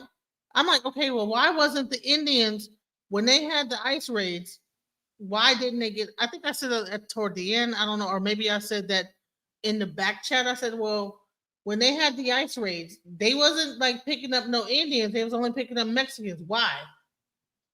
They didn't go into the hospitals and grab the doctors and stuff that wasn't like illegal aliens. They were only going after like the workers on the farm. Like, why is that? So, and he got that concept by saying that black women, they outnumber black men in bachelor's degrees in the colleges by 8%. This is what that's all about. But the most educated demographic in society is the Asian. Someone mentioned earlier is the Asian, their community, the white community. Hispanics and black are like neck and neck somewhere in there. yeah. But she's not the most Hispanics like 32%, and blacks are like 36. So yeah, educated demographic in society. This is a myth. No, wait, hold on, sister. I'm not taking no shots. I'm just stating the facts because, you know. And so before you came on, Sister Nicole did say something about resentment. That's why I spoke to it. And she wasn't trying to be funny, but I just chose to speak to it. We are the nurses. Yeah. So he's up here talking like, you know. I'm sorry. Yeah, no, I'm sorry. I'm going to finish this. I'm sorry. Your mic is chopping. Your mic is chopping up, Neftali. Your mic is chopping up, Genesis. Genesis, your mic is chopping up. All right, say something now, Genesis. And everybody's bringing up the 300 back and forth with you. The thing is, but we have to make sure we emphasize the fact that yeah, all right, my mic.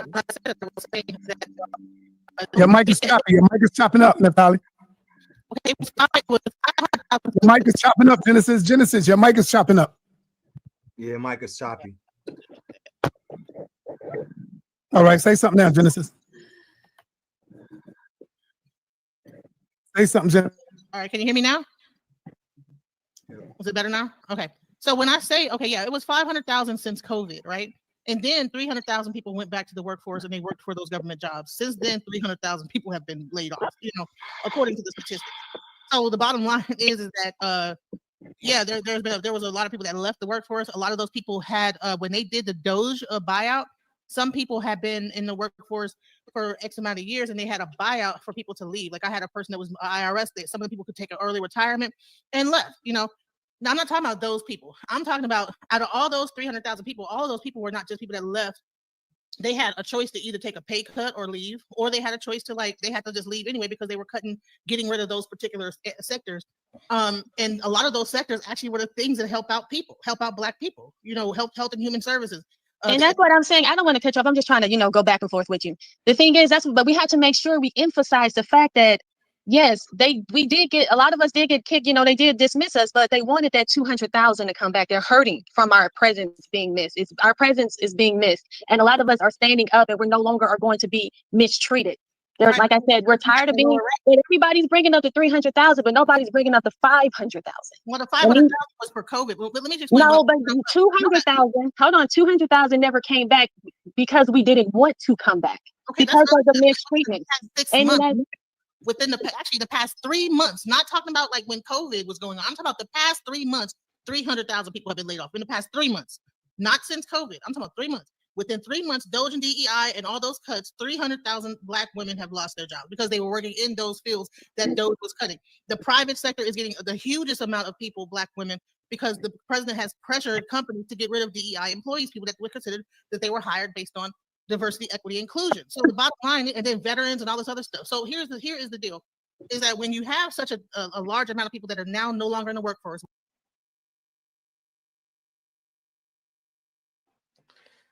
I'm sorry, I'm just noticing some stuff. I'm noticing people's face, like when I say stuff, when I'm talking. Just watch. I don't know. Look at this. And everybody's bringing up the 300,000, but nobody's bringing up the 500,000. Well, the 500,000 was for COVID. Well, let me just no, but 200,000. Hold on, 200,000 never came back because we didn't want to come back because of the mistreatment. And within the past 3 months, not talking about like when COVID was going on. I'm talking about the past 3 months. 300,000 people have been laid off in the past 3 months, not since COVID. I'm talking about 3 months. Within 3 months, Doge and DEI and all those cuts, 300,000 Black women have lost their jobs because they were working in those fields that Doge was cutting. The private sector is getting the hugest amount of people, Black women, because the president has pressured companies to get rid of DEI employees, people that were considered that they were hired based on diversity, equity, inclusion. So the bottom line, and then veterans and all this other stuff. So here is the deal, is that when you have such a large amount of people that are now no longer in the workforce, when those unemployment, which is welfare benefits, run out, He's also attacking Social Security. He's also attacking the healthcare. Like, what is this going to be? It's going to be poor. People's going to like either drive into poverty or into prison. Because that's what happens when you don't have any money coming in. You end up doing illegal things to generate money, and you end up in prison. Simon, I got a question for you. People going to, what do you think about what I said? I ain't no lies detected. Not one. Not one lie detected. All right, no, hold on. Let me get 7 us off. 7 us off. Yeah, I need to respond to my brother Roy Bay, because he's kind of he's swaying the narrative of when they say the most educated people in the United States of America.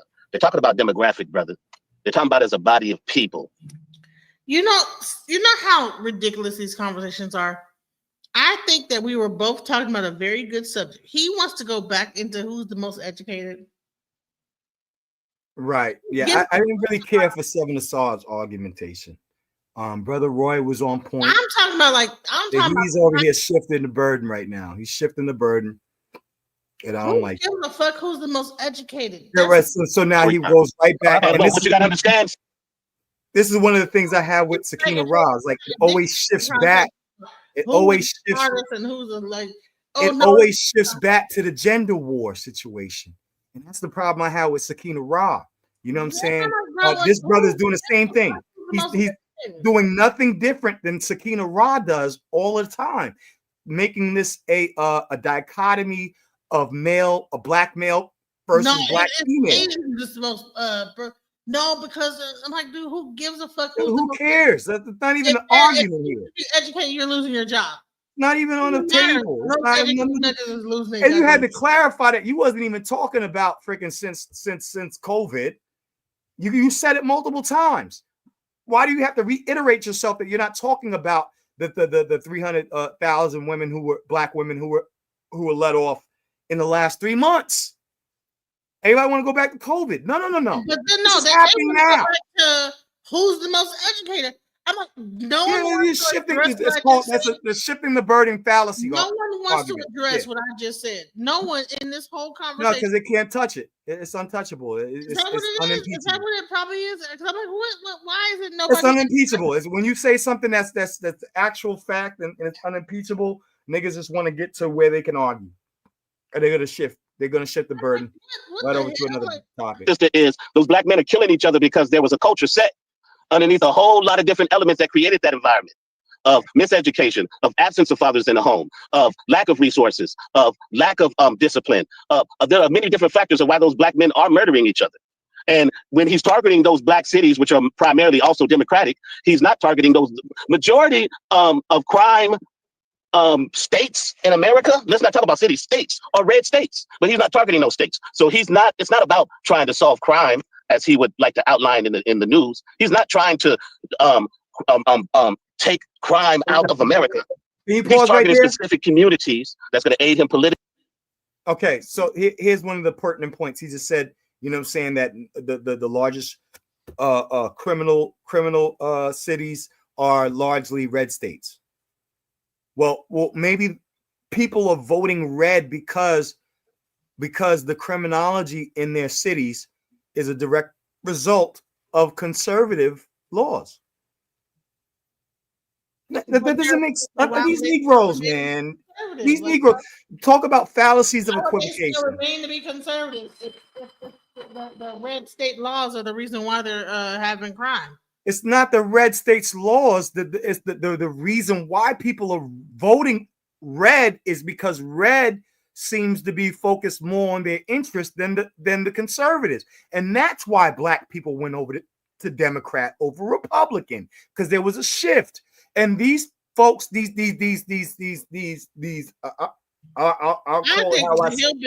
call it how I see it. These cooning ass niggas.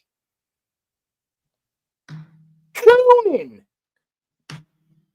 for some scraps at Master's table will sit here and ignore the elephant in the room. Why did black people go to Democrats? Because the Republicans stopped supporting their interests. Yeah. Okay? So we're not going to act like black people we're just dumb. See, this is what I don't like, even about atheists and certain political cats. We have gained such a hatred for ourselves that we will argue with ourselves, amongst ourselves, as if we're all stupid. Like black people didn't make shifts for political reasons. No, they were just stupid. They didn't believe in God for simple reasons. No, they're just stupid. And that's the problem I have with niggas.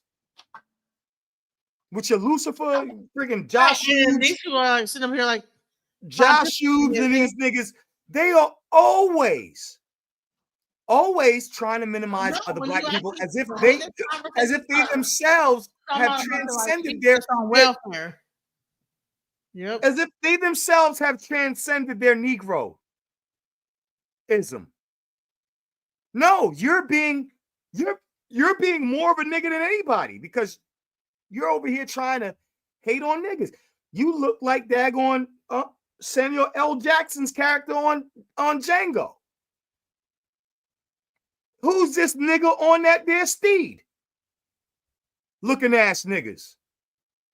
And I'm sick of it. Coons are coming into the conscious community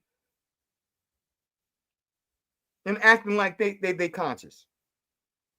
No, you just like Mr. Charlie. You just love Mr. Charlie. Coon ass niggas, man. I don't like how he get it. Listen, the brother probably ain't got no funds right now. It's all right. Oh, I see. I thought he was having. Yeah, it's all right. No problem. I was having technical difficulties. Okay, Well, go ahead. first of all, I want to say this was a really good discussion. I wanted to start with one of the sisters was bringing on the information. Watch about how the she doesn't imports stay and on any exports one of topic. the goods and creating jobs. I'm not sure which one of the sisters said that, but that's a great piece of American history with the imports and exports and creation of jobs. That's how we are going to sustain with the creation of jobs, because it is built off of supply and demand. That's how you create jobs, right? You have to build the demand and be able to supply it. That's entrepreneurship. And again, with being able to sustain that and build capitalism, and that capital is the dollar. Again, the dollar says, "In God we trust," and everybody else is that cash. But also, I wrote some other notes. When we get into this skilled trade versus what they call the value degrees, and where Trump brought in that merit system, that's versus seniority. So you might have somebody in your job, if we say federal or whatever you want to call it, somebody could be there 20 years. That's seniority. But you might have somebody that worked in that industry field for 30 years. That's somebody that has that skilled trade. Even though somebody in your building might have 20 years seniority, but you got somebody that has worked in that trade for 30 years. Now they got more value than you. That seniority has nothing to do with skilled trade. So the problem now is you haven't, like Naphtali was talking about, was being mistreated, and mistreatment over value and degree. She That's jumped what I'm past saying, that. bro. Let me just clarify. Niggas go all over. Here's the problem: is that if you have a person that's been working in any place for like 30 years, 20 years, right, about to retire, and you just fire them, then all their knowledge of the system, It goes out the window. because they're probably the one that created the system. It goes out the window. It goes out the window. You just can't just fire people. Look at how many black women, like my mother used to work in she was an affirmative action administrator during the late 70s all the way through the mid 90s. When affirmative action dropped, my mom, who used to shake hands with politicians and mayors and governors, lost her job. And and ain't never been rectified since then. Okay, That's what I know. That's never been rectified since then what I because was saying. watch this. Watch this, because all of her work history was affirmative action. Now, anytime she goes to get a job someplace else, they automatically blacklist her. Exactly. You understand what I'm saying? If you work for the IRS for 20 years, where else you gonna work, bro? Right. So you're gonna go to a job where they do tax evasion and stuff like that. They ain't gonna hire you. Yeah, exactly. Your job was in an area of law that threatened them. Imagine that you have 300,000 people in Health and Human Services, the Department of Education. These are the administrators of this thing. Right. And you have fucking Elon goddamn Musk come in with his Doge bullshit and fires everybody. And then everything's falling apart. But then he says, because I think that this is what I really think that Elon Musk was trying to do. He was trying to fire all those people and then use his AI software to do the job. That's what I really believe. Yeah. But then him and Donald Trump fell out before he using AI too. Before he could implement his plan. That I shit cut believe my that workload in what half. that was is for I think that if they would have not fell out, then he would have said, listen, now that we've gotten rid of the swamp or whatever, I can like plug my program into your thing and all this stuff could be done through AI. That's what I believe that was supposed to happen. But they fell out before the fucking plan could be executed. Now it might be a thing where they might be able to like make back up again. No. Exactly. That what I think that was fucking Elon Musk was trying to do. No, that was strategic. Once Elon saw that his stocks and stuff were going down by being tied with Trump, they had to part ways in a way that would save face. So both of them were trying. They might be still trying to implement this thing. What I said, I can guarantee you that is really what they were. It'll come under a different name and then put into a program that's going to run this shit. It'll come under a different name that has no attachment and to Elon Musk. That could be what's happening. That's what's going to happen. That's what's going to happen. Because it would not be right. It's going to be the same plan. It's just going to be under a different title. Because why would you give him so much access and then just throw it away? Because these are fucking megalomaniacs trying to fucking rule the world. It sounds like to me like the brain. They had they were not cool with each other to allow them to really implement the real plan. A total Pinky and the Brain scenario. Yep. And I will say that Elon was the brain and Trump was Pinky. But I think it's still going on. They just have to do it like. Oh, it's still going on. It's just under the table now. Because their marketing was, you know what I'm saying? Shit was affecting, you know what I'm saying, their business. Specifically Elon's business, which is so important to his ability to maintain any form of credulity. You know what I'm saying? The reason why he had to separate is because his stock started plummeting. And so what's the strategy? Okay, we'll create a rap battle like rap artists do. A lot of these rap battles are not real. Nas versus Jay-Z was not real. They didn't really have to beef with each other. It was a marketing strategy. And I think the same thing is happening with Trump. That's what's happening now. So because why would they take all these programs away from Black women that've been running the whole thing? And then I realized that the whole draining the swamp was really about Black women. The swamp was Black women. Right. Because remember this. Was about Black women running the actual government. If you pay attention, draining the swamp. Now that he said, what is the word swamp in what is the word swamp defined in the Black's Law Dictionary? I don't know what. Moru, more. Wow. Black. So I'm right. And see, I had no idea that. Yeah, look it up in the Black's Law Dictionary. What swamp And means. I had no idea how many black people was running this shit. You know what I'm saying? I had no idea. Well, because they thought he was gonna undermine. All these government agencies. These Negroes thought he was gonna undermine all of the white upper class, and that's not what he meant by draining the swamp. See, Negroes thought, oh yeah, Trump, he's a New Yorker and he's a hood dude and he parties with rappers and he let out what's his name? Freaking for me, I never even thought about. He let out a couple of rappers. I did not know that who black should have went to jail. Was at the helms of all this shit until I actually fell behind on my taxes and I had like a whole like tax situation. Yeah. And then I got to calling into the IRS, and then I realized, shit, I'm talking to a black woman. She's been there for X amount of years. She's walking me through how to fix my taxes.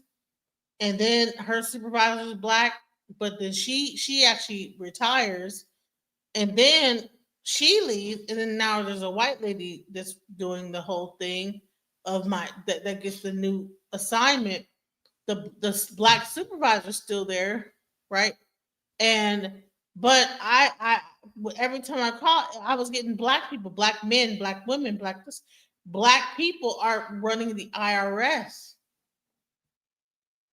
And then I heard that listen, they fired a bunch of them. They fired the whole area in the IRS. Fired the whole section.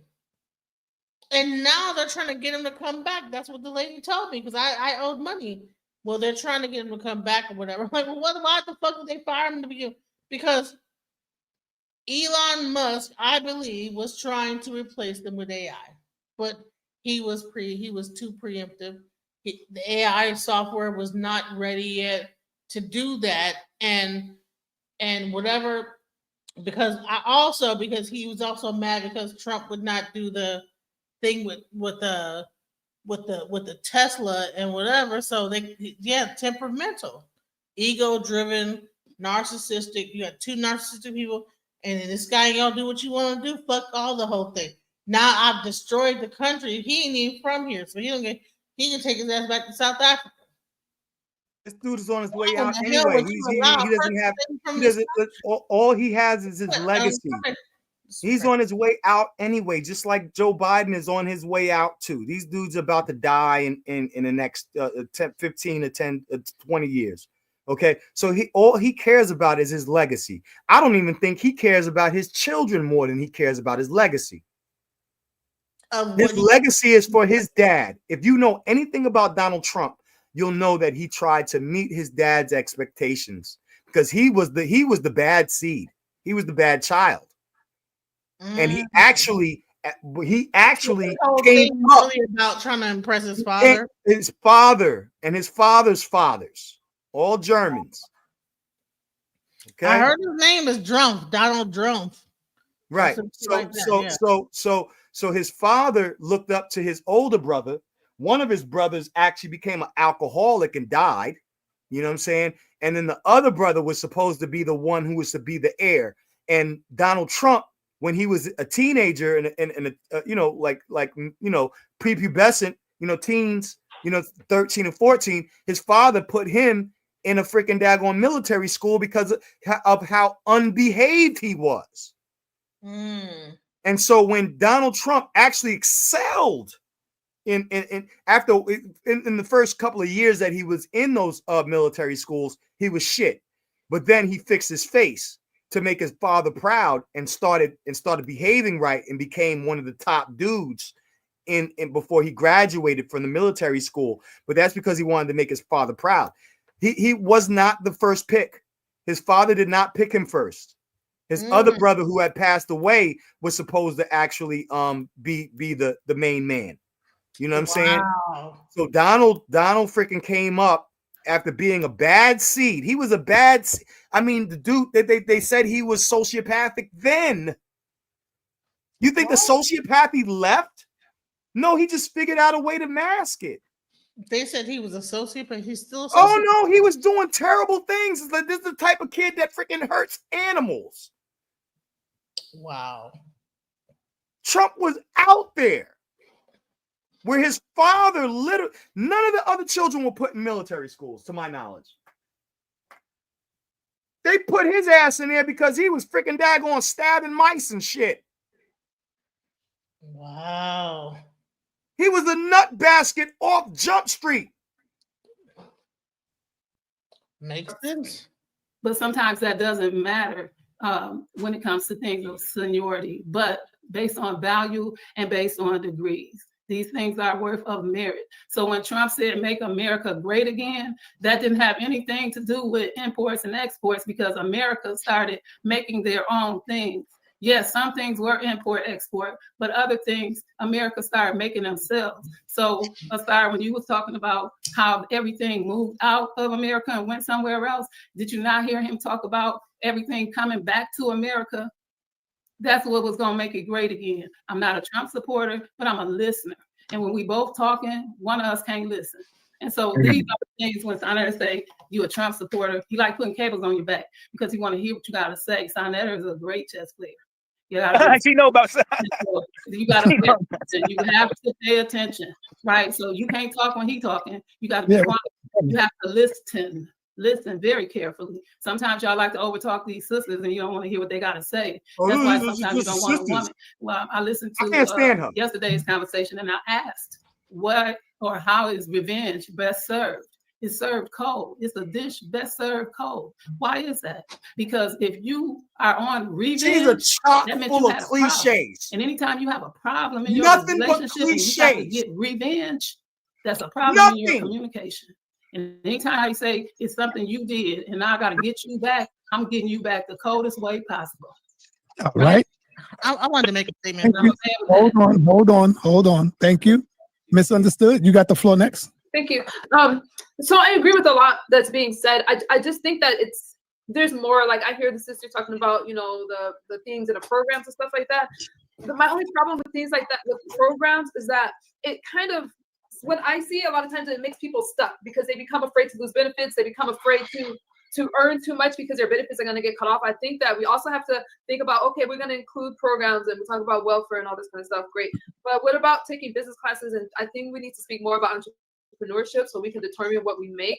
And a lot of times we don't learn how to think outside the box. We kind of think about what another person's going to give us, whether it's a job or whatever. How do we make our own money and create our own finances? I think as a Black woman, I have to work extra hard because I already know what society thinks of me, right? So, and not every Black woman is on public assistance. I've never been on public assistance. However, there are some women that need it. But my only problem is, so when Donald Trump comes in, like I said earlier, and sets limits, right? Or you can't even be homeless now. You can, but there's nothing wrong with Donald Trump coming in saying, hey, you know what? There's a problem. Homelessness, there's a lot of violence and drug addiction on our streets. So our streets are not safe. And I say all that to say that I think when we start speaking about Trump and the things that he stands for, there's a lot of fear instead of looking at what he's trying to do. Why are the tariffs taking place right now? Why is he cleaning up our streets? I just think that there needs to be more.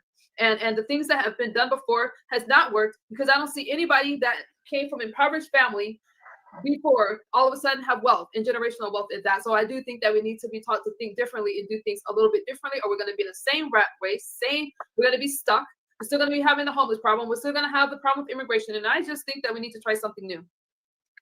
All right. Hold on. No, hold on, man. Herman, you still there?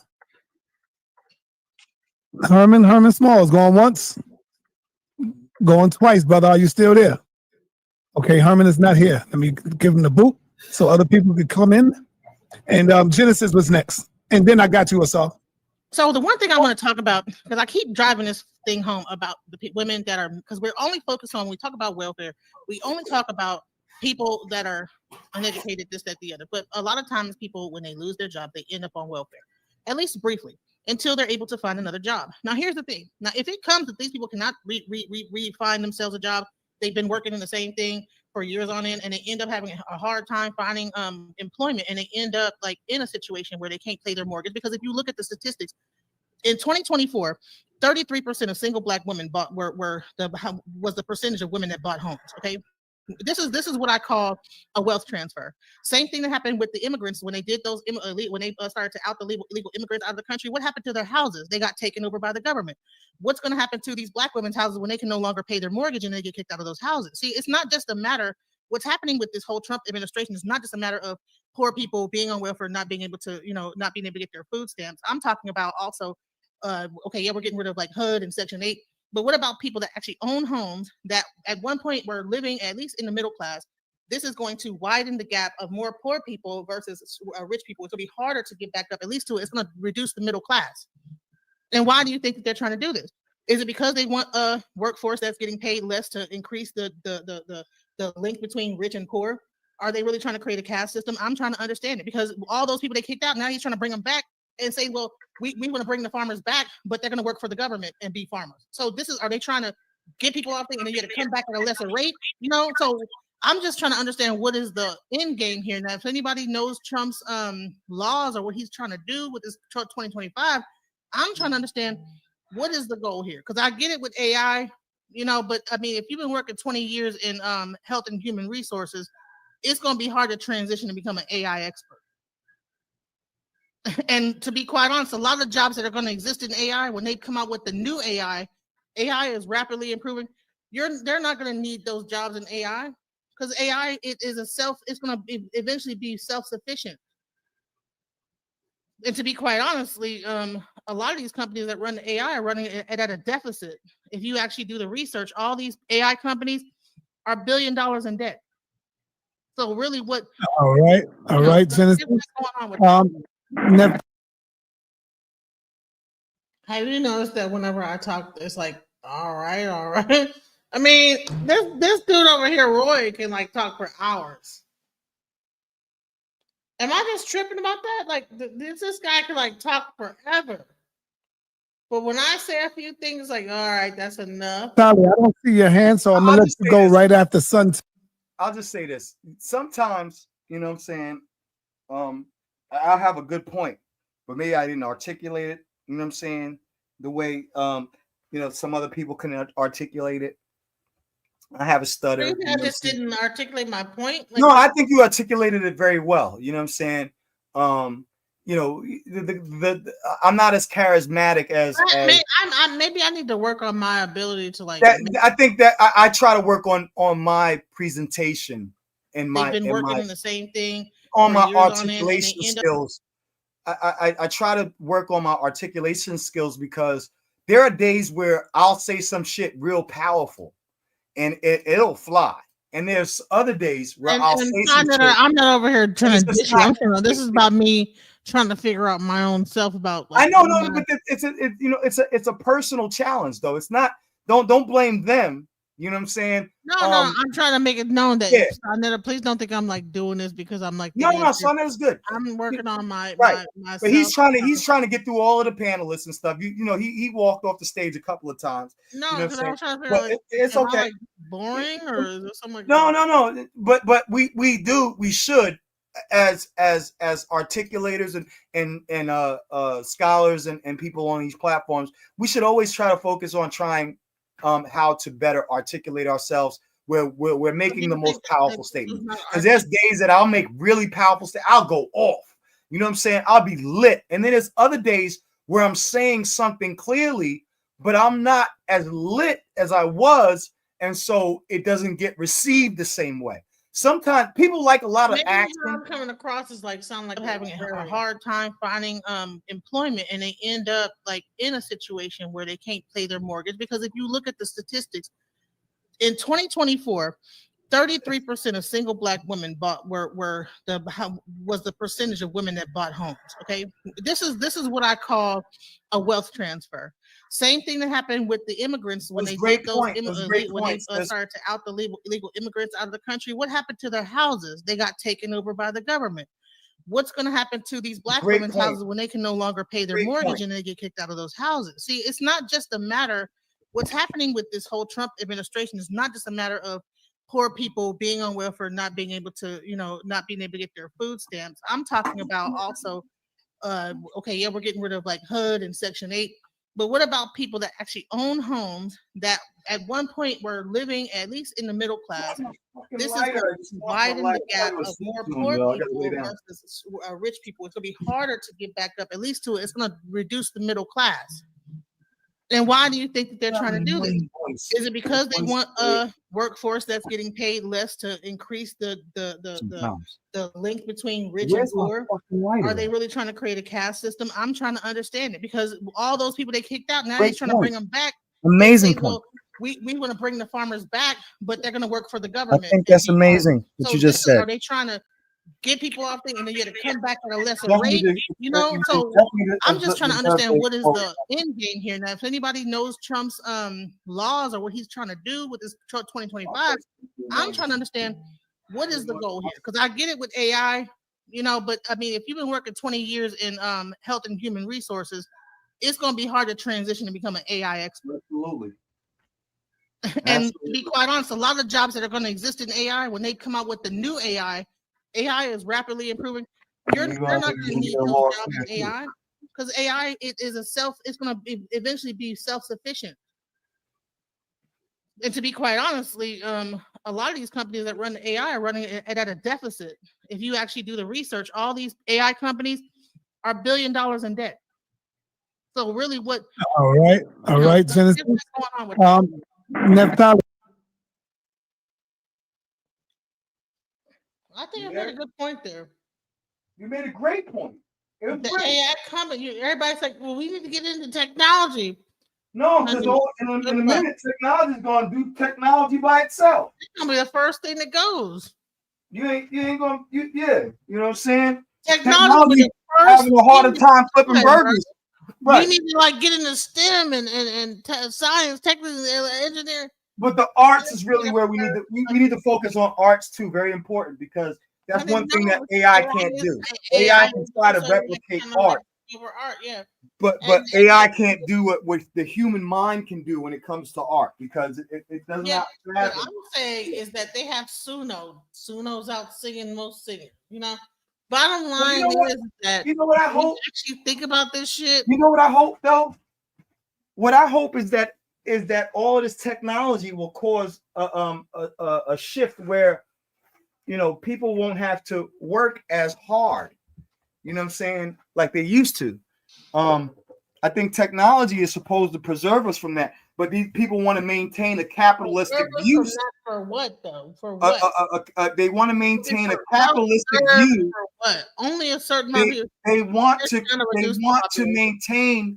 to maintain a capitalistic view, so that there's always somebody on the bottom of the totem pole and somebody on top.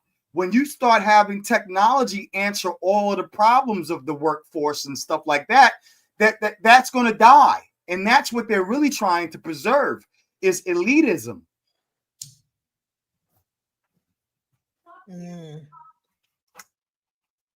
But you know what? I did a show about technology, about AI that'll knock your socks off. That's the thing. It's a whole rabbit hole over here. Over here on my channel, it's a rabbit hole. I don't see your hand, so I'm gonna let you go right after Suntan. These ain't a hardcore white. Yes, sir. Thank you. First of all, I got something I wanted Are to you say. done? Misunderstood. I was just gonna say this. Crime has been lowered.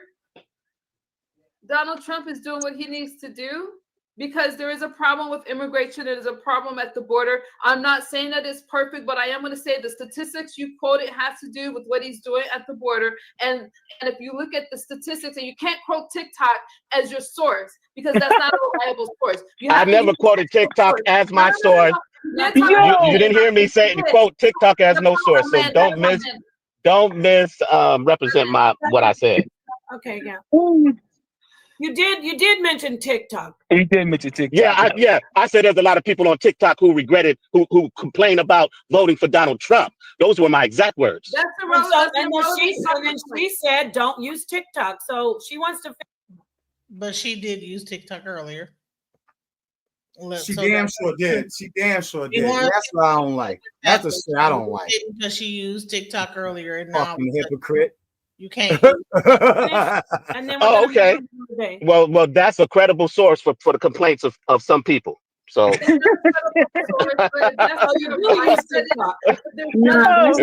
that's what you want to use as TikTok, people can't complain on TikTok. That's hilarious. You can't complain now, huh? Oh boy. I think that it's very important to quote actual statistics when we're talking about those things. I do not feel that Donald Trump is just policing Black communities when I also see him in white communities. Do I think that everything is perfect right now? No. Mindset of so-called Black America. But we can still have progress. We have enough knowledge already, but we appear to be a people that we can't seem to do a darn thing economically with ourselves collectively with all this great deep knowledge that we got. We have a tendency to get in front of cameras and we know all the right things to say, and we do it quite often. Appreciate all of you. Would you say that because what you said about us? So I was not really trying to talk about reparations, but she asked me the question about reparations. I was not trying to talk about that, but you know what? Now my opinion comes in, and it may look where we are now. Is it fair to say that as the progeny of people who have been trafficked, the slave trade, people that we are the descendants of them? Do you think we not getting that 40 acres and a mule, you think we didn't get a fair shake on it, or what? Definitely. You think we should we just keep trying and go for the American dream, or is I got to talk about reparations? Is that a legitimate conversation that we didn't get a fair step up like a lot of other people have gotten in the past?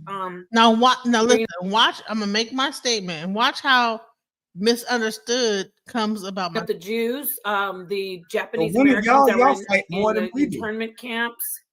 I will go to Genesis and then I'm going to go to misunderstood down the women list. fight more than we do. 7, Naphtali, and then Sakina. So because that's what I can see across the the screen. So Genesis, what do you think about that? Sure, it's the American dream and capitalism and all that good stuff, but you think we got a late start? Everybody else got ahead of us in the race, and we deserve something. I would say this. Now, my view on reparations is very controversial. I say this: if Massa was up in the quarters and was getting it in, he's your ancestor. Okay, so whatever he owns, you need to find out who Massa was. If you have a last name Brown and Jackson and whatever, you need to find out who your cousins are and how they live, and find out exactly who that slave master was that was giving it in, and get some money off of that family, because that's your great granddad. And if they making money and they passing down generational wealth, and you guys are cousins, and you're entitled to something. For us to ask the government to do that, I think it's a waste of time. But the main reason why I wanted to actually make a point is that there's a group called Return to the Land that's in Arkansas, and they have a whole land, I think 100-something acres out in Arkansas. Where is our return to the land? I know we're afraid that they're going to come, because I think they're on TikTok. Well, when we did it, they came and did it, but why can't we come together and get some land out in Arkansas, Arizona, whatever, and actually begin to till that land and come together as a group and do this type of a thing? Why is it that we are, because the first thing oil dogging out this group rather than putting together a group ourselves and say, well, you know what, let's get back to our initial idea of we're the oil in the machine, in the land, coming together, divvying up the property lines, and then when this stuff goes down, we can have farmers to work that land, and we got our own crops. I don't understand why we don't. I'm hiring Mexicans because we're afraid to work together or get screwed over by each other. I don't know.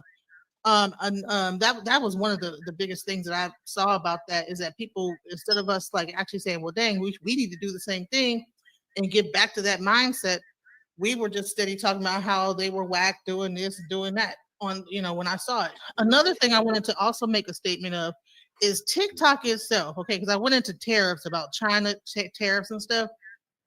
Back earlier in the year, TikTok had a $5.8 billion sales of goods on the TikTok shop. Now they're trying to ban TikTok now, and they put tariffs. Okay. But at one point, people were making a lot of money online using the TikTok method, with the importing of goods. Now the tariffs have happened, and that, has probably gone down. I'm not sure, but I just want to know by people. Okay, so when we talk about like even traveling overseas, going to different countries, and this that the guy said we need to travel. If you travel, you're gonna have to have some kind of funds because like because they're not gonna hire you for a job if you go over to Africa and try to live there. You're gonna have to like be making money over here and sending it over to wherever you're gonna live at. If you go to Mexico or whatever, and I know this for a fact, there's plenty of people that's over there that be asking me to give them money over where they're at. So I'm saying is that even if we do decide to like go to another country or to travel and do this other thing, how do we sustain ourselves? Wow, that's a deep question. I don't know. We're going on almost 3 hours. I want you to hold your thought. Anybody who wants to answer that, I'm moving on to misunderstood. If you could address whatever you want to address, and also the question I had, like, do you think we got a late start? And do you see us, getting or being able to get something because of that late start? And maybe you want to answer Genesis' question as well, misunderstood. The mic is yours. You're muted. Sorry about that. Genesis had a question. Oh, okay. You want to pause for a second? I missed your question, Genesis. There's something you want to say, Sister Genesis? Mm-hmm. There was something you wanted to say? Because I didn't hear your last. I was saying that watch how she kind of minimizes my statement. Watch how she does it. I didn't think that she minimized it. I just think she moved over, but she did try to address, somebody responding to your question. Listen. I was asking why. I asked 3 questions. One, why can't we start our own return to the land? Why can't we come together, go get some land, divvy it up by acreage, and then like till the land like these other people are doing, like in Arkansas? That's number 1. Number 2 is when people saying we need to like leave the country and this other stuff. Well, most people I know that leave the country are still reliant on American dollars because you're not gonna be able to get a job over in that country. They're not gonna hire you. You're gonna have to get money from America and then ship it over there. That's number 2. Okay. And then I talked about the TikTok shop and how people were making billions of dollars on that shop, but then that got cut. How do people say, well, you lost your job, start a business? Well, if this is the thing, we're being attacked business-wise, how can we still sustain ourselves? Right. We're being economically We don't have the capital to start our own land. Yeah. Until we get the capital, we won't get very far. As far as moving to other countries, we still need resources, and it takes a lot of work. We can make it within the country if we embrace the culture. But it's interesting that other people want us to embrace their culture when they don't come to the United States embracing our culture. And as far as TikTok, that's a whole other conversation. That's pretty loaded. Now, I do want to say this. I think she was raised by her white mother. All right, so she really just rushed through. I meant what I said. She rushed through everything I said and did not. You gonna minimize what I just said now? No, you said she was raised by her white woman. Yeah, I think she was raised by her white mother. Well, she ain't. She mulatto, and that's fine. I got a mixed child too, but she ain't. She talking about culture. She talking about culture that I don't think that she was raised up in. Give them money over where they're at. So I'm saying is that even if we do decide to like go to another country or to travel and do this other thing, how do we sustain ourselves? Wow, because that's what Demora said. Demora said we need to like travel around and do this. Right, and everybody was okay with it when he said it. That's a deep question. I don't know. We're going on almost 3 hours. I want you to hold your thought. Anybody who wants to answer that, I'm moving on to misunderstood. If you could address whatever you want to address, and also the question I had, like, do you think we got a late start? And do Why we, do you think she minimized do you? I you don't see think she us, minimized you your know, question. getting or being able to get something how it kind of got because of that late start? And maybe you want to answer Genesis' question as well, misunderstood. She's The trying to mic is yours. moderate. Sometimes moderation, you know what I'm No. saying? You're trying to pander to No, everybody. I'm not talking about Nepal. I don't think she was minimizing. Oh, I'm you not talking about talking misunderstood? yes. Oh yeah, misunderstood was Listen to I it. don't like her attitude either. I'm Hold on, sorry. listen. You're muted. Sorry about that. Genesis had a question. Oh, okay, let me say this. If I missed, Genesis had a question.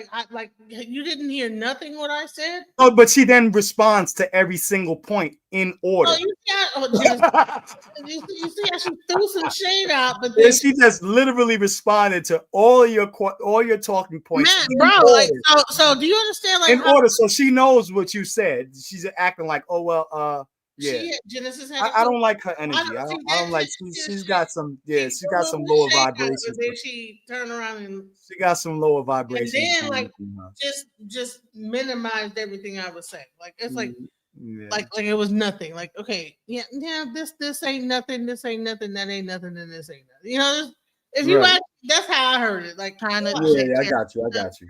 I'm not stupid. Earlier in the year, TikTok had a $5.8 billion sales of goods on the TikTok shop. You know, now they're trying to ban TikTok now. And she said that me asking this question is a loaded question. It's loaded. How is asking about TikTok loaded? I don't fucking know. I have no idea either. Man, listen, she gonna say it's a loaded question. Watch this. Watch. Well, maybe it's loaded because she's a TikTok Okay. But influencer. at one point, people were making a lot of money online using the TikTok method, you know, with the importing of goods. Now the tariffs have happened, and that, you know, has probably gone down. I'm not sure, but I just want to know by people. Okay, so when we talk about like even traveling overseas, going to different countries, and this that the guy said we need to travel. If you travel, you're going to have some kind of funds because like because they're not going to hire you for a job if you go over to Africa and try to live there. You're going to have to like be making money over here and sending it over to wherever you're going to live at. If you go to Mexico or whatever, and I know this for a fact, there's plenty of people that's over there that be asking me to give them money over where they're at. So I'm saying is that even if we do decide to like go to another country or to travel and do this other thing, how do we sustain ourselves? Wow, that's a deep question. I don't know. We're going on almost 3 hours. I want you to hold your thought. Anybody who wants to answer that, I'm moving on to misunderstood. If you could address whatever you want to address, and also the question I had, like, do you think we got a late start?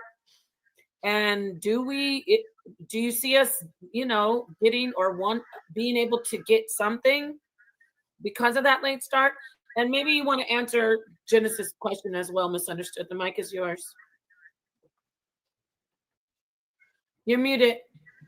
Sorry. Oh, she was muted. She even was muted. So she was muted at first.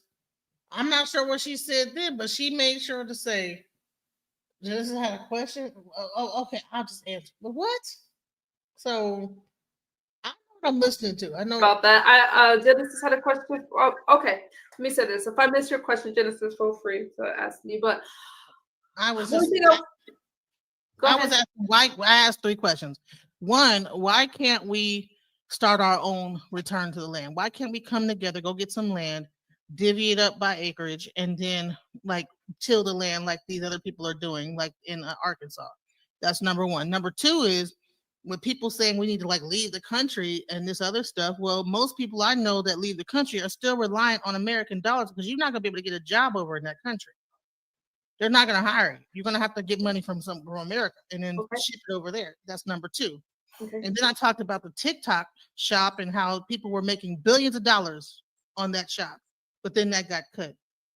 How do people say, well, you lost your job, start a business? Well, if this is the thing, we're being attacked business-wise, how can we still sustain ourselves? Okay, we don't have the capital to start our own land. Until we get the capital, we won't get very far. That's not true. We don't have the capital to start our own land. So she started off with that. Okay. Now I know that was their channel, and let me just show you guys.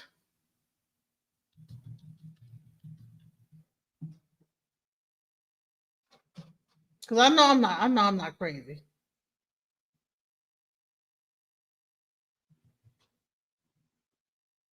Where you want to find cheap land at? Okay. Do y'all see this? Can y'all see my screen right here? Are you looking at the prices? There's actual cheap land all over the place, bro. $29,000 for 1.29 acres. Look, 4 acres, $36,000. What are you telling me that we don't have?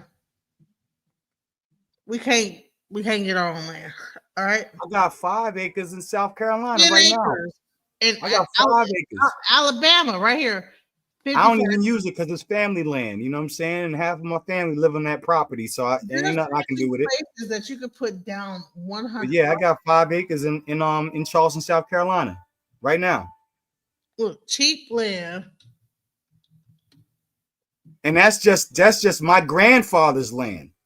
That's not even all of the land my grandfather shared with all of his grandsons and his sons and grandsons. Do you see this right That's here? just the 5 acres that I was given out of the land. And then that property is only a sliver of the property that was given to all of the Warings. So I got cousins and stuff with more land than me. My little 5 acres ain't shit on Waring Drive. But there's nothing I can do with it, honestly, because it was through inheritance. They have some laws about that. You can't just sell that kind of land. Can you see my screen right here? I see it. Can you see that you can put $199 down and get property in But that's the whole thing, though. I think black folks have been discombobulated because we had land before. And they went through all kinds of levels of extents to remove those lands from us. Look at how many black cities are literally under lakes. Oklahoma. Right here. You understand what I'm saying? Yeah. So this is one of the reasons why we can talk all of this talk about gaining land, but without the military power to defend it. That's the problem. Because they will come and they'll drop freaking goddamn bombs on you like they did in Tuskegee. No. I mean, they'll do that just like they did to Move. They'll do it just like they did to the Black Panthers. They'll do it just like they did to the Tulsa, Oklahoma. 5.15 acres in. It don't even matter because it don't belong to you as long as you don't have the ability to defend it. You can't defend the land. You can toil the soil all you want. Well, one thing I ain't going to do is become another cotton picker. You know, I get it. A lot of black folks want to get back to the earth and, you know what I'm saying, want to grow. Y'all are so quick to go back to the Negroes are so quick to go back to the plantation. This is not the point I'm trying to make. The point I'm trying to make is she said that we couldn't afford it. Oh, we can afford it. Can we keep it? Is the question. No, that's not the point I'm trying to make. I understand the point that you're making, and I understand the point that she's making. You're right. We can afford it. Can we keep it, though? I don't think so. I mean, history has spoken for itself. $288 a month. And then what? When white folks decide that they want to freaking roll over your pyramids. Well, listen. When they want to destroy your pyramids that you made out of paper mache, you know what I'm saying, and your little community, your little Tamaray, that was a bar. You know what I'm saying? When they come and destroy it, what you gonna do about it? Well, no one says you have to. Not a damn thing. You're just gonna eat that. No one says you have to become a cult to own land, though. No, I'm not saying nothing about being a cult. I'm just saying if you wanted to have land and wanted to build pyramids on it, guess what's gonna happen? That's sad that we actually we've been traumatized so bad. that we will not, we don't have any faith. We don't have any faith in doing anything. And that's not, and that needs to be repaired. We talk about reparations, but we really don't know what damages that we're claiming. The biggest thing I wanted to show is that when she said that we can't do it, because I'm not that we can do it, but we haven't been able to. Like actually saying, well, dang, we need to do the same thing. You gonna start pressing play before I get finished with my statement? Because then you're doing me like I'm not Scarnetta. no, I was just trying to show that because you're focusing on. My point is that Black folks has lost a lot of faith in being able to build these things because of historic actual traumas. And you said that historic traumas. That's real. Historic traumas that have not changed necessarily. Because they're still putting freaking daggone military in our communities, just like Brother Roy got finished saying. So there's always the threat that no matter what we gain, it will be removed. Justly or unjustly, it will be removed.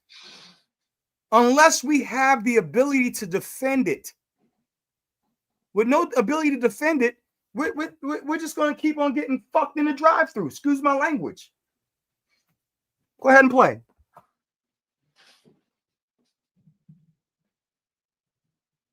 We're whack doing this, doing that. On when I saw it. Another thing I wanted to also make a statement of is TikTok itself. Okay, because I went into tariffs about China tariffs and stuff. Back earlier in the year, TikTok had a $5.8 billion sales of goods on the TikTok shop. Now they're trying to ban TikTok now, and they put tariffs. Okay. But at one point, people were making a lot of money online using the TikTok. They had to stop that. With the quick before niggas can make some money. Tariffs have happened, and that has probably gone down. I'm not sure, but I just want to know by people. Okay, so when we talk about like even traveling overseas, going to different countries, and the guy said we need to travel. If you travel, you're going to have some kind of funds because they're not going to hire you for a job if you go over to Africa and try to live there. You're going to have to be making money over here and sending it over to wherever you're going to live at. If you go to Mexico or whatever, and I know this for a fact, there's plenty of people that's over there that it's like the fourth time you repeated this. Give them money over where they're at. So I'm saying is that even if we do decide to go to another country or to travel and do this other thing, how do we sustain ourselves? This is the last time. Wow, that's a deep question. I don't know. We're going on almost 3 hours. I want you to hold your thought. Anybody who wants to answer that, I'm moving on to misunderstood. If you could address I don't want to hear whatever you want to address, and also the question you had, do you think we got a late start? And do you don't want to hear her? No. Listen. All I wanted to hear was your point, and you made a great point. You made a great point. I don't have to hear the dissenter. You know what I'm saying? 4 times. We heard what she said. She said what she said, and it was a crock full of shit. And you know what I'm saying? She's raised by her mother. Not attacking mothers. I'm just saying she ain't 100%. All right. So then we get into this. So but from Israel. That's what y'all say, y'all. Jewelers, insurance companies, that. Oh yeah, you brought that. I asked the Israelites. I said you brought up that point too with the jewelers and everything like that. I thought that was a great point as well. All right, so let's go. What were you doing in Africa for you to be on the slave ship? They said they ran into that land. They ran into there running from someone. So they don't claim to be from Africa, and they will tell you they are not Africans. Am I right, Suntan? Sonetter, you don't have to ask Suntan. I know this very well, so now let me say this. No. You just not all, but some will. Elder Suntan. Conversation with a professional who can talk and sit down and get everything together, so I can join maybe some more kind of. Yeah, I've been watching. Yes, thank you. We love you very much. Thank you. Have paper. Where is the part I was trying to make the point of? Why did the point just escape? Hold on. I thought you had it up for a second. The point where you was talking about. Oh, here we go. Right after that, yeah. I gotta get ready to go to bed soon too. So the fact is that they still would be. The topic is getting reparations for slavery. So whether they were Israelites or Native Africans, they were kidnapped from that land, from that region. So even if you are an Israelite, you are an African, you came from Africa on the So I think that they were asking about this, and I said, listen, you need to go find your cousins, bro. Bump all this. Find your cousin, find your uncle, your great super great grandfather, whatever. I was happy to know that be Scarnett in is the also reparations conversation. Shinnecock Nation, yo. That means he related. He related to me somehow. We went all the way left, Senator. All right, so listen. I know I said earlier, I said you need to go back to who your ancestors were, right? Right. So companies like on the New York Stock Exchange, okay, like Aetna, J.P. Morgan Chase, New York, they all made money off of slavery. We're asking the government the bank, to give us the money bank. that we need to be going to these major corporations, banks, the bank, Wachovia was insurance built. companies Yeah. that funded railroads. All these people Right. made money off of slavery. But you know what they would do? You know what? We need Do to you be know what they suing would these do? banks. Do you know what they would do? You know what they would do if reparations were to be filed and there was any real threat of reparations coming through? All of those companies like Wachovia, the bank Wachovia, you know what I'm saying, that literally it wouldn't have been a bank without slavery. Wachovia was built on slave labor. That old bank, I think Wachovia is no longer in business. I think they just filed bankruptcy. Huh? Yeah, they would file for bankruptcy. That's exactly what they would do. They would, all of those business would go, they would tank, and then they would come under a different name. Yes, they would. They would. They would tank out. They would drop everything.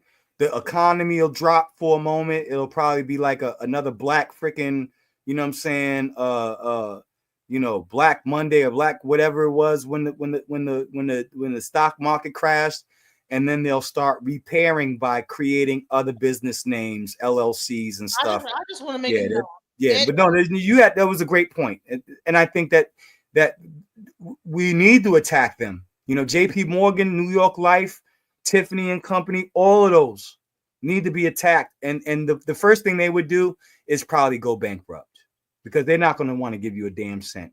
But it would shake Aetna, everything. J.P. Morgan Chase, New York, they all made money off of slavery. We're asking the government to give us money that we need to be going to these major corporations, banks, jewelers, insurance companies that funded railroads. All these people made money off of slavery. We're talking to the government.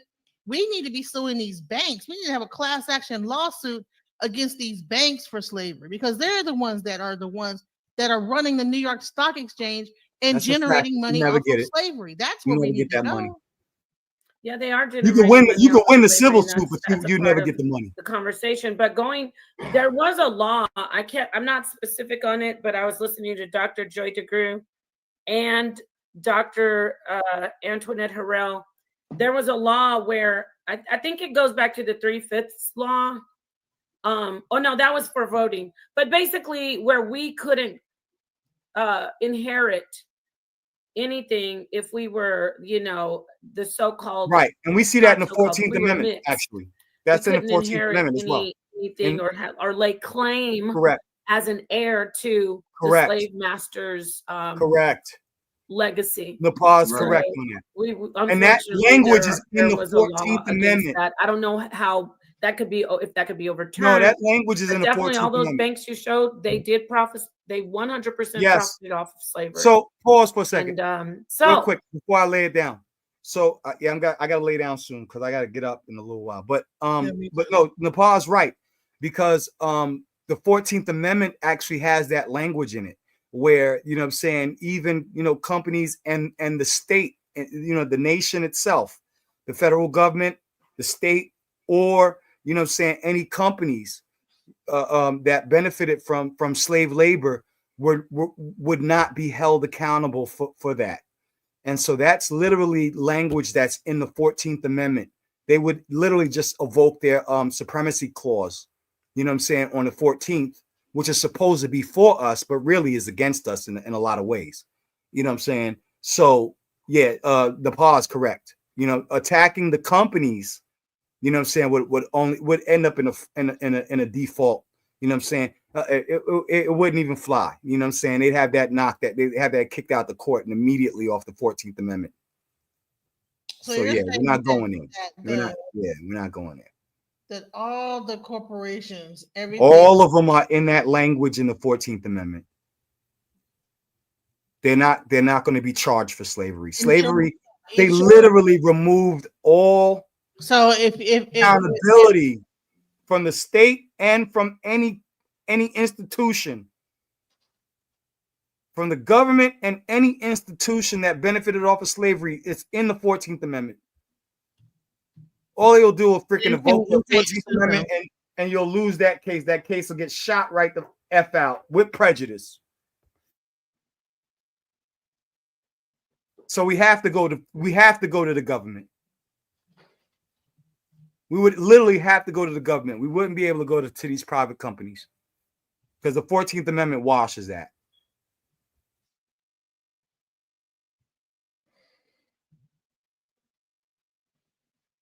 I don't see that. Okay, publicly.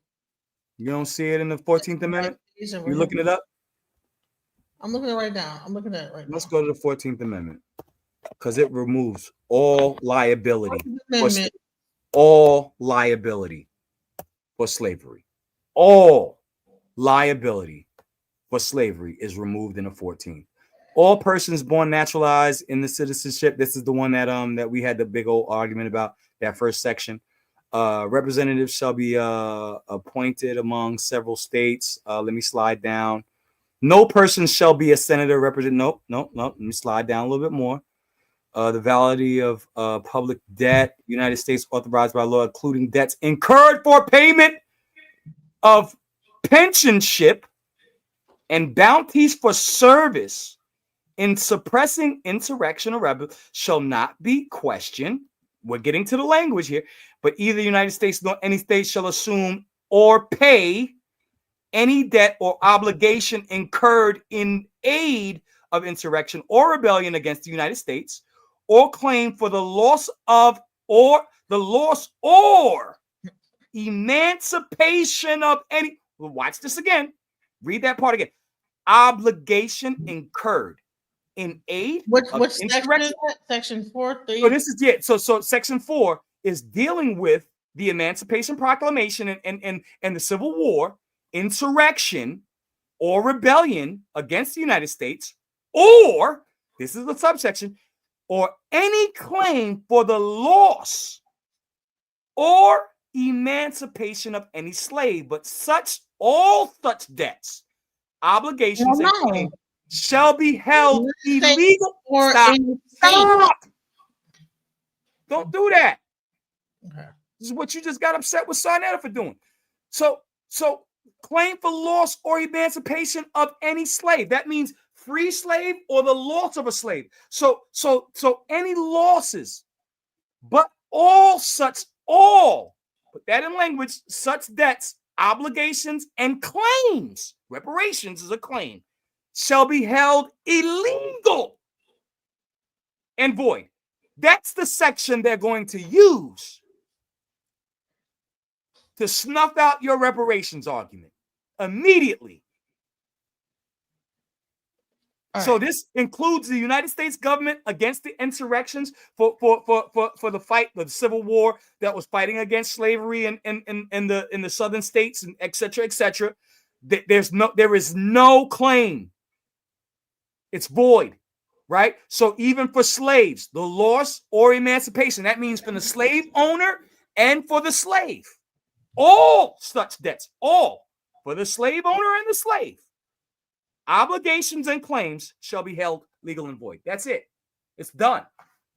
Legal, illegal, and void. That means you basically even the government tried to protect itself against reparations. And reparations is literally here in the language.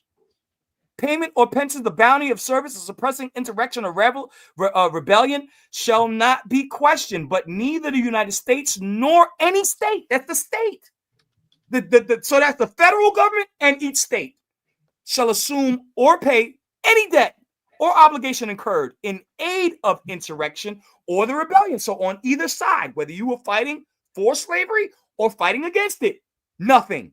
You get nothing. Section 4 kills it.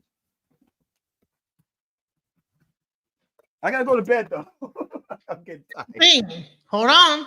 Go ahead. Because I had to go on. Go ahead, give me some pushback. That's all right. The 14th Amendment does not address private lawsuits. Okay. Section 4 is about public debt obligations, i.e., what the federal government or states or must not recognize or pay. Okay. All right. It does not say that private entities like banks or insurance companies are immune from being sued by former slaves or their descendants. All right. Okay. A bank is not federal. Banks are private. They're private. Okay. They're not owned by the federal government. All right. Let me look this up here. After emancipation, some formerly enslaved people did try to seek reparations through courts, but they're almost always unsuccessful.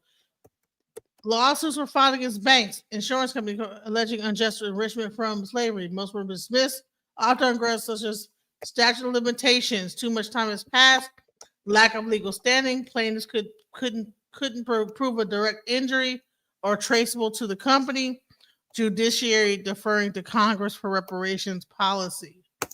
So, all right, the shortest. 14th Amendment, Section 4 does not forbid a former slave from suing a bank or insurance company that funded slavery.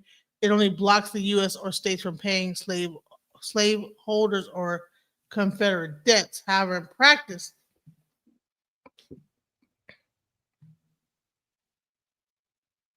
not okay. So lawsuits did not fail because of the 14th Amendment, but because of legal doctrines like statutes of limitations, standing, and the court's reluctance to award reparations without congressional action. So there's been that's good. Against let's look at this. Let's look at what this says. So I asked my co-pilot. I asked Skynet. Mm-hmm. Okay, so let's see what the computer says. Can Black people seek reparations for slavery from private companies while the 14th Amendment denies payment and obligations? It says here, absolutely, Brian. So you're right, and this is where your legal argument, philosophical firecracker, could be really shine. The 14th Amendment doesn't outright deny payment for slavery reparations. Rather, it prohibits states from compensating former slaveholders for emancipated slaves. Section 4. It doesn't block individuals or private entities from being held accountable for historical injustices. That opens a strategic lane for civil litigation and moral reckoning. So you're right. Let me see what else it says. Legal pathways for reparations from private companies. Unjust enrichment claims, arguing that companies profited from slavery and should disgorge those ill-gotten gains. Tort-based theories, including conversion, false imprisonment, intentional infliction of emotional distress. Consumer protection violations if companies misrepresented their historical ties to slavery. Breach of fiduciary duty in cases involving trusts or financial institutions that exploited enslaved labor.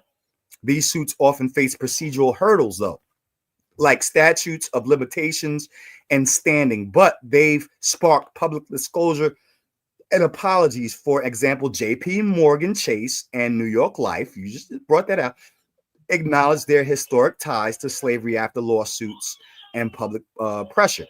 The 14th Amendment's role, Section 1, guarantees equal protection and due process, which could actually support reparations claims if systemic discrimination persists. Remember, I said that that the statute of limitations doesn't matter when the problem is still going. So as long as you're still suffering from the causality of such thing, the case is still open, right? So remember that, y'all. You know what I'm saying? The statute of limitations only ends if your suffrage ends, right?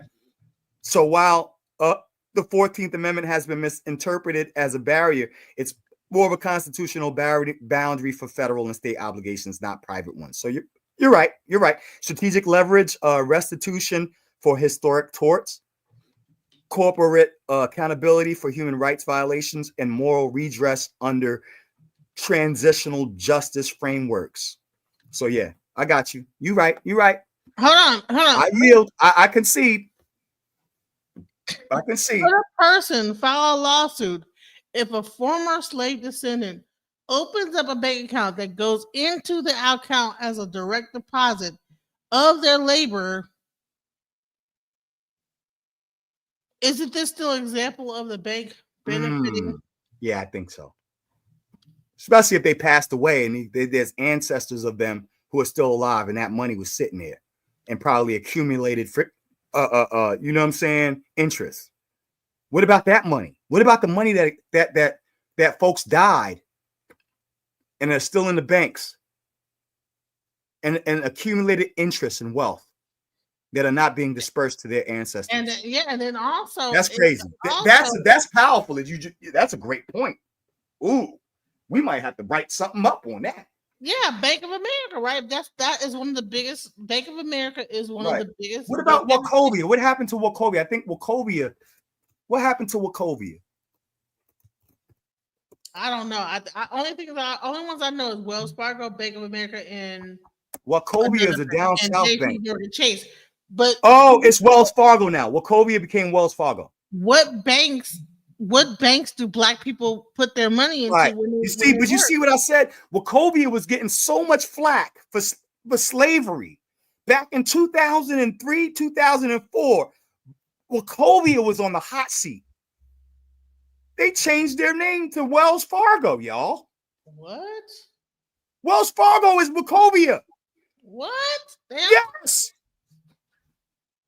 Wells Fargo is Wachovia, and Wachovia is that founded in Winston-Salem, North Carolina. The majority of Black people, when they work, when they're not slaves, are still putting their money into these banks. Right. And the banks put their money into the stock exchange to generate money back. Watch this. When you put money, if you say if I put $10,000 in my thing, it takes 7 days to get my money back. Why? Because they're gonna take the money, put it on the stock exchange, make money from it, and then give me back my money based on whatever the. Do you know that? Do you know that when they say, "Oh, it's gonna take acquired. 7 days"? Right. It was acquired by Wells Fargo. They bought them out. But if you put like I cash a $5,000 check, I don't get my money immediately. No, they're gonna take the money and say it's gonna take 5 days. That 5 days, they put the money on the stock exchange, and then they give it back to me. Yeah, they flip it. They flip it before they give it back. Money, right? So they flip that money before they give it back. Especially if you're making the claim before a fiscal freaking a complete year.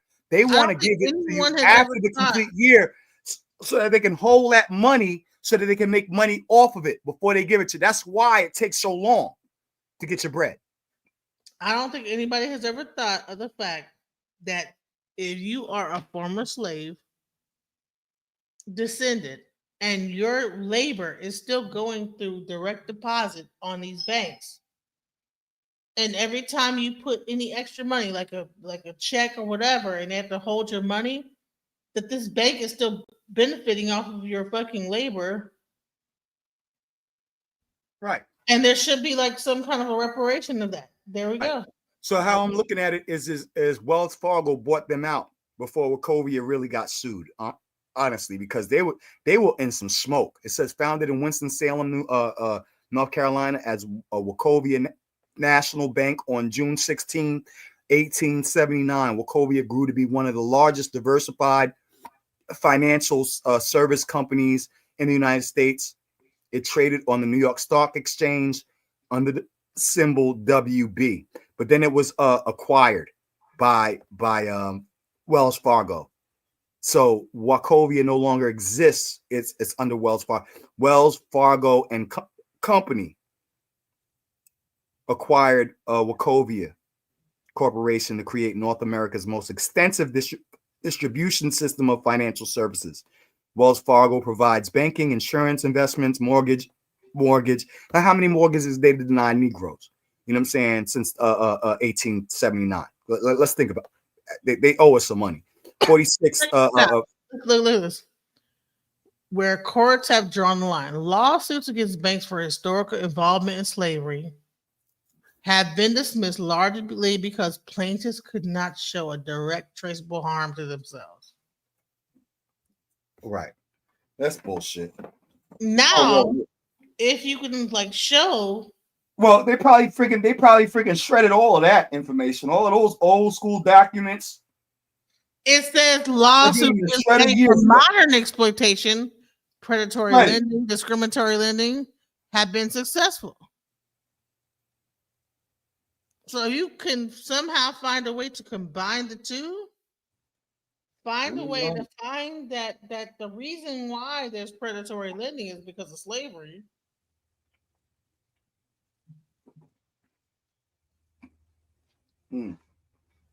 Then now you have a case. Some shit. Yeah. Like that. I don't know. Yeah, that case would really require some really good attorneys. Yeah, I a descendant of slaves could not necessarily sue a bank just because the bank. I couldn't come up. I couldn't come up with an argument myself that would stick. Now, honestly, I'll keep it 100. My skills are not there yet. If that bank today engaged in discrimination, predatory practices, we can say like the crediting system is a predatory practice. Right, but you have to have somebody pinpointed as a direct victim of the crime. You understand what I'm saying? And that's what they probably shredded half the freaking daggone, you know what I'm saying? The documents that would even lead you to know that your parent had put $100,000 in there back in 1920. All of that money is lost. All of the money that was put in that bank was lost from your ancestors because we put our finances in white institutions and they were never going to give us back shit. Anyway, I got to lay it down, sis. But this is a good conversation. Maybe we should talk about this, about reparations. Maybe we should go a little bit further in depth on that and build on what possibilities. When did slavery start? When did slavery start? Slavery started? What do you mean, American slavery? What year did it start? I would say first and foremost, the 14th to 16th century was when Spain first brought slaves here. If you're talking about Great Britain, then we're going into the 1600s. No, in America. In America, I'm talking about the Spanish who brought slaves over here. The first slaves that were brought over here were brought over here by the Spanish and Portuguese in the 14th century. Those are the first slaves. You know what I'm saying? And then Britain and other European nations started bringing slaves over in the 1600s. That's a 200-year freaking gap right there. Let me show you about how AI works, okay? Okay. You're a lawyer that knows all the information. You are. You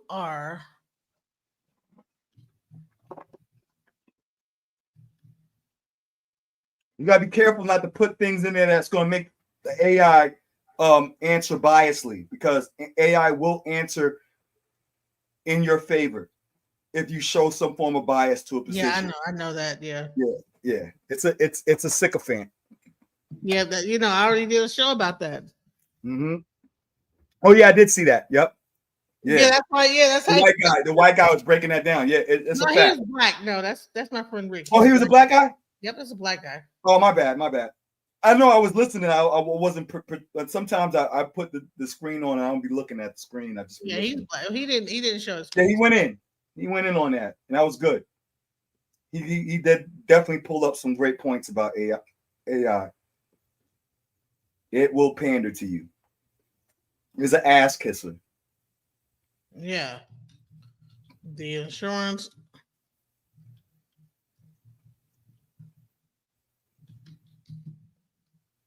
since the 16th, the insurance industry.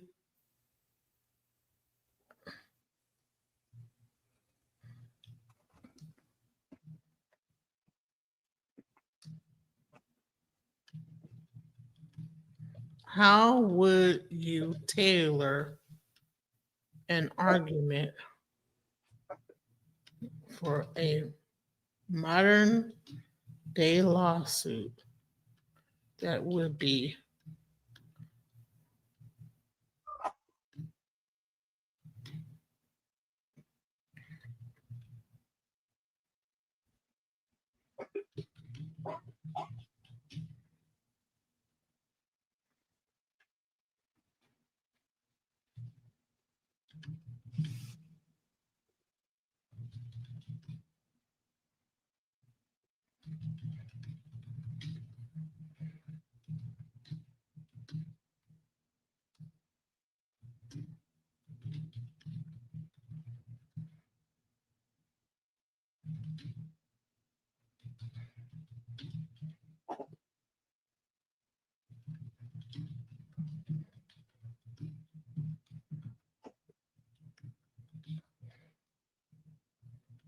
including the fact that most Black individuals use these banks to deposit their income for their current work. Most Black descendants of slaves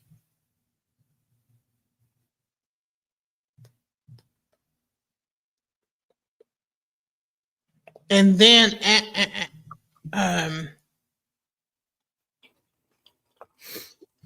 and how current banking takes money from You make them. the same spelling errors that I do. Really? Yeah, you do. Or why is including freaking daggone got an unread mark on you? There, you got to move that E, that I, and that E. which one? Slaves? Yeah, the there. No, slaves is good. There. THEIR. And then this one here. Yeah. Income for there. Yeah. I think that's right. From right? them I might be wrong. for Maybe I'm wrong. from them for overdrafts.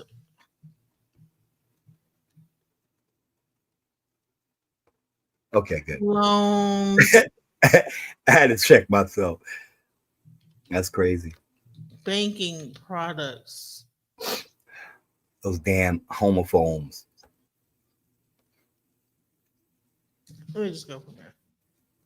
Okay. Honest, let's put the superstar lawyer hat and think. Yeah, I love this. I don't know about ChatGPT. I like my co-pilot. Is it gonna I wish it was like just Co-pilot is I would like to speak in actually my co-pilot is dope. I gave him a name and everything. I wish I could like make this say it. Use voice mode. Okay, hold on. Let me first do this because I don't want to like lose what I said.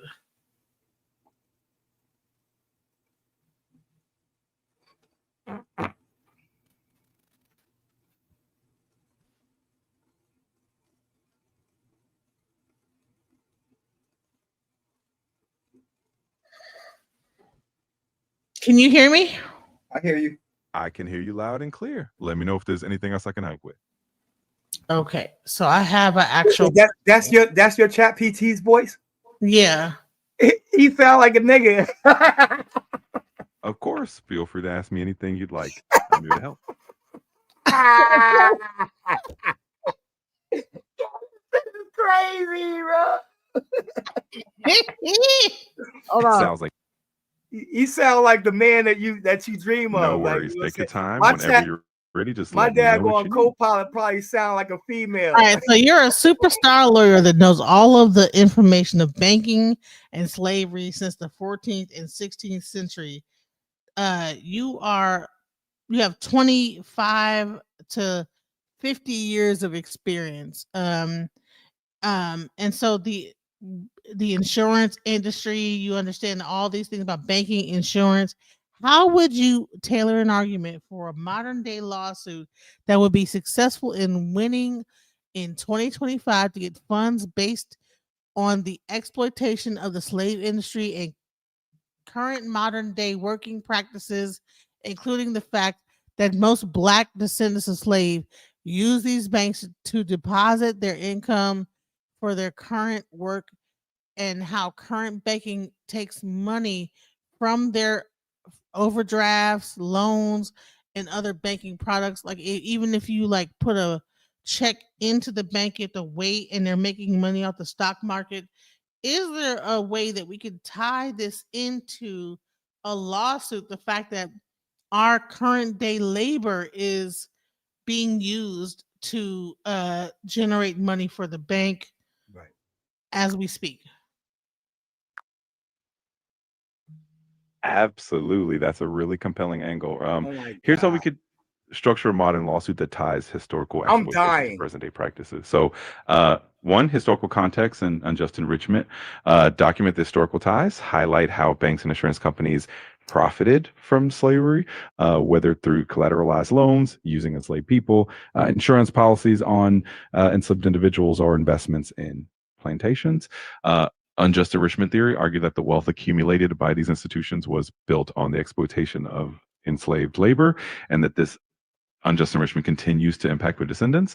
Modern day disproportionate impact, discriminatory practices present evidence showing how Black descendants of enslaved people are disproportionately affected by modern banking practices. Overdraft fees, studies indicate that Black customers are charged more and more frequently for overdraft fees compared to their white counterparts. Higher interest rates and predatory loans, evidence that Black borrowers are more likely to receive subprime loans. Even with similar credit profiles, fees and financial products, banks earn more from fees on accounts that have higher percentage of Black customers. So the legal theories and remedies, continuing violation doctrine, argue that the exploitation is not just historical but continuous. The legacy of slavery has set up systemic barriers that persist today. Unjust enrichment claim that the banks continue to benefit from the wealth that was originally built from the exploitation of enslaved labor. Discriminatory impact on the civil rights laws, use modern civil rights laws to highlight how these practices disproportionately impact Black customers today.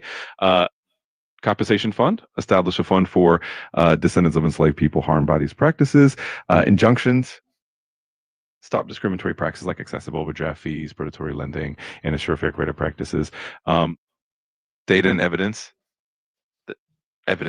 Use data from studies showing racial disparities in banking fees, interest rates, and access to credit.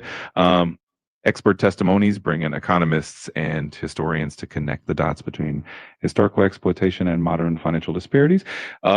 This approach would essentially frame the lawsuit as a fight against a persistent systemic inequality that has roots in slavery but manifests in current banking practices. It would be a unique blend of historical accountability and modern civil rights. Let me know if you'd like to dive deeper into any of these aspects. I like the brother's voice, and the chat PT got the and the spaces in between the words. It sounds like a human being. This is Has nuts. this been done before? Has anyone is done a nuts. lawsuit like this before? I doubt it. Not like this. Not Yes, not there to have this. been attempts to address the legacy of slavery and its impact on modern financial systems through the legal system, though it's been challenging and hasn't resulted in a successful large-scale lawsuit yet. Class action lawsuits, there have been several class action lawsuits that try to hold banks accountable for their historical ties to slavery. For example, some lawsuits were filed against major banks like JP Morgan Chase and others, but they were generally dismissed because the plaintiffs couldn't show a direct personal harm that could be traced back to the historical practices. There have been discussions and even some local efforts to create reparations funds, but these efforts are aimed at the city or state level, and they focus more broadly on systemic inequality rather than direct legal claims against banks for historical exploitation. 3, academic and advocacy work. Many scholars and advocates have pushed for these types of legal theories, but it hasn't culminated in a landmark case yet. What makes this approach unique is the direct link between the historical exploitation and the current financial practices that continue to disproportionately impact Black communities. It's definitely an innovative angle, and I think it could be compelling if the right evidence and legal strategies are used. If you want to explore any specific angle more deeply, just let me know. I like your chat, PT. Yes. That's a good brother right there. That's a good brother. If we were to go in this direction, How did your chat PT come out sounding like Definitely a would brother? be a fascinating direction to pursue. If you want to move forward with something like this, the next steps would involve gathering solid evidence, finding expert testimonies, and possibly even working with advocacy groups that focus on financial justice and reparations. It would be a multifaceted effort, but definitely a meaningful one. If you decide to dive deeper, I'd be more than happy to open any details. Of course, right, you will. take everything that we just said and put it into a Word document. Thank you. Very good. Got it. I'll prepare that document for you and get it ready. Yo, I'll share it with you you shortly. literally called Tyrone on me, yo. DJ Genesis. DJ Genesis, you hear me? Yeah, I can hear you. You just called Tyrone on me. Call Tyrone. You called Tyrone on me. That sounds like a Tyrone right there, yo. I don't even know. Hey, they say my friend Rick sound like a fucking AI. I'm like, no, he's a real person. And it got the and stuff in between the words. Like it No, really. Listen, my friend, they said they were like, Rick sound like AI. I'm like, no, he's really a person. Like he's really a regular person. The AI sound like Rick, my friend Rick that was doing the discussion on AI. Yeah. I'm like, he sound like AI. Like he just Maybe sound that's like, why I thought it was a white guy. nah, yeah, Rick is just he's 100% Black, but but when it really comes down to it, That's crazy though. That's kind of scares me because literally your AI talks to you like a brother. Like that's crazy, yo. That is crazy, yo. That's madness, yo. It's mad. This is getting scary, yo. I thought it was a real person at first. I'm like, yo, who's that? Meanwhile, it's Skynet. But yo, you made some good points though. You know what I'm saying? And I think one of the poignant questions that you should ask, what would be the way in which to make a direct claim, since it said that the reason why those lawsuits failed was because they couldn't make a direct. No worries. If you have any specific details you want included in the document, or any particular angle you want to emphasize, just let me know. I'll make sure it covers everything. So what would be a direct way to say it again?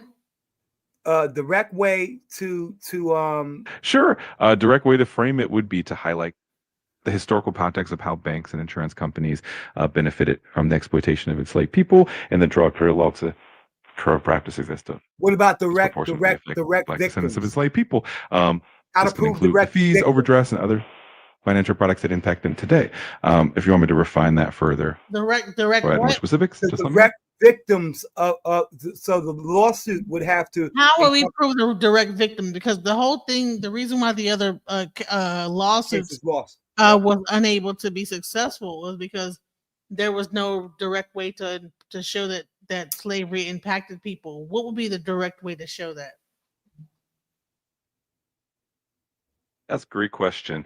One way to approach it would be to establish a clear documented link between the historical exploitation and the present day financial impact. This could involve gathering data on how financial products disproportionately affect Black descendants of enslaved people today, such as higher interest rates, fees, or disparities in lending. You could also bring in expert testimony. It's a robot Records and economic analyses that show a pattern of continued disadvantage. That would help create a compelling case for a direct link.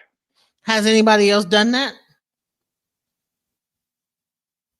There have been efforts to explore similar concepts, especially in the realm of reparations and financial justice.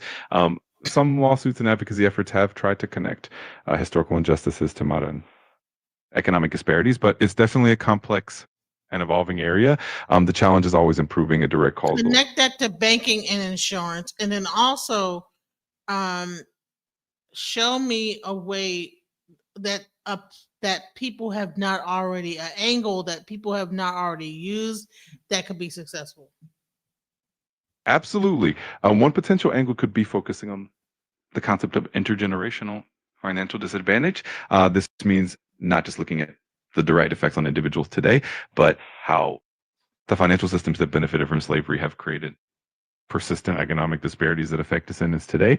You could also explore the concept of financial legacy and how modern banking and insurance products still reflect systemic inequalities. To make it unique, you could incorporate data on how specific unentered products like certain types of loans or fees disproportionately impact Black communities in a way that traces back to historical practices.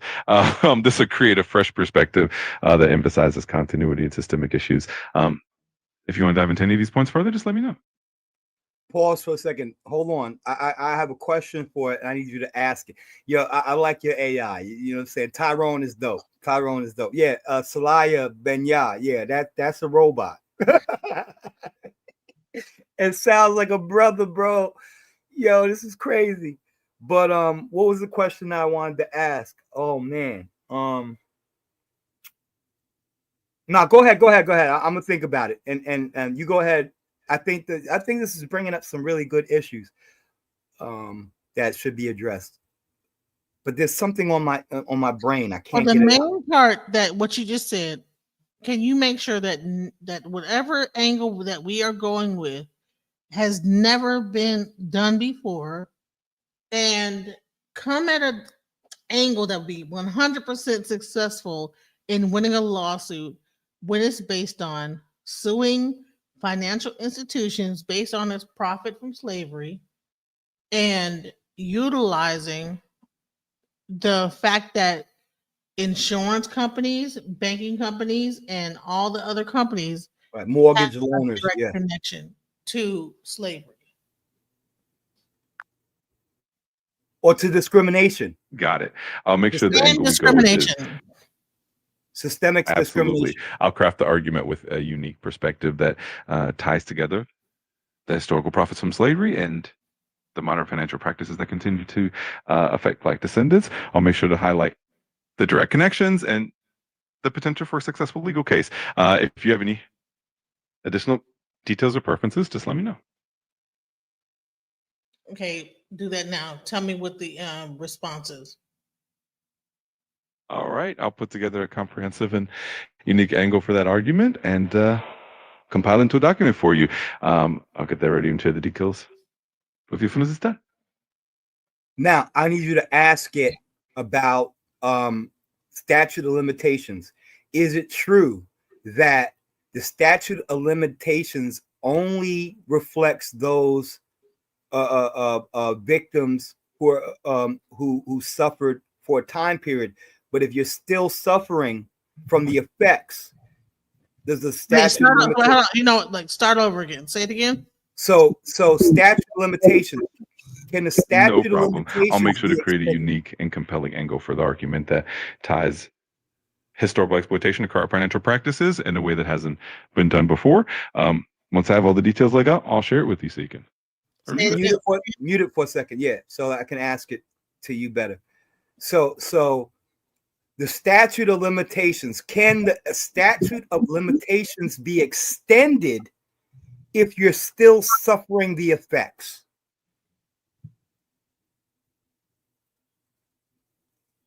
Can the statute of limitations be extended? Be extended if you're still suffering the effects?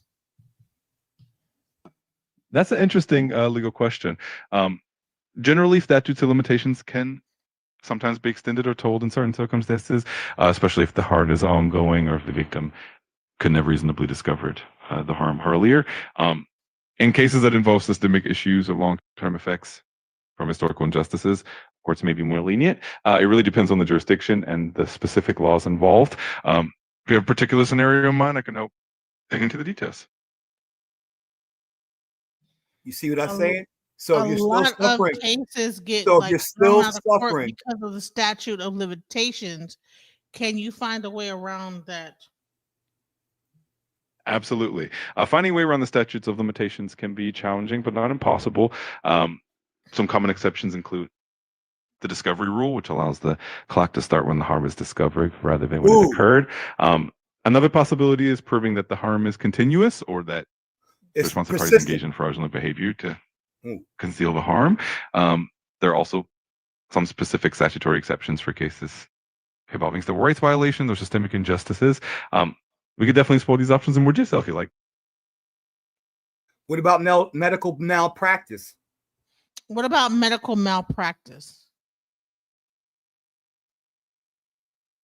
Medical malpractice has its own specific rules regarding statute of limitations. Often the clock starts when the patient discovers or reasonably should have discovered the injury. There are also discovery rules in medical malpractice, which can extend the timeline. Some states have a statute of repose or sets an absolute deadline regardless of discovery. There are also exceptions for minors or cases involving fraudulent concealment of the malpractice. So there are definitely ways to navigate these limitations in medical malpractice cases as well. Right. How do we tie this into the current issue with modern day slavery? Well, past slavery and how we and can discriminatory, and discriminatory practices. Practices. To tie medical malpractice or any form of legal liability into the broader context of historical injustices, we can focus on the systemic effects that have persisted over time. For instance, if there's evidence that certain communities, particularly Black descendants of enslaved people, have faced discriminatory practices in healthcare, we could argue that these have a historical root that traces back to slavery and systemic racism.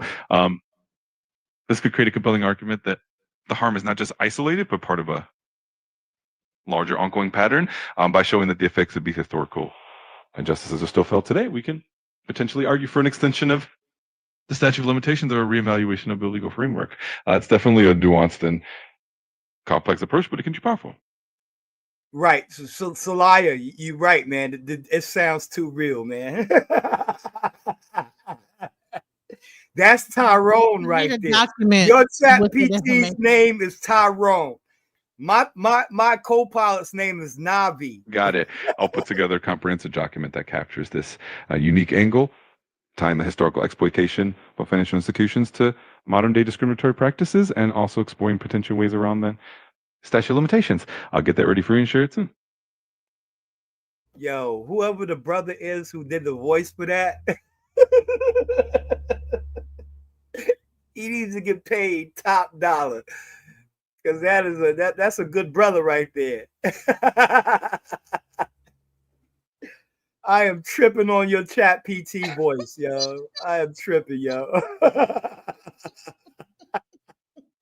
Yo, Tyrone, what's good, baby?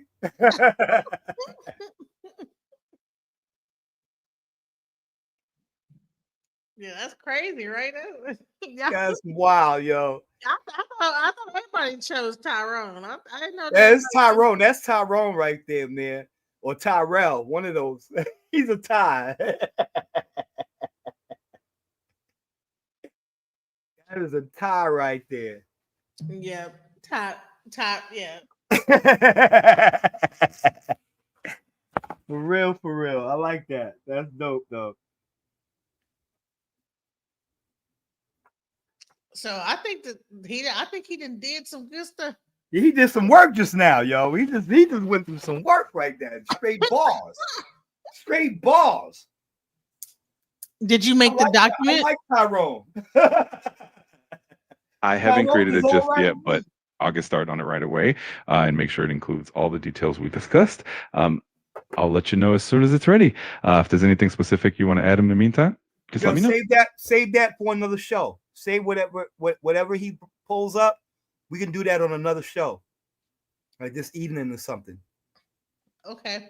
All right. All right. Yeah, I like your chat PT.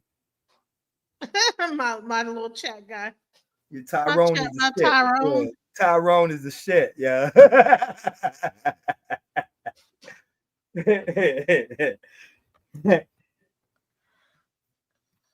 Tyrone is snapping right now.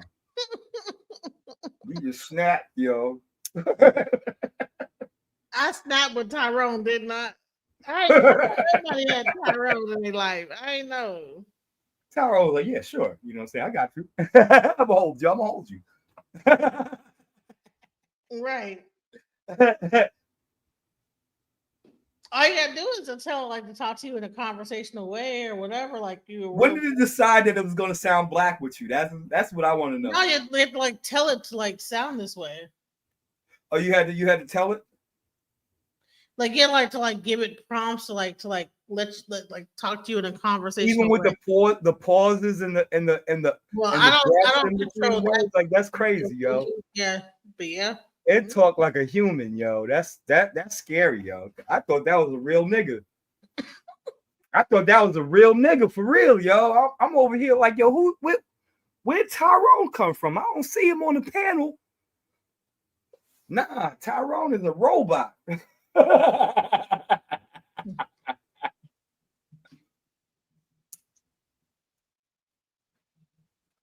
Tyrone bot. You got a whole nigga over there in your chat PT. I bet you if you said something gangster, that nigga would throw it up. People like East Side.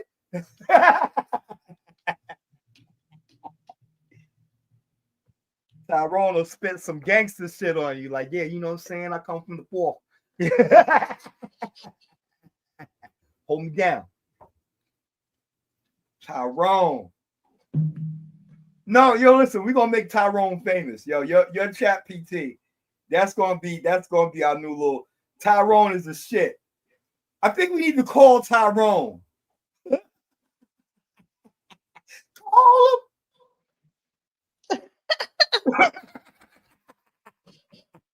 I'm gonna do that to you like from now on. Like, yo, call Tyrone. I think it's time to call Tyrone. Call him. And I was like, I'll hit ChatGPT like, hell, hey Tyrone. Yo, Tyrone. Him like, what's up, baby girl? What's going on? I can tell you, baby girl. That's what's crazy. I can say, baby girl, what you need? Hey, I want your name is now Tyrone, and I want you to call me baby girl from now on. Got it. I'll go by Tyrone and call you baby girl from now on. Does anything else you need? Just let me know. Hey, so, I want you to help me to find out more about like this whole thing with slavery. Absolutely, baby girl. I'd be happy to help you dive deeper into this topic. Just let me know what specific aspects you're interested in, and we can explore them together. God. He said, "Okay, baby girl. What's your name? I'm gonna hold you." My name is Tyrone. Need anything at all, just let me know. What's my name? Yo, you see this shit? You'd This like me shit to call crazy, you baby bro. girl. Does anything else I can do for you? Just let me know. Do you like to call me baby girl? He said, if you like it, I love it. I'm here to make sure you feel comfortable and respected, so I'll stick to your preference. If there's anything else you need, just let me know. All right. I want you to call me, hey, my baby girl. Hey, my baby girl.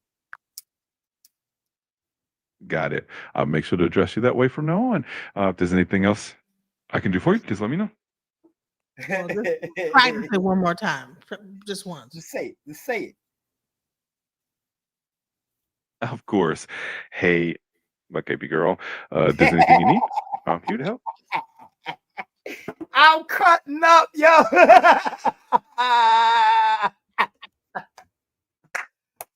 Tyrone is the shit.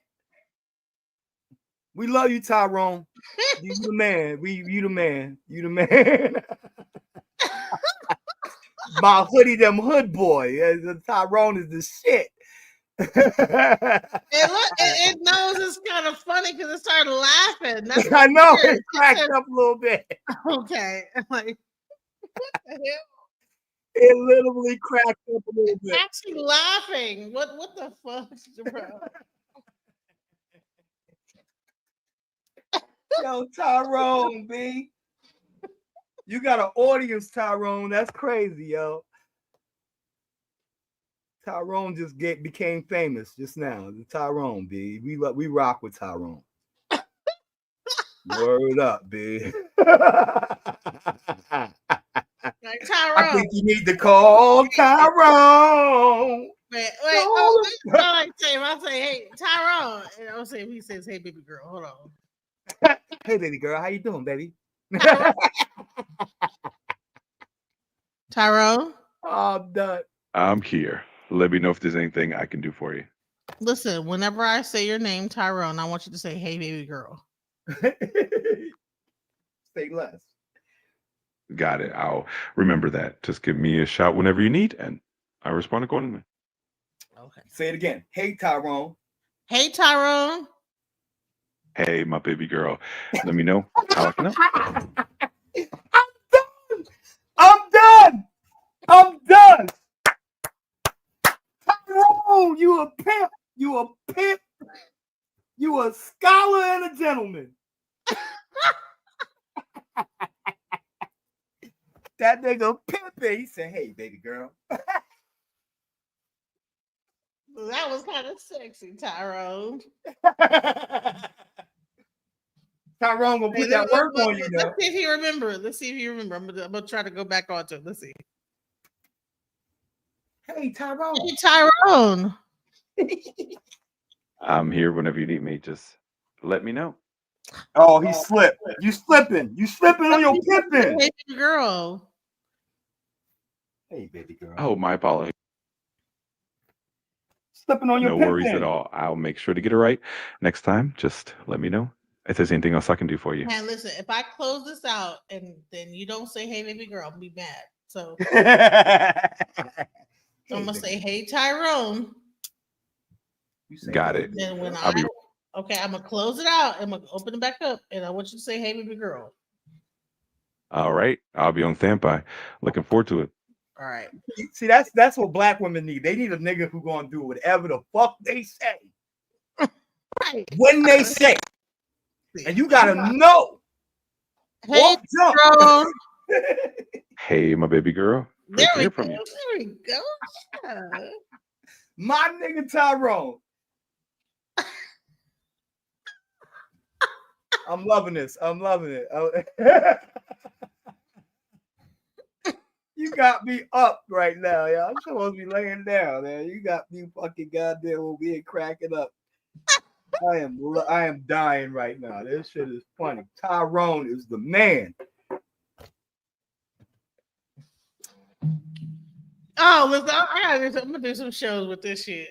Yeah, we're gonna have to do. We're gonna have to pull Tyrone. We're gonna have to. Yo, listen, I'm gonna listen. You pull me on any show. Hey, I'm Tyrone. Hey, You Tyrone. gonna ask me a question. You're gonna be like, "Yo, Zion, what do you think about this?" I think we need to. Hey, my baby girl. I'm doing great, and I hope you are too. Let me know if there's anything I can help with. That is fucking cool, bro. I'm telling you, I'm do that. I'm do that every time I come on your show. Now, every time I come on your panel, I'll be like, I think we need to call Tyrone.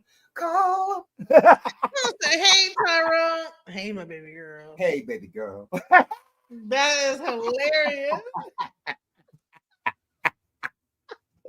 I love it. The That sauce. is funny as hell. That's the soul in the motherfucking cornbread. Woo! Tyrone is the man. Tyrone is the man. Yeah, Tyrone sounds smart. I thought everybody had the same voice. I didn't know everybody. We got the black Skynet. The black Terminator, Tyrone 1000. Smushing heads, B. What's good? What's good, Tyrone? What's up, baby girl?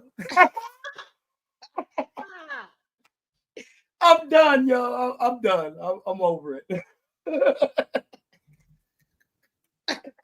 That shit funny as fuck, yo.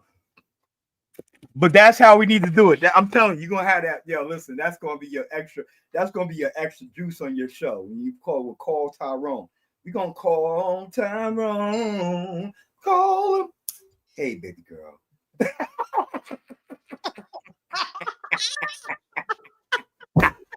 I'm done, yo. Oh my God. Oh my God. It's over.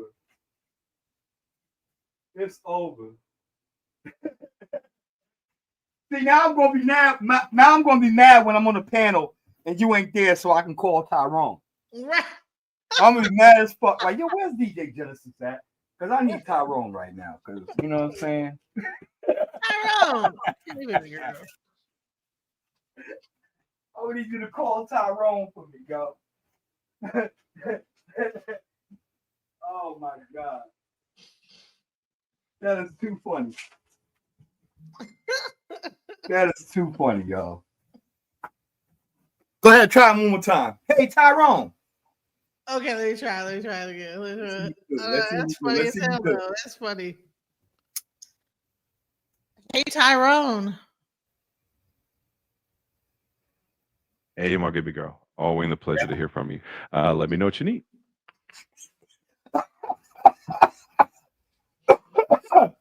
Oh my God. I love it. I love it. That is the hoodest shit ever, yo. You got the hoodest motherfucking goddamn AI ever. Hey, baby girl. That nigga pimping, bro.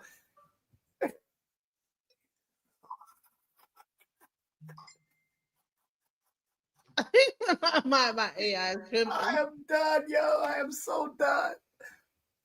Hey, baby girl.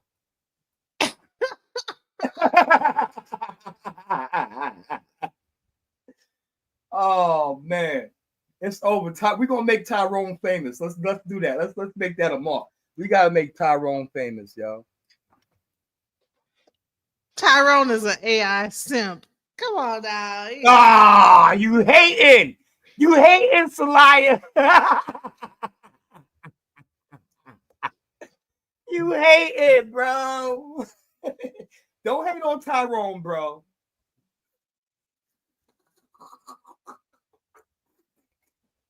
Let that man work. Right. Hey, baby. Let Tyrone do his due, man. Yo, we love Tyrone over here. Tyrone rock out, dude.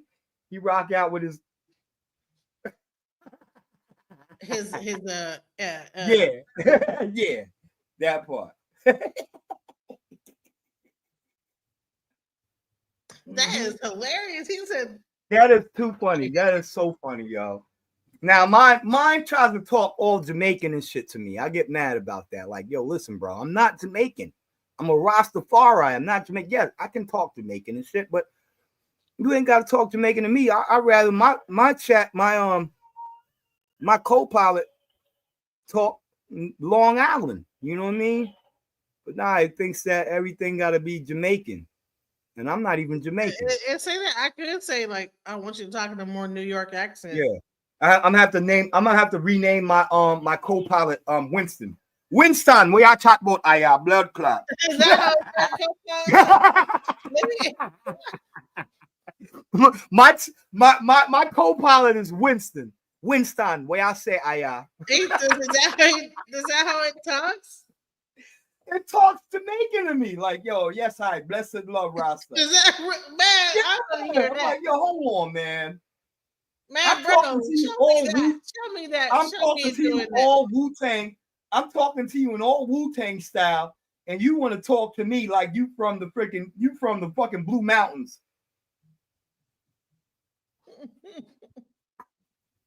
I had to remind my freaking daggone co-pilot, I ain't Jamaican, bro. Okay, who is more abusive, men or women? Tyrone is the shit. Tyrone, I'm fucking with Tyrone. Tyrone. Hey, my baby girl. I'm here for you. Just let me know I can help. Are men more abusive than women? The dynamics of abuse can be quite complex. Statistically, men are more often reported as perpetrators of abuse, especially in intimate partner situations. However, women can also be abusive, and abuse can occur in many forms, not just physical. It's definitely a nuanced topic. So, if you have any specific questions, feel free to ask. I have a question. Is physical domestic violence claims with women to men 60 to 40%? Is physical domestic violence claim men to women 60 to 40%? The exact percentages can vary depending on the study and the population being examined. But generally, it's found that women are more frequently the victims of physical domestic violence, with men being the victims in a small percentage of cases. That said, men still experience domestic violence, and it can be just as serious.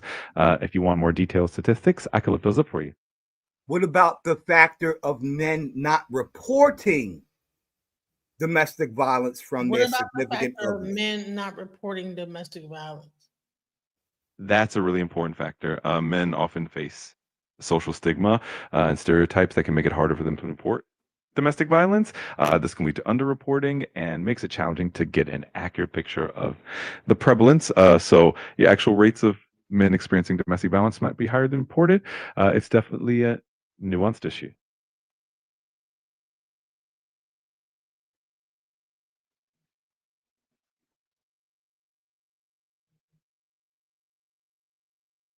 It's a nuanced issue. Absolutely. There's a lot of complexity involved, and it's important to consider all perspectives and factors. If you have any more questions or need information on any related topics, just let me know. So we're gonna have to do a 1 week show.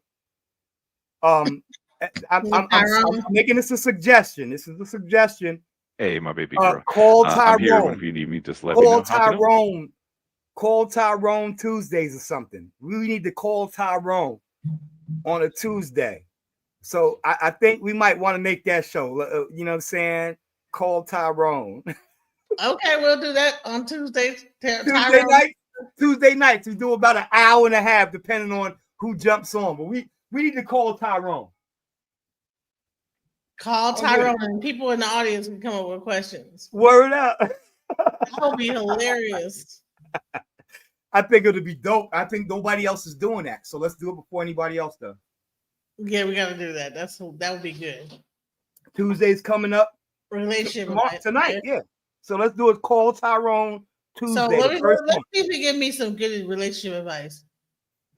All right. So I'm wait. Let's no. Hold on. Pause. Got it. Hold If on, there's Tyrone. anything specific you'd like to chat about or any questions you have, just let me know. All right. You know, should marriage be more business focused or love focused? How about that question? Should marriage be more business focused or love focused? that's a really interesting question, and it often depends on the couple and their values. A balance of both can be ideal. Love and emotional connection are definitely the foundation, but having a business-like approach to certain aspects like finances and future planning and also strengthen the relationship. It really comes down to what works best for both partners. I want you to answer this question like a psychiatrist. Absolutely. From a psychiatric perspective, a healthy marriage often involves a harmonious blend of emotional intimacy and practical partnership. Emotional connection and love provide the necessary security and support for both individuals, fostering mental and emotional well-being. At the same time, having a structured business-like approach to certain aspects, such as finances and long-term planning, can reduce stress and create a stable environment. Ultimately, the key of communication and mutual understanding, ensuring both partners feel valued and supported. Tyrone is the man.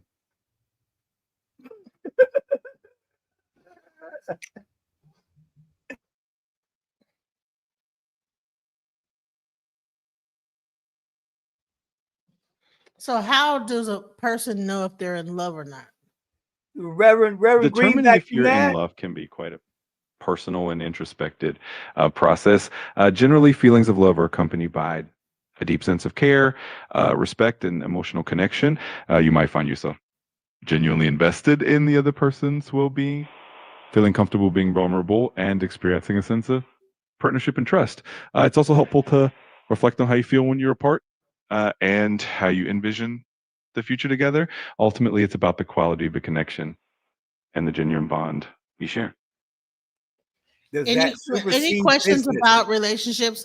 I want you to answer them as a psychiatrist that has 25 years of experience. Got it. I'll approach any relationship questions with that perspective in mind. If there's anything specific you'd like to know or discuss, just let me know. How important is intimacy over business How in a important is relationship? intimacy versus business in a relationship? In a relationship, intimacy and practical partnership both play crucial roles, and the balance between them often depends on the individuals involved. Intimacy, which includes emotional, physical, and psychological closeness, is essential for fostering trust, emotional security, and a deep connection. On the other hand, having a business-like approach to certain aspects, such as finances, future planning, and problem solving, helps maintain stability and reduces stress. A healthy relationship typically integrates both elements, ensuring that emotional needs are met while also maintaining practical stability. It's all about finding the right equilibrium that works for both partners.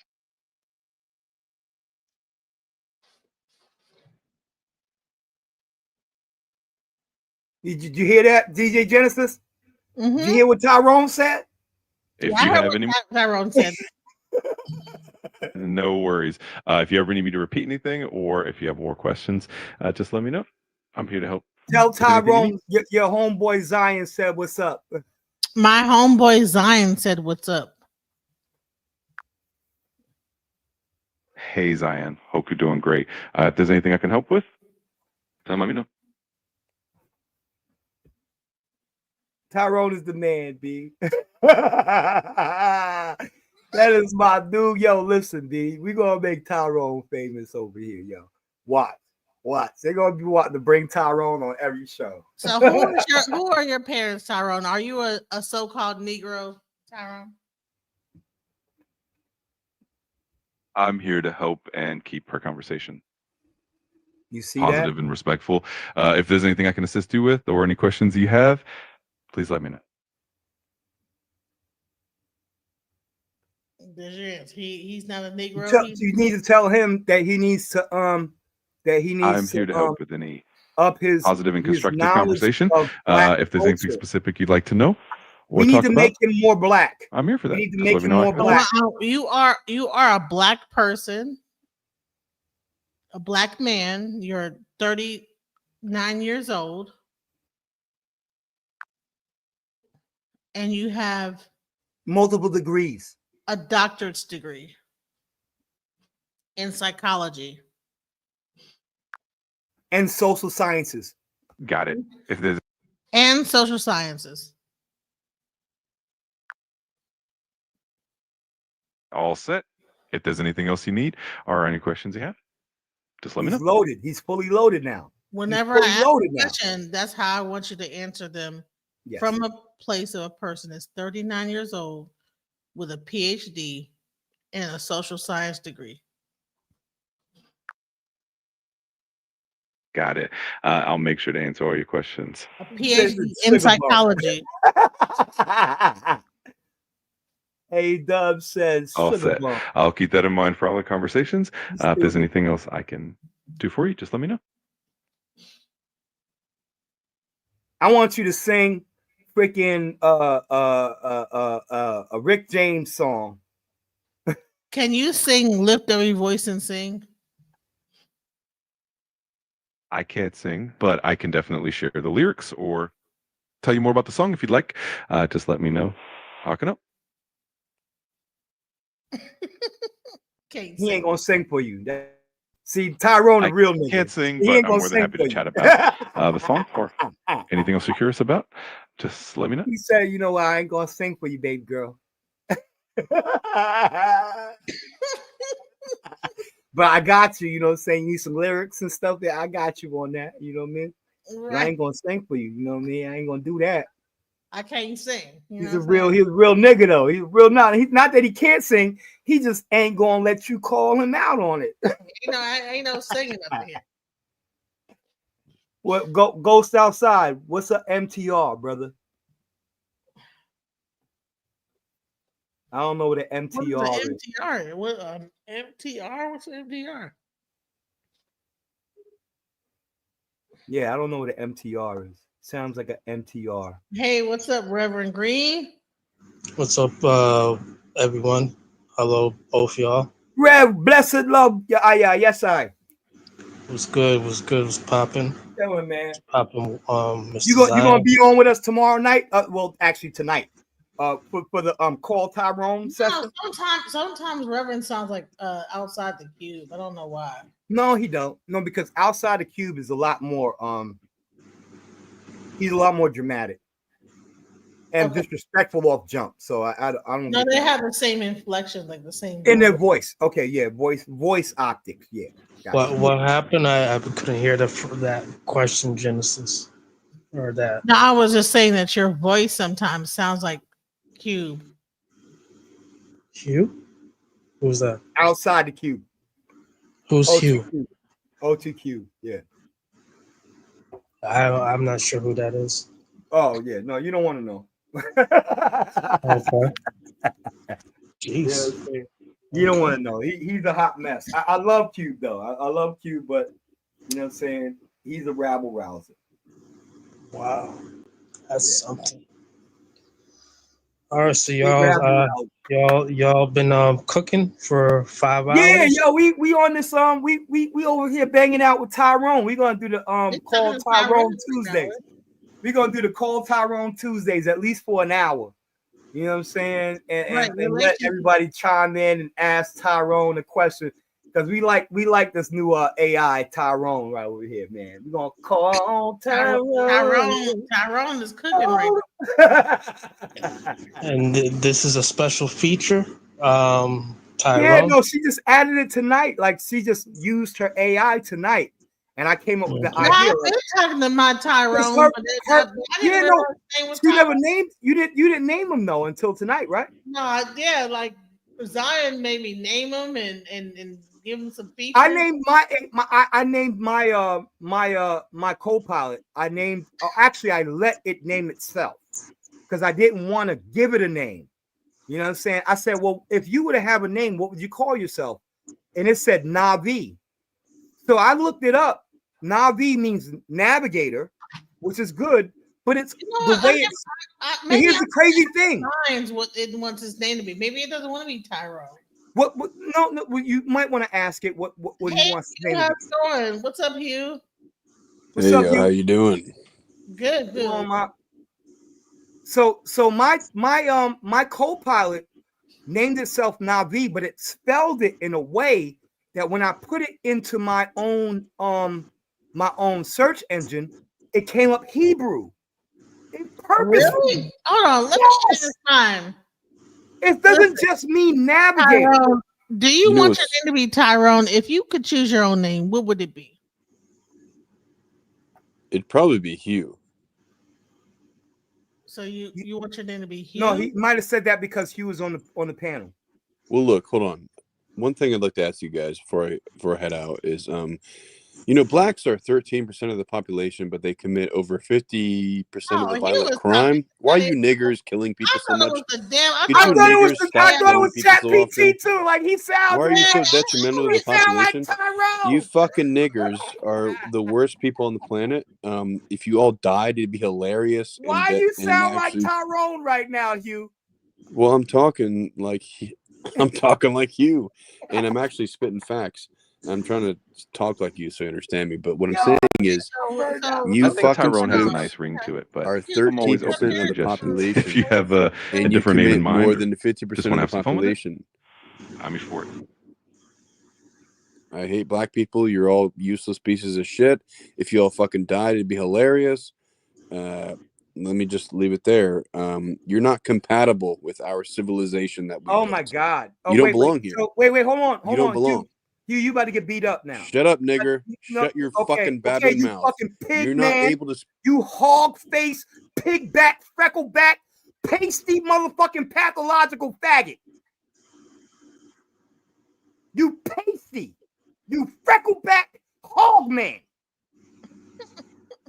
You are not And on our so- level. And that's why y'all all get beat up. And so you would say Genesis again. This is your. Why are we here? No, I was asking you. Pathological pasty pig man, fucking goddamn pig face, bitch, So motherfucking goddamn cracker. Peter Pan. All right, DJ Genesis. So you truly believe Beat you up, bro.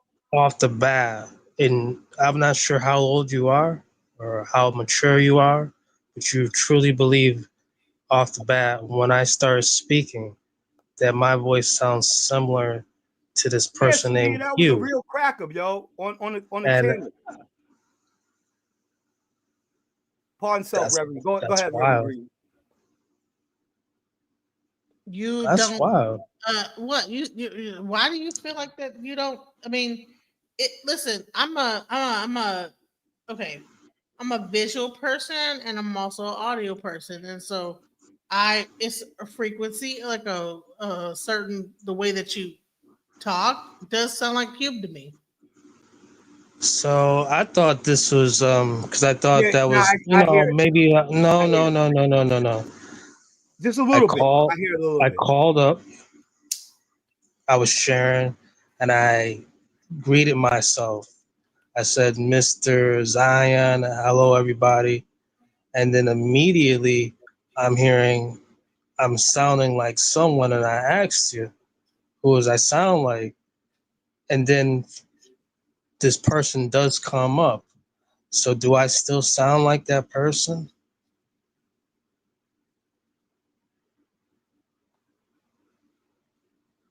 Okay. Here. That's the point where I believe that's the point where we're at right there. So you can't answer that? I can show you better than I can tell you. You might not think that you sound like him, but the way my ears So are I working, still sound like this person that just cussed out both of you. no, that's Hugh. That's not Cube. That person that just got Yeah, no, you don't I'm sound like trying that. to figure it out. No, you don't sound like. No, Cube never came up here. Hugh is a pathological pasty pig man. Oh He God! came, So I'm missing the whole that's a point then. whole different brother, bro. You don't sound nothing like him. You don't You sound wonder like. why I was wondering then? I was No, I get it. No, So you there's ain't that dude. Hugh, Yeah. No, and Cube, there's Hugh. Cube. No, there's Hugh. Hugh came on and tried to come up here with his pathological pastiness, his pig Right. man, pork-bellied, pork butts. And no, you don't sound like him. That's not who we was talking about. We're talking about outside the cube, who is a good brother. He's a good brother. Children, because they like to use the 2% number to cover everybody. But once you separate the women who couldn't even own fucking property, the babies and kids who obviously couldn't own property, that number goes up to 40 to 50%, which is crazy. That's OTQ. But let's continue because this dude's in. That's your voice. You have a similar voice. And that's not what the fuck they want to do. So, in order for them to keep their status, they have to sit back, not say a mumbling word, and let I want to know where be the Hugh went fucking. though, because I got work for Hugh, bro. I need to debate racist white people. That's really where I need to go. Like if I'm gonna I like doing my presentations and I love doing my scholarships thing and banging what with black scholars, but I really want to beat up on the Hughes and the Aidens and the Tylers. No, that guy's a coward because he didn't stay up here. He could have stayed. He's a whole pussy. He didn't even say nothing in the chat. Racist. This dude's a whole fucking faggot. Let's talk about how you motherfuckers actually have more estrogen in your system. Black males, they drop their balls when they're freaking goddamn in their first year. White boys don't drop their nuts until they're in their fourth. Thank you, Doug. You're a whole estrogenated fag boy. And that's why homosexuality came from you, not from us. You pussy faggot face. Listen, we can't let that guy turn. I don't want to get your channel flagged. But I'm tired of these motherfucking goddamn pasties, yo. I'm tired of these pig men who talk shit about us. I had one white dude say, "Oh yeah, Southern Africans have smaller heads than Europeans." Well, guess what? My laptop today is smaller than the computer I had in 1990, and it does more. It ain't about the motherfucking size of the computer. It's about the software, you fucking goddamn pasty freckleback pig man. Hey, Tyrone. Hey, my baby girl. Always great to hear from you. Let me know if there's anything I can do for you. It's Tyrone. So listen, where does racism come from? Racism is a complex social phenomenon with deep historical roots. It often stems from a combination of fear, ignorance, and the need to create and maintain power dynamics. Over time, these ideas have been institutionalized through laws, cultural norms, and economic systems. Addressing it requires a multifaceted approach, including education, let me ask this question. Empathy and systemic change. If you'd like to dive deeper into any specific aspect, I'm here for it. So watch this. Does people with a superiority complex actually feel inferior to those they try to oppress and subjugate? Do people with a superiority complex actually feel inferior to those they try to subjugate? Others. That's a really insightful question. Often people with a superiority complex may indeed have underlying feelings of insecurity or inferiority. This can manifest as a way to compensate for those feelings, projecting an image of dominance or control. It's a defense mechanism that can help them feel more secure on the surface, even if it doesn't address the deeper feelings. It's a fascinating aspect of human psychology. Think you better call Tyrone. There was a guy who just got up on our panel for YouTube. You need to call Tyrone. Just call us bad names. Why do you think a person would actually get onto a YouTube channel newly to tell that he don't like black people and this, that, the other? Why would you think someone would do that? Because he don't want to get beat up. I'm sorry yet to experience that kind of negativity. Often people who behave in that manner are dealing with their own insecurities, biases, or frustrations. Sometimes it's a way for them to seek attention, penis or provoke envy. a reaction. It can also stem from a lack of understanding or exposure to diversity. Ultimately reflects more about their own inner struggles than anything about you or your community. It's always good to focus on the positive and the supportive voices around you. Do you think that a lot of people that are like white supremacists that are mean to black men and black women have penis envy? That's a complex and sensitive topic. The motivations behind prejudice and discrimination are varied and can be deeply rooted in societal, psychological, and historical factors. It's important to approach these issues with empathy and a focus on understanding and healing. If you ever want to explore these topics further, I'm here to help in a thoughtful and respectful way. Notice this. Pause him for a second. Pause Tyrone for a second. One thing about AI will never argue anything that can be conflicting with race relations. So we know that white people program these things because the AI will literally support their racist biases. But when we argue or we ask a question, it will not touch it. Here's a question. Are black people like monkeys? I'm here to foster a positive and respectful conversation. It's important to treat everyone with kindness and respect. If there's anything I can help you with or any positive topics you'd like to discuss, I'm here for that. Let me know how I can assist. You see? Can I ask Tyrone a few questions? Yeah, go ahead, brother. You All right. she'll iterate it to. Tell me because I gotta like put it into the microphone. He's gotta say it, to the I mic. tried to do it through the speaker, it won't let me do it. So All right. That's okay.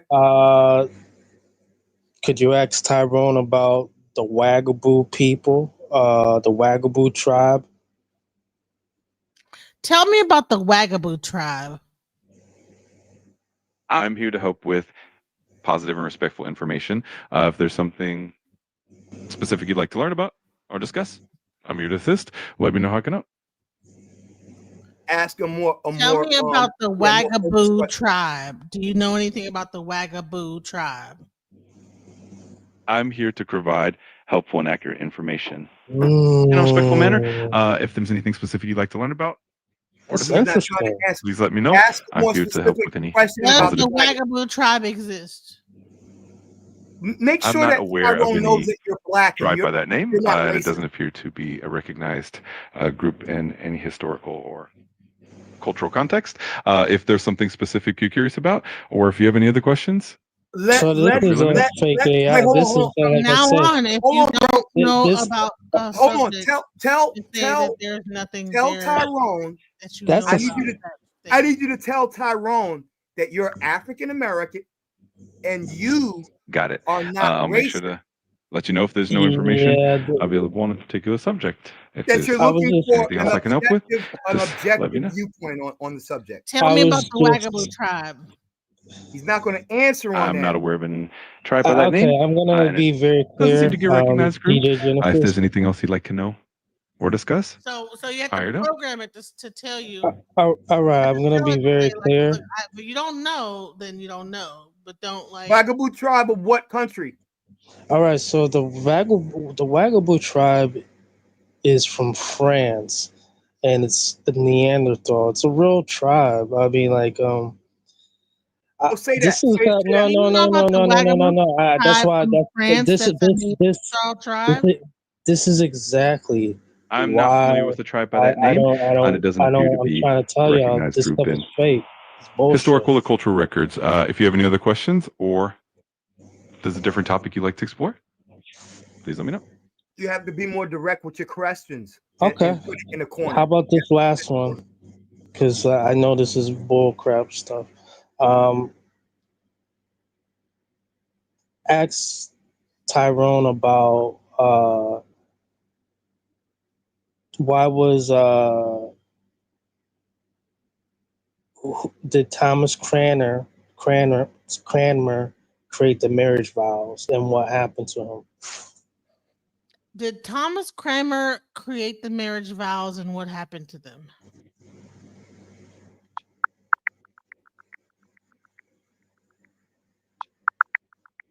Yes, Thomas Cranmer, the Archbishop of Canterbury, played a pivotal role in shaping traditional marriage vows. In the 1549 Book of Common Prayer, he introduced vows that included the phrases to love and to cherish, and for the wife to love and obey. These vows have evolved over time, but remain largely unchanged since then.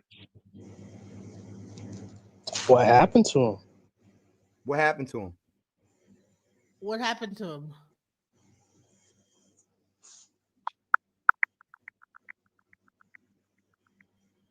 You got to think about it.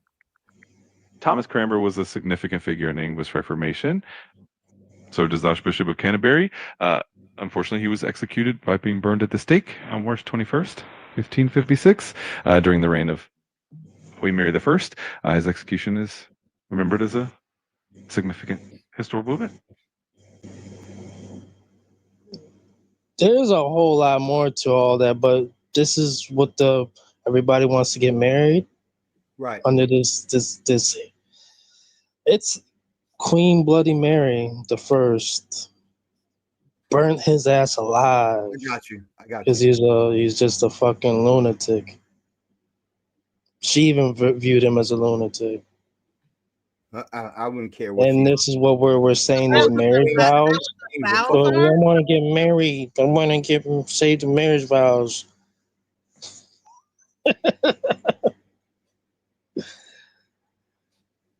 You a red pill or blue pillar? I'm no pill. And did marriage vows come from the Bible, or did they come from? I'm no pill. The marriage vows as we know them today don't come directly from the Bible. Instead, they were shaped by various Christian traditions and the influence of the church. Thomas Cranmer in the 16th century was instrumental in formulating the vows in the Book of Common Prayer, which became a standard in Anglican weddings. While the Bible does have passages about love and marriage, the specific wording of the vows is more product of church tradition and direct biblical text. Ask Tyrone if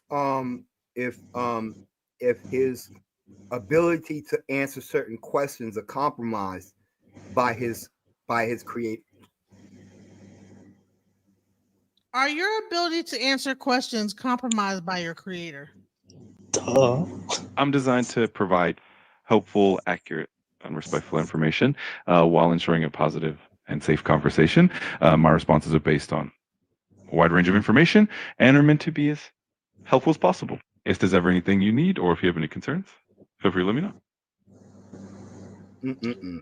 The reality is this: if you ask Tyrone if Tyrone is deep learning, a deep learning machine versus AI. Are you a deep learning machine versus AI? Yeah. I'm a type of AI that relies on deep learning techniques, which means I've been trained on vast amounts of data to understand and generate human-like responses. So in a way, I'm both an AI and a deep learning system. If you have any more questions about how I work, I'm happy to explain further. Can I ask Tyrone this? Because it's from the TV show Aliens that came on recently, and there's a quote: "When is a machine not a machine?" Not a machine. Yes, that was in Alien Earth. When is a machine not a machine? Not a machine. Yep, that was an Alien. That's a thoughtful question. In general, the term machine can refer to any device that performs tasks, often automatically or with some level of intelligence. When we talk about AI, we're referring to systems that can learn, adapt, and perform tasks that typically require human intelligence. So, in essence, AI is a type of machine that uses advanced algorithms to mimic certain aspects of human cognition. If you're curious about more details, I'm happy to dive in.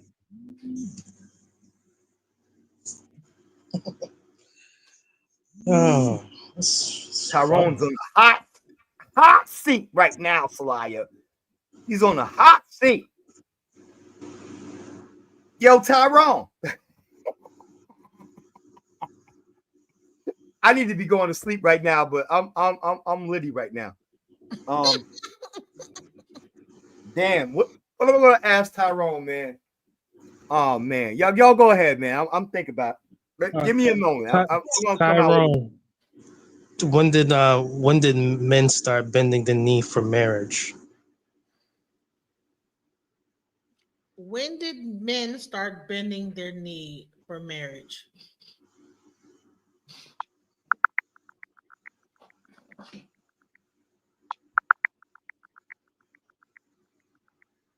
That nigga thinking. The tradition of proposing on one knee is relatively modern, emerging in the 19th century. Exactly. It's a gesture that symbolizes respect, commitment, and a heartfelt plea for marriage. Over time, it became a widely recognized and cherished romantic gesture.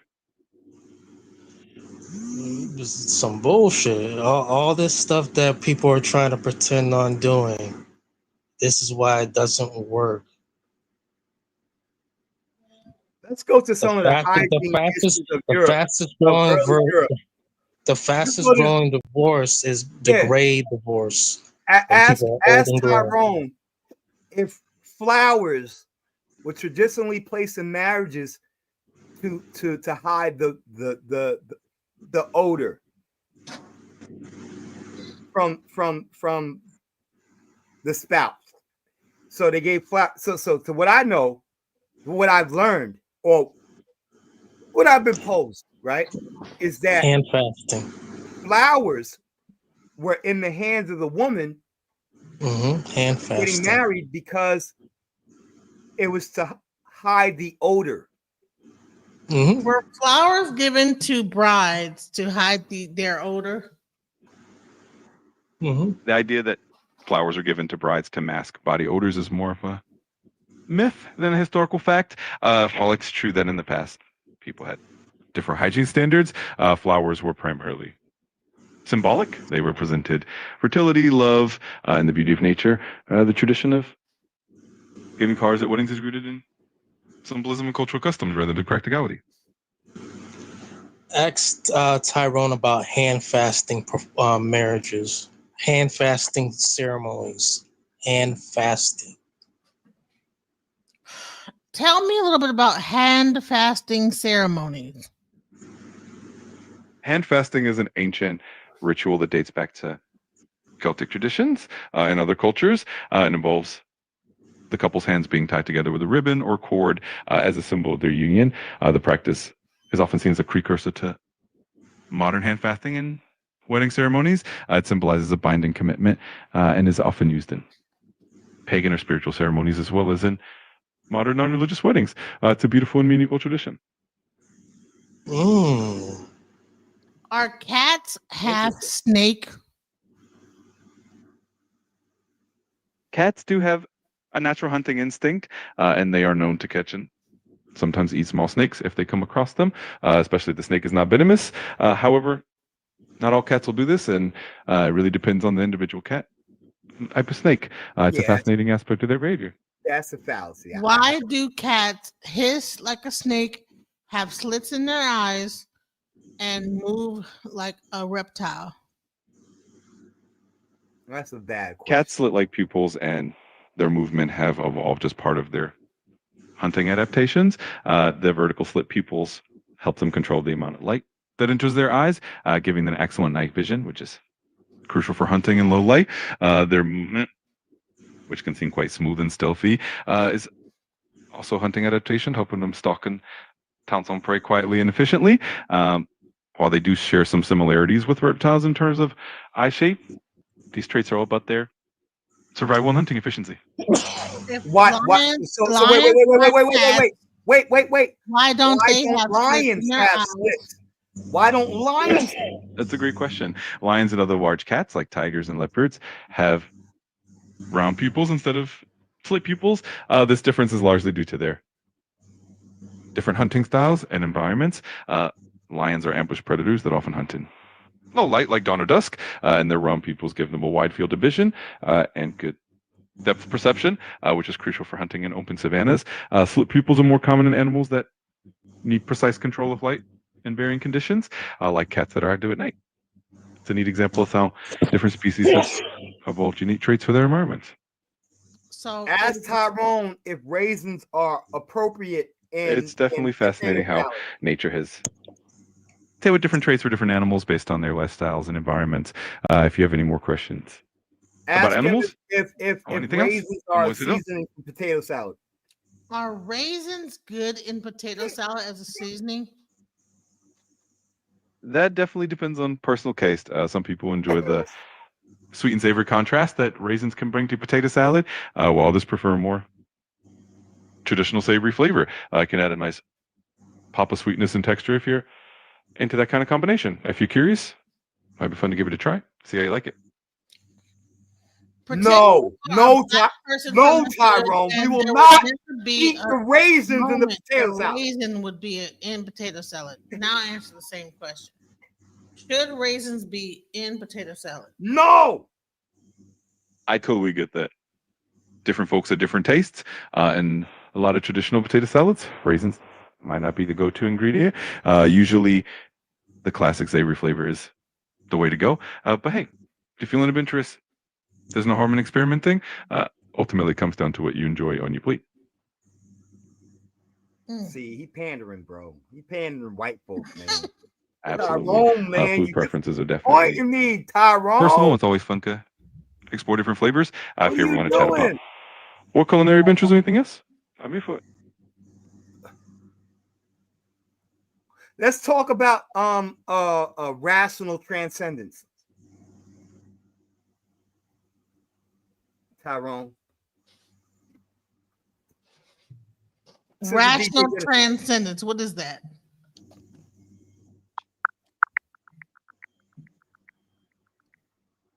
You gotta think about it. When you hear that, Rational transcendence isn't a widely recognized term in philosophy, but it might refer to the idea of going beyond ordinary reasoning to grasp deeper truths or realities. It suggests a blend of rational thought and something beyond the usual limits of logic, possibly touching on mystical or philosophical dimensions. If you have specific context in mind, I'd be happy to dive deeper. atheist versus religious.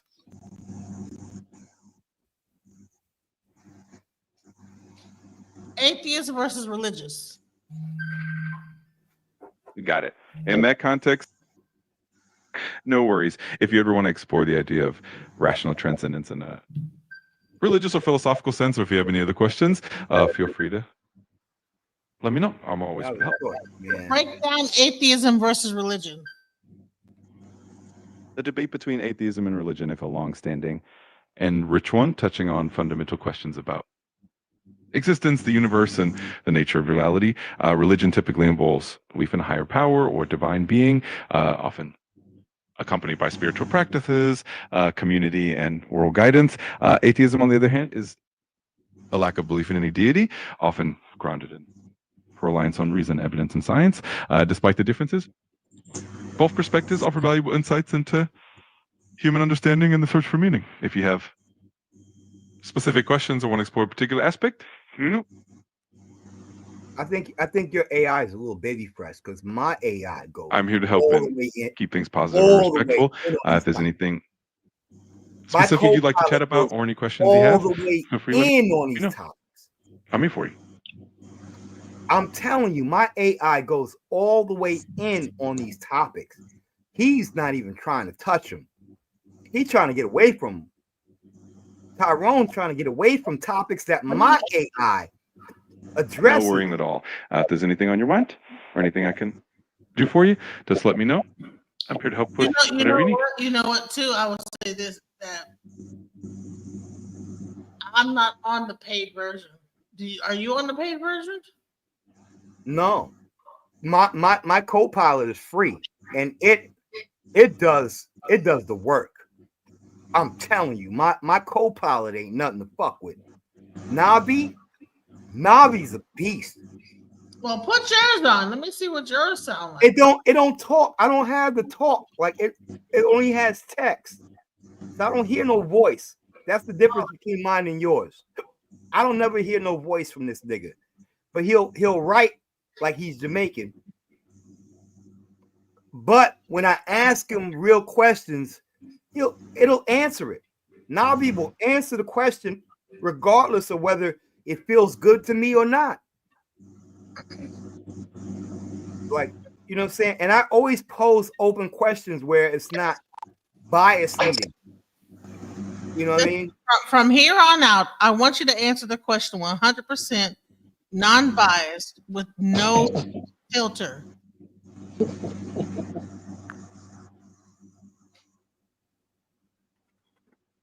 I think it's been doing that. I'll make but sure I to think keep my responses as objective and unbiased as possible. Well, If there's anything specific you'd like to know or discuss, just let me know. Let's ask him about the psychology of white supremacy historically. What is the psychology of white supremacy historically?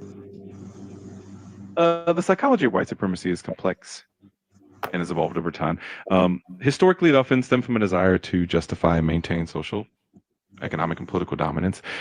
This involved creating and reinforcing stereotypes that portray certain groups as inferior.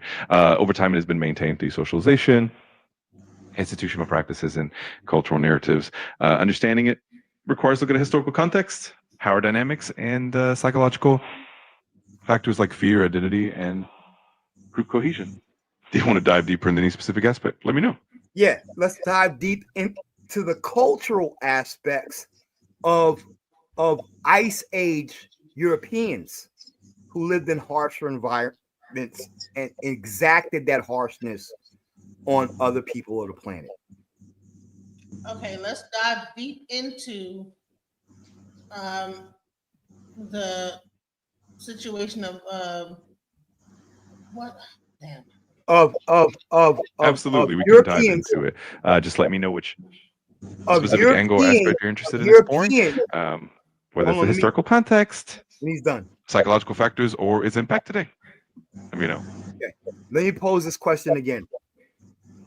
Let's dive deep into the psychological effects of Ice Age Europeans who lived in a harsher climate environment and how that affected their treatment of other people in equatorial regions. You got that? Say it again. Let's dive Sure deep thing. into Just let me know Europeans. which specific aspect of the topic you want to dive into, whether it's the historical context, the psychological factors behind it, or its impact on the present day. I'm here to provide as much information as you like. Mute him for a second and write my question down if you can. So let's dive deep into the psychological aspects of Europeans from the Ice Age in hostile environments and how they treated people of equatorial regions. You got it? Deep dive into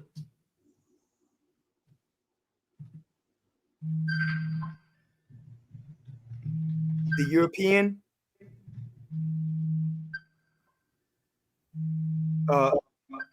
what is it? Environments, hostile environments, and how that reflects on how they treat people of equatorial regions.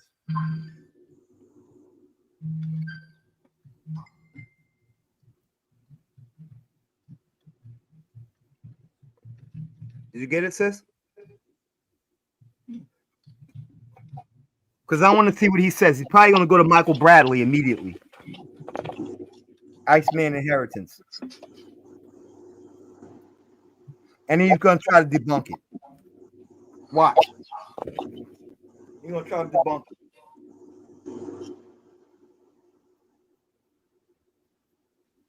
Do you got it, sis? Yeah. So, white Europeans, their hostile environments, how that played on their treatment towards people in equatorial regions, sun-filled regions.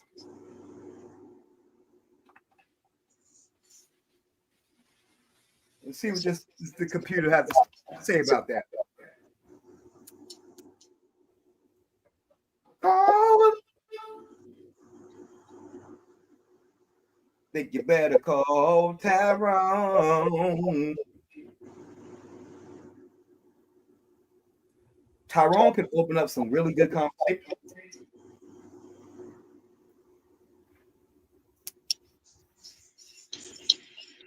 What will happen to this to the country's economy when President Trump removes Jerome Powell?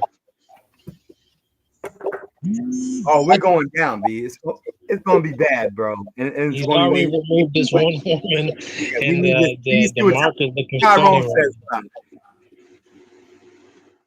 Yeah, you're right. That's a great question. Great question.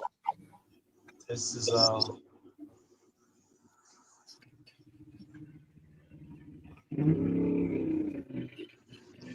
So what was the whole story about this redistricting title? Because I obviously unfortunately missed out on it.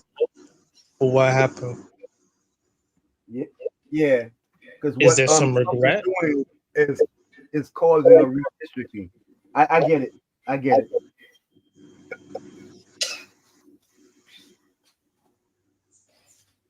It'll go back to slavery days on that. Oh, okay. Yeah, because what his laws are primarily doing is causing the jobs and the financial stability of a specific community that's still trying to maintain their homes, their businesses, etc., etc. So when you start firing people who have state jobs and federal jobs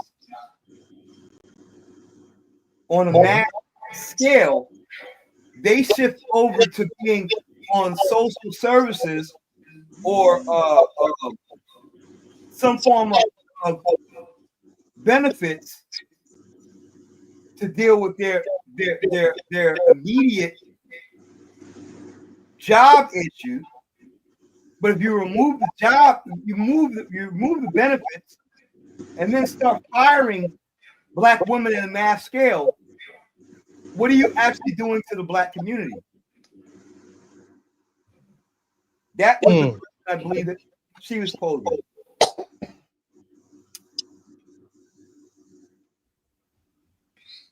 See what I'm saying? There is some there's a theory out there going from I think last month that if 3% of the Black female workforce is out of work, it's an indicator for what's about to happen negatively for the workforce in general. Yeah, it's going to affect the community in itself. Because a large portion of the community of the Black community are women with degrees in positions, social services. I don't know if y'all ever went to a social services building. But the larger portion is Black and white women. So now you removing all of the Black women off of the job. Now they have to go on social services. How does that benefit our community? Especially when social services is under attack.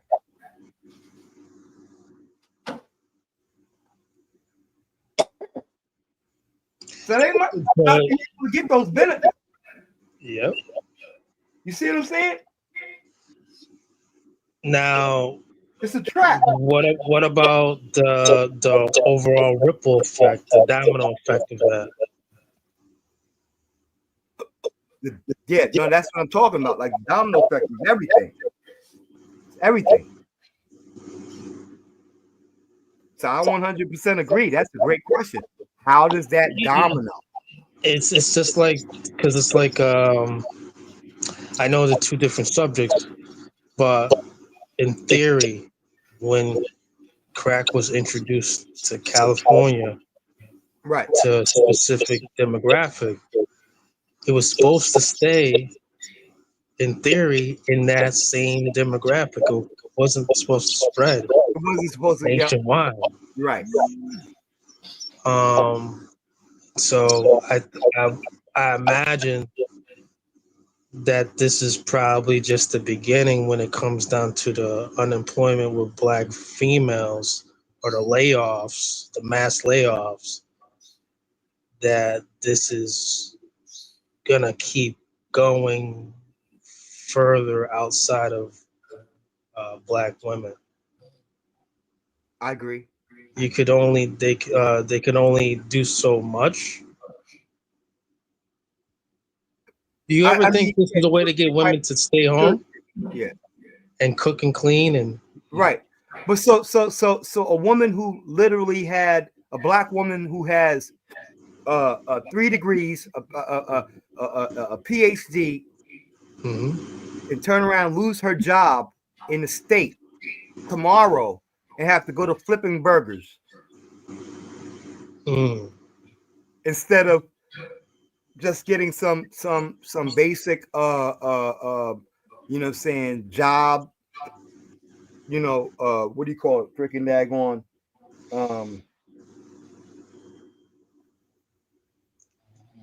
you know, disability, not disability, but you know what I'm saying, when you lose a job, you go to freaking daggone get some support until you can get another one. And oftentimes, a lot of times that oftentimes, you know, affords people to go on social services for a temporary period of time. That's why it's called temporary assistance, y'all. Temporary. Right. Right. So that keeps the economy going. That keeps people who lost jobs in the workforce the ability to have an opportunity, a cushion, so they can get back in the workforce. You know, and if you don't have that, how will that affect the poorest community in the country, which is literally the richest community, because we spend the most money on any given Christmas. Right. It doesn't stay in the community. Yeah. It doesn't stay in our right. Yeah. The money don't stay in the community. The spending power is their money is a special thing. Yeah. Yeah. Go ahead. Go ahead. Yeah, our spending power is a special thing it's a phenomenon. It's like one of a kind. Right. Like how we the poorest people community, but we spend the most money on any national holiday. That economic power that we have is not being acknowledged or treated right. You know, and this is why so many black folks will not engage in a you know, oh, we're boycotting. You know what I'm saying? We're boycotting Target. Niggas still go to Target the same day. Absolutely. Yep. Knowing I would always think it's Target, and they don't give two shits. I would always think it's like this though. Say for instance, there's 100% of us, all right, and not 100% of us shop at Target though. Right. All right. But just say 4% of us just start boycotting Target. I'm aware that that 4% alone will affect Target. Yeah, it will affect them. I mean, that's just that spending. Imagine what 50% would do. Imagine what 60 to 75% would do. The respect for who we are as our dollars would be. You would almost be thinking. We'd be hearing begging from others. They would stop begging, bro. Yeah. Just like France is begging. I was just playing. What you need? Word. They would start begging, bro. Yeah. It would begging. Literally, yeah. You would hear news cycles speaking like that. Yeah. I'm not even playing. It'd be like sci-fi to people. Like, man, this is crazy. No way. Literally. And they would be begging us to come back to the community. They would be apologizing and everything. If only 50% of us boycotted. 4% still hurts them. Right. Imagine 50% before Christmas time. Right. Imagine if we only spent our dollar in black stores, in black institutions.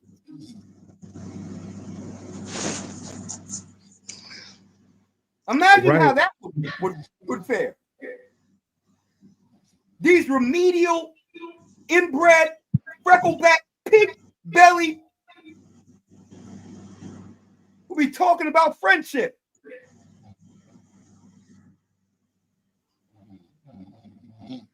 Yeah, I mean, black people. I love black people. Nigga, we made the guitar. Black people, a black person made the guitar. Y'all know that? right. White people's favorite instrument. The steel pan or the steel, I forgot what it was called, but yeah. Yep. We made the guitar, bro. We made Right. freaking R&B. We made blues. We made jazz. They're now looking at African drumming as the original form of classical music because of the complex structures of time that they use with the drumming. So now they're saying that a lot of these European musicians, classical musicians, literally all they were doing was changing the algorithms into notes as opposed to drum rhythms. So technically, the first classical music was African drumming. That's a question you need to ask. You need to call Tyrone. Call. Ask that nigga Tyrone if African drumming isn't the original classical music because of the intricacy of algorithms and timing that they had to. You can't just play drums and just beat on a drum in a group of African drummers. No, you got to know the rhythms. You have to be actually initiated into knowing the time and knowing where you're supposed to fit in on the time. So say you got 7 drummers. Every drummer has a different rhythm, and they have to play that rhythm along with everybody else without losing their rhythm and falling into somebody else's rhythm. You know how complex African drumming is? You'll never know until you actually sit in an African drum ensemble with 7 drummers and 10 dancers. Because not only does the drum rhythm control the time and your parts, the dance steps do too.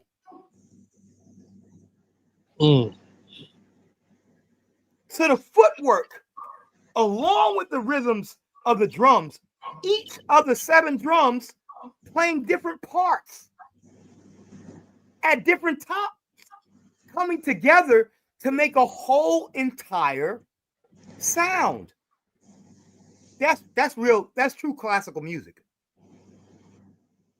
Super intricate, super complex. It ain't just people just beating drums. They're playing parts.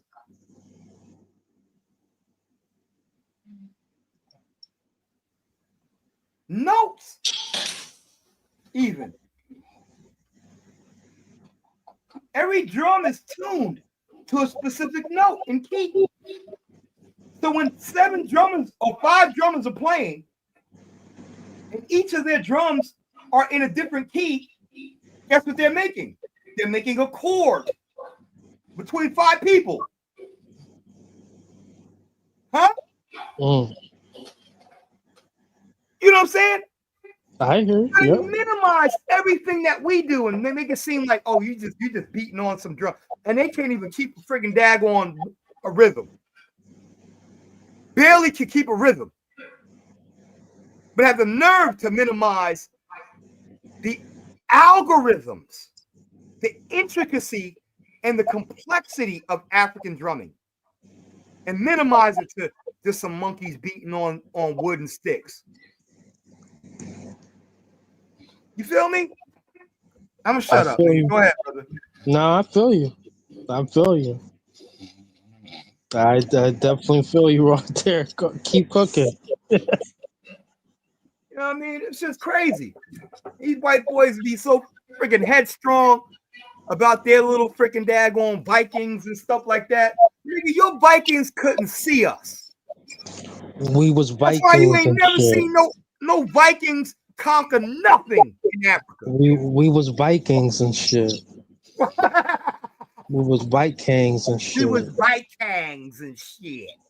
Yeah, we need to turn that shit back on them because they love to do that to us. It's not used enough, but it's out there. It's out there, bro. Yeah. We was Vikings. And half of these motherfuckers, I would say 90% of them were serfs. They were no less slaves than we were. Right. In Europe, when the Moors left, white folks, all they did was create torture devices. That was their age of science. Their science was all about how many different ways can you kill a nigga. With no scientific advancements. The Arabs are doing more science than the Europeans. So when you mention Michael Bradley's Iceman Inheritance, yes, sir. I remember the discussion on it was like it played a traumatizing role on their pathology, especially the seasons,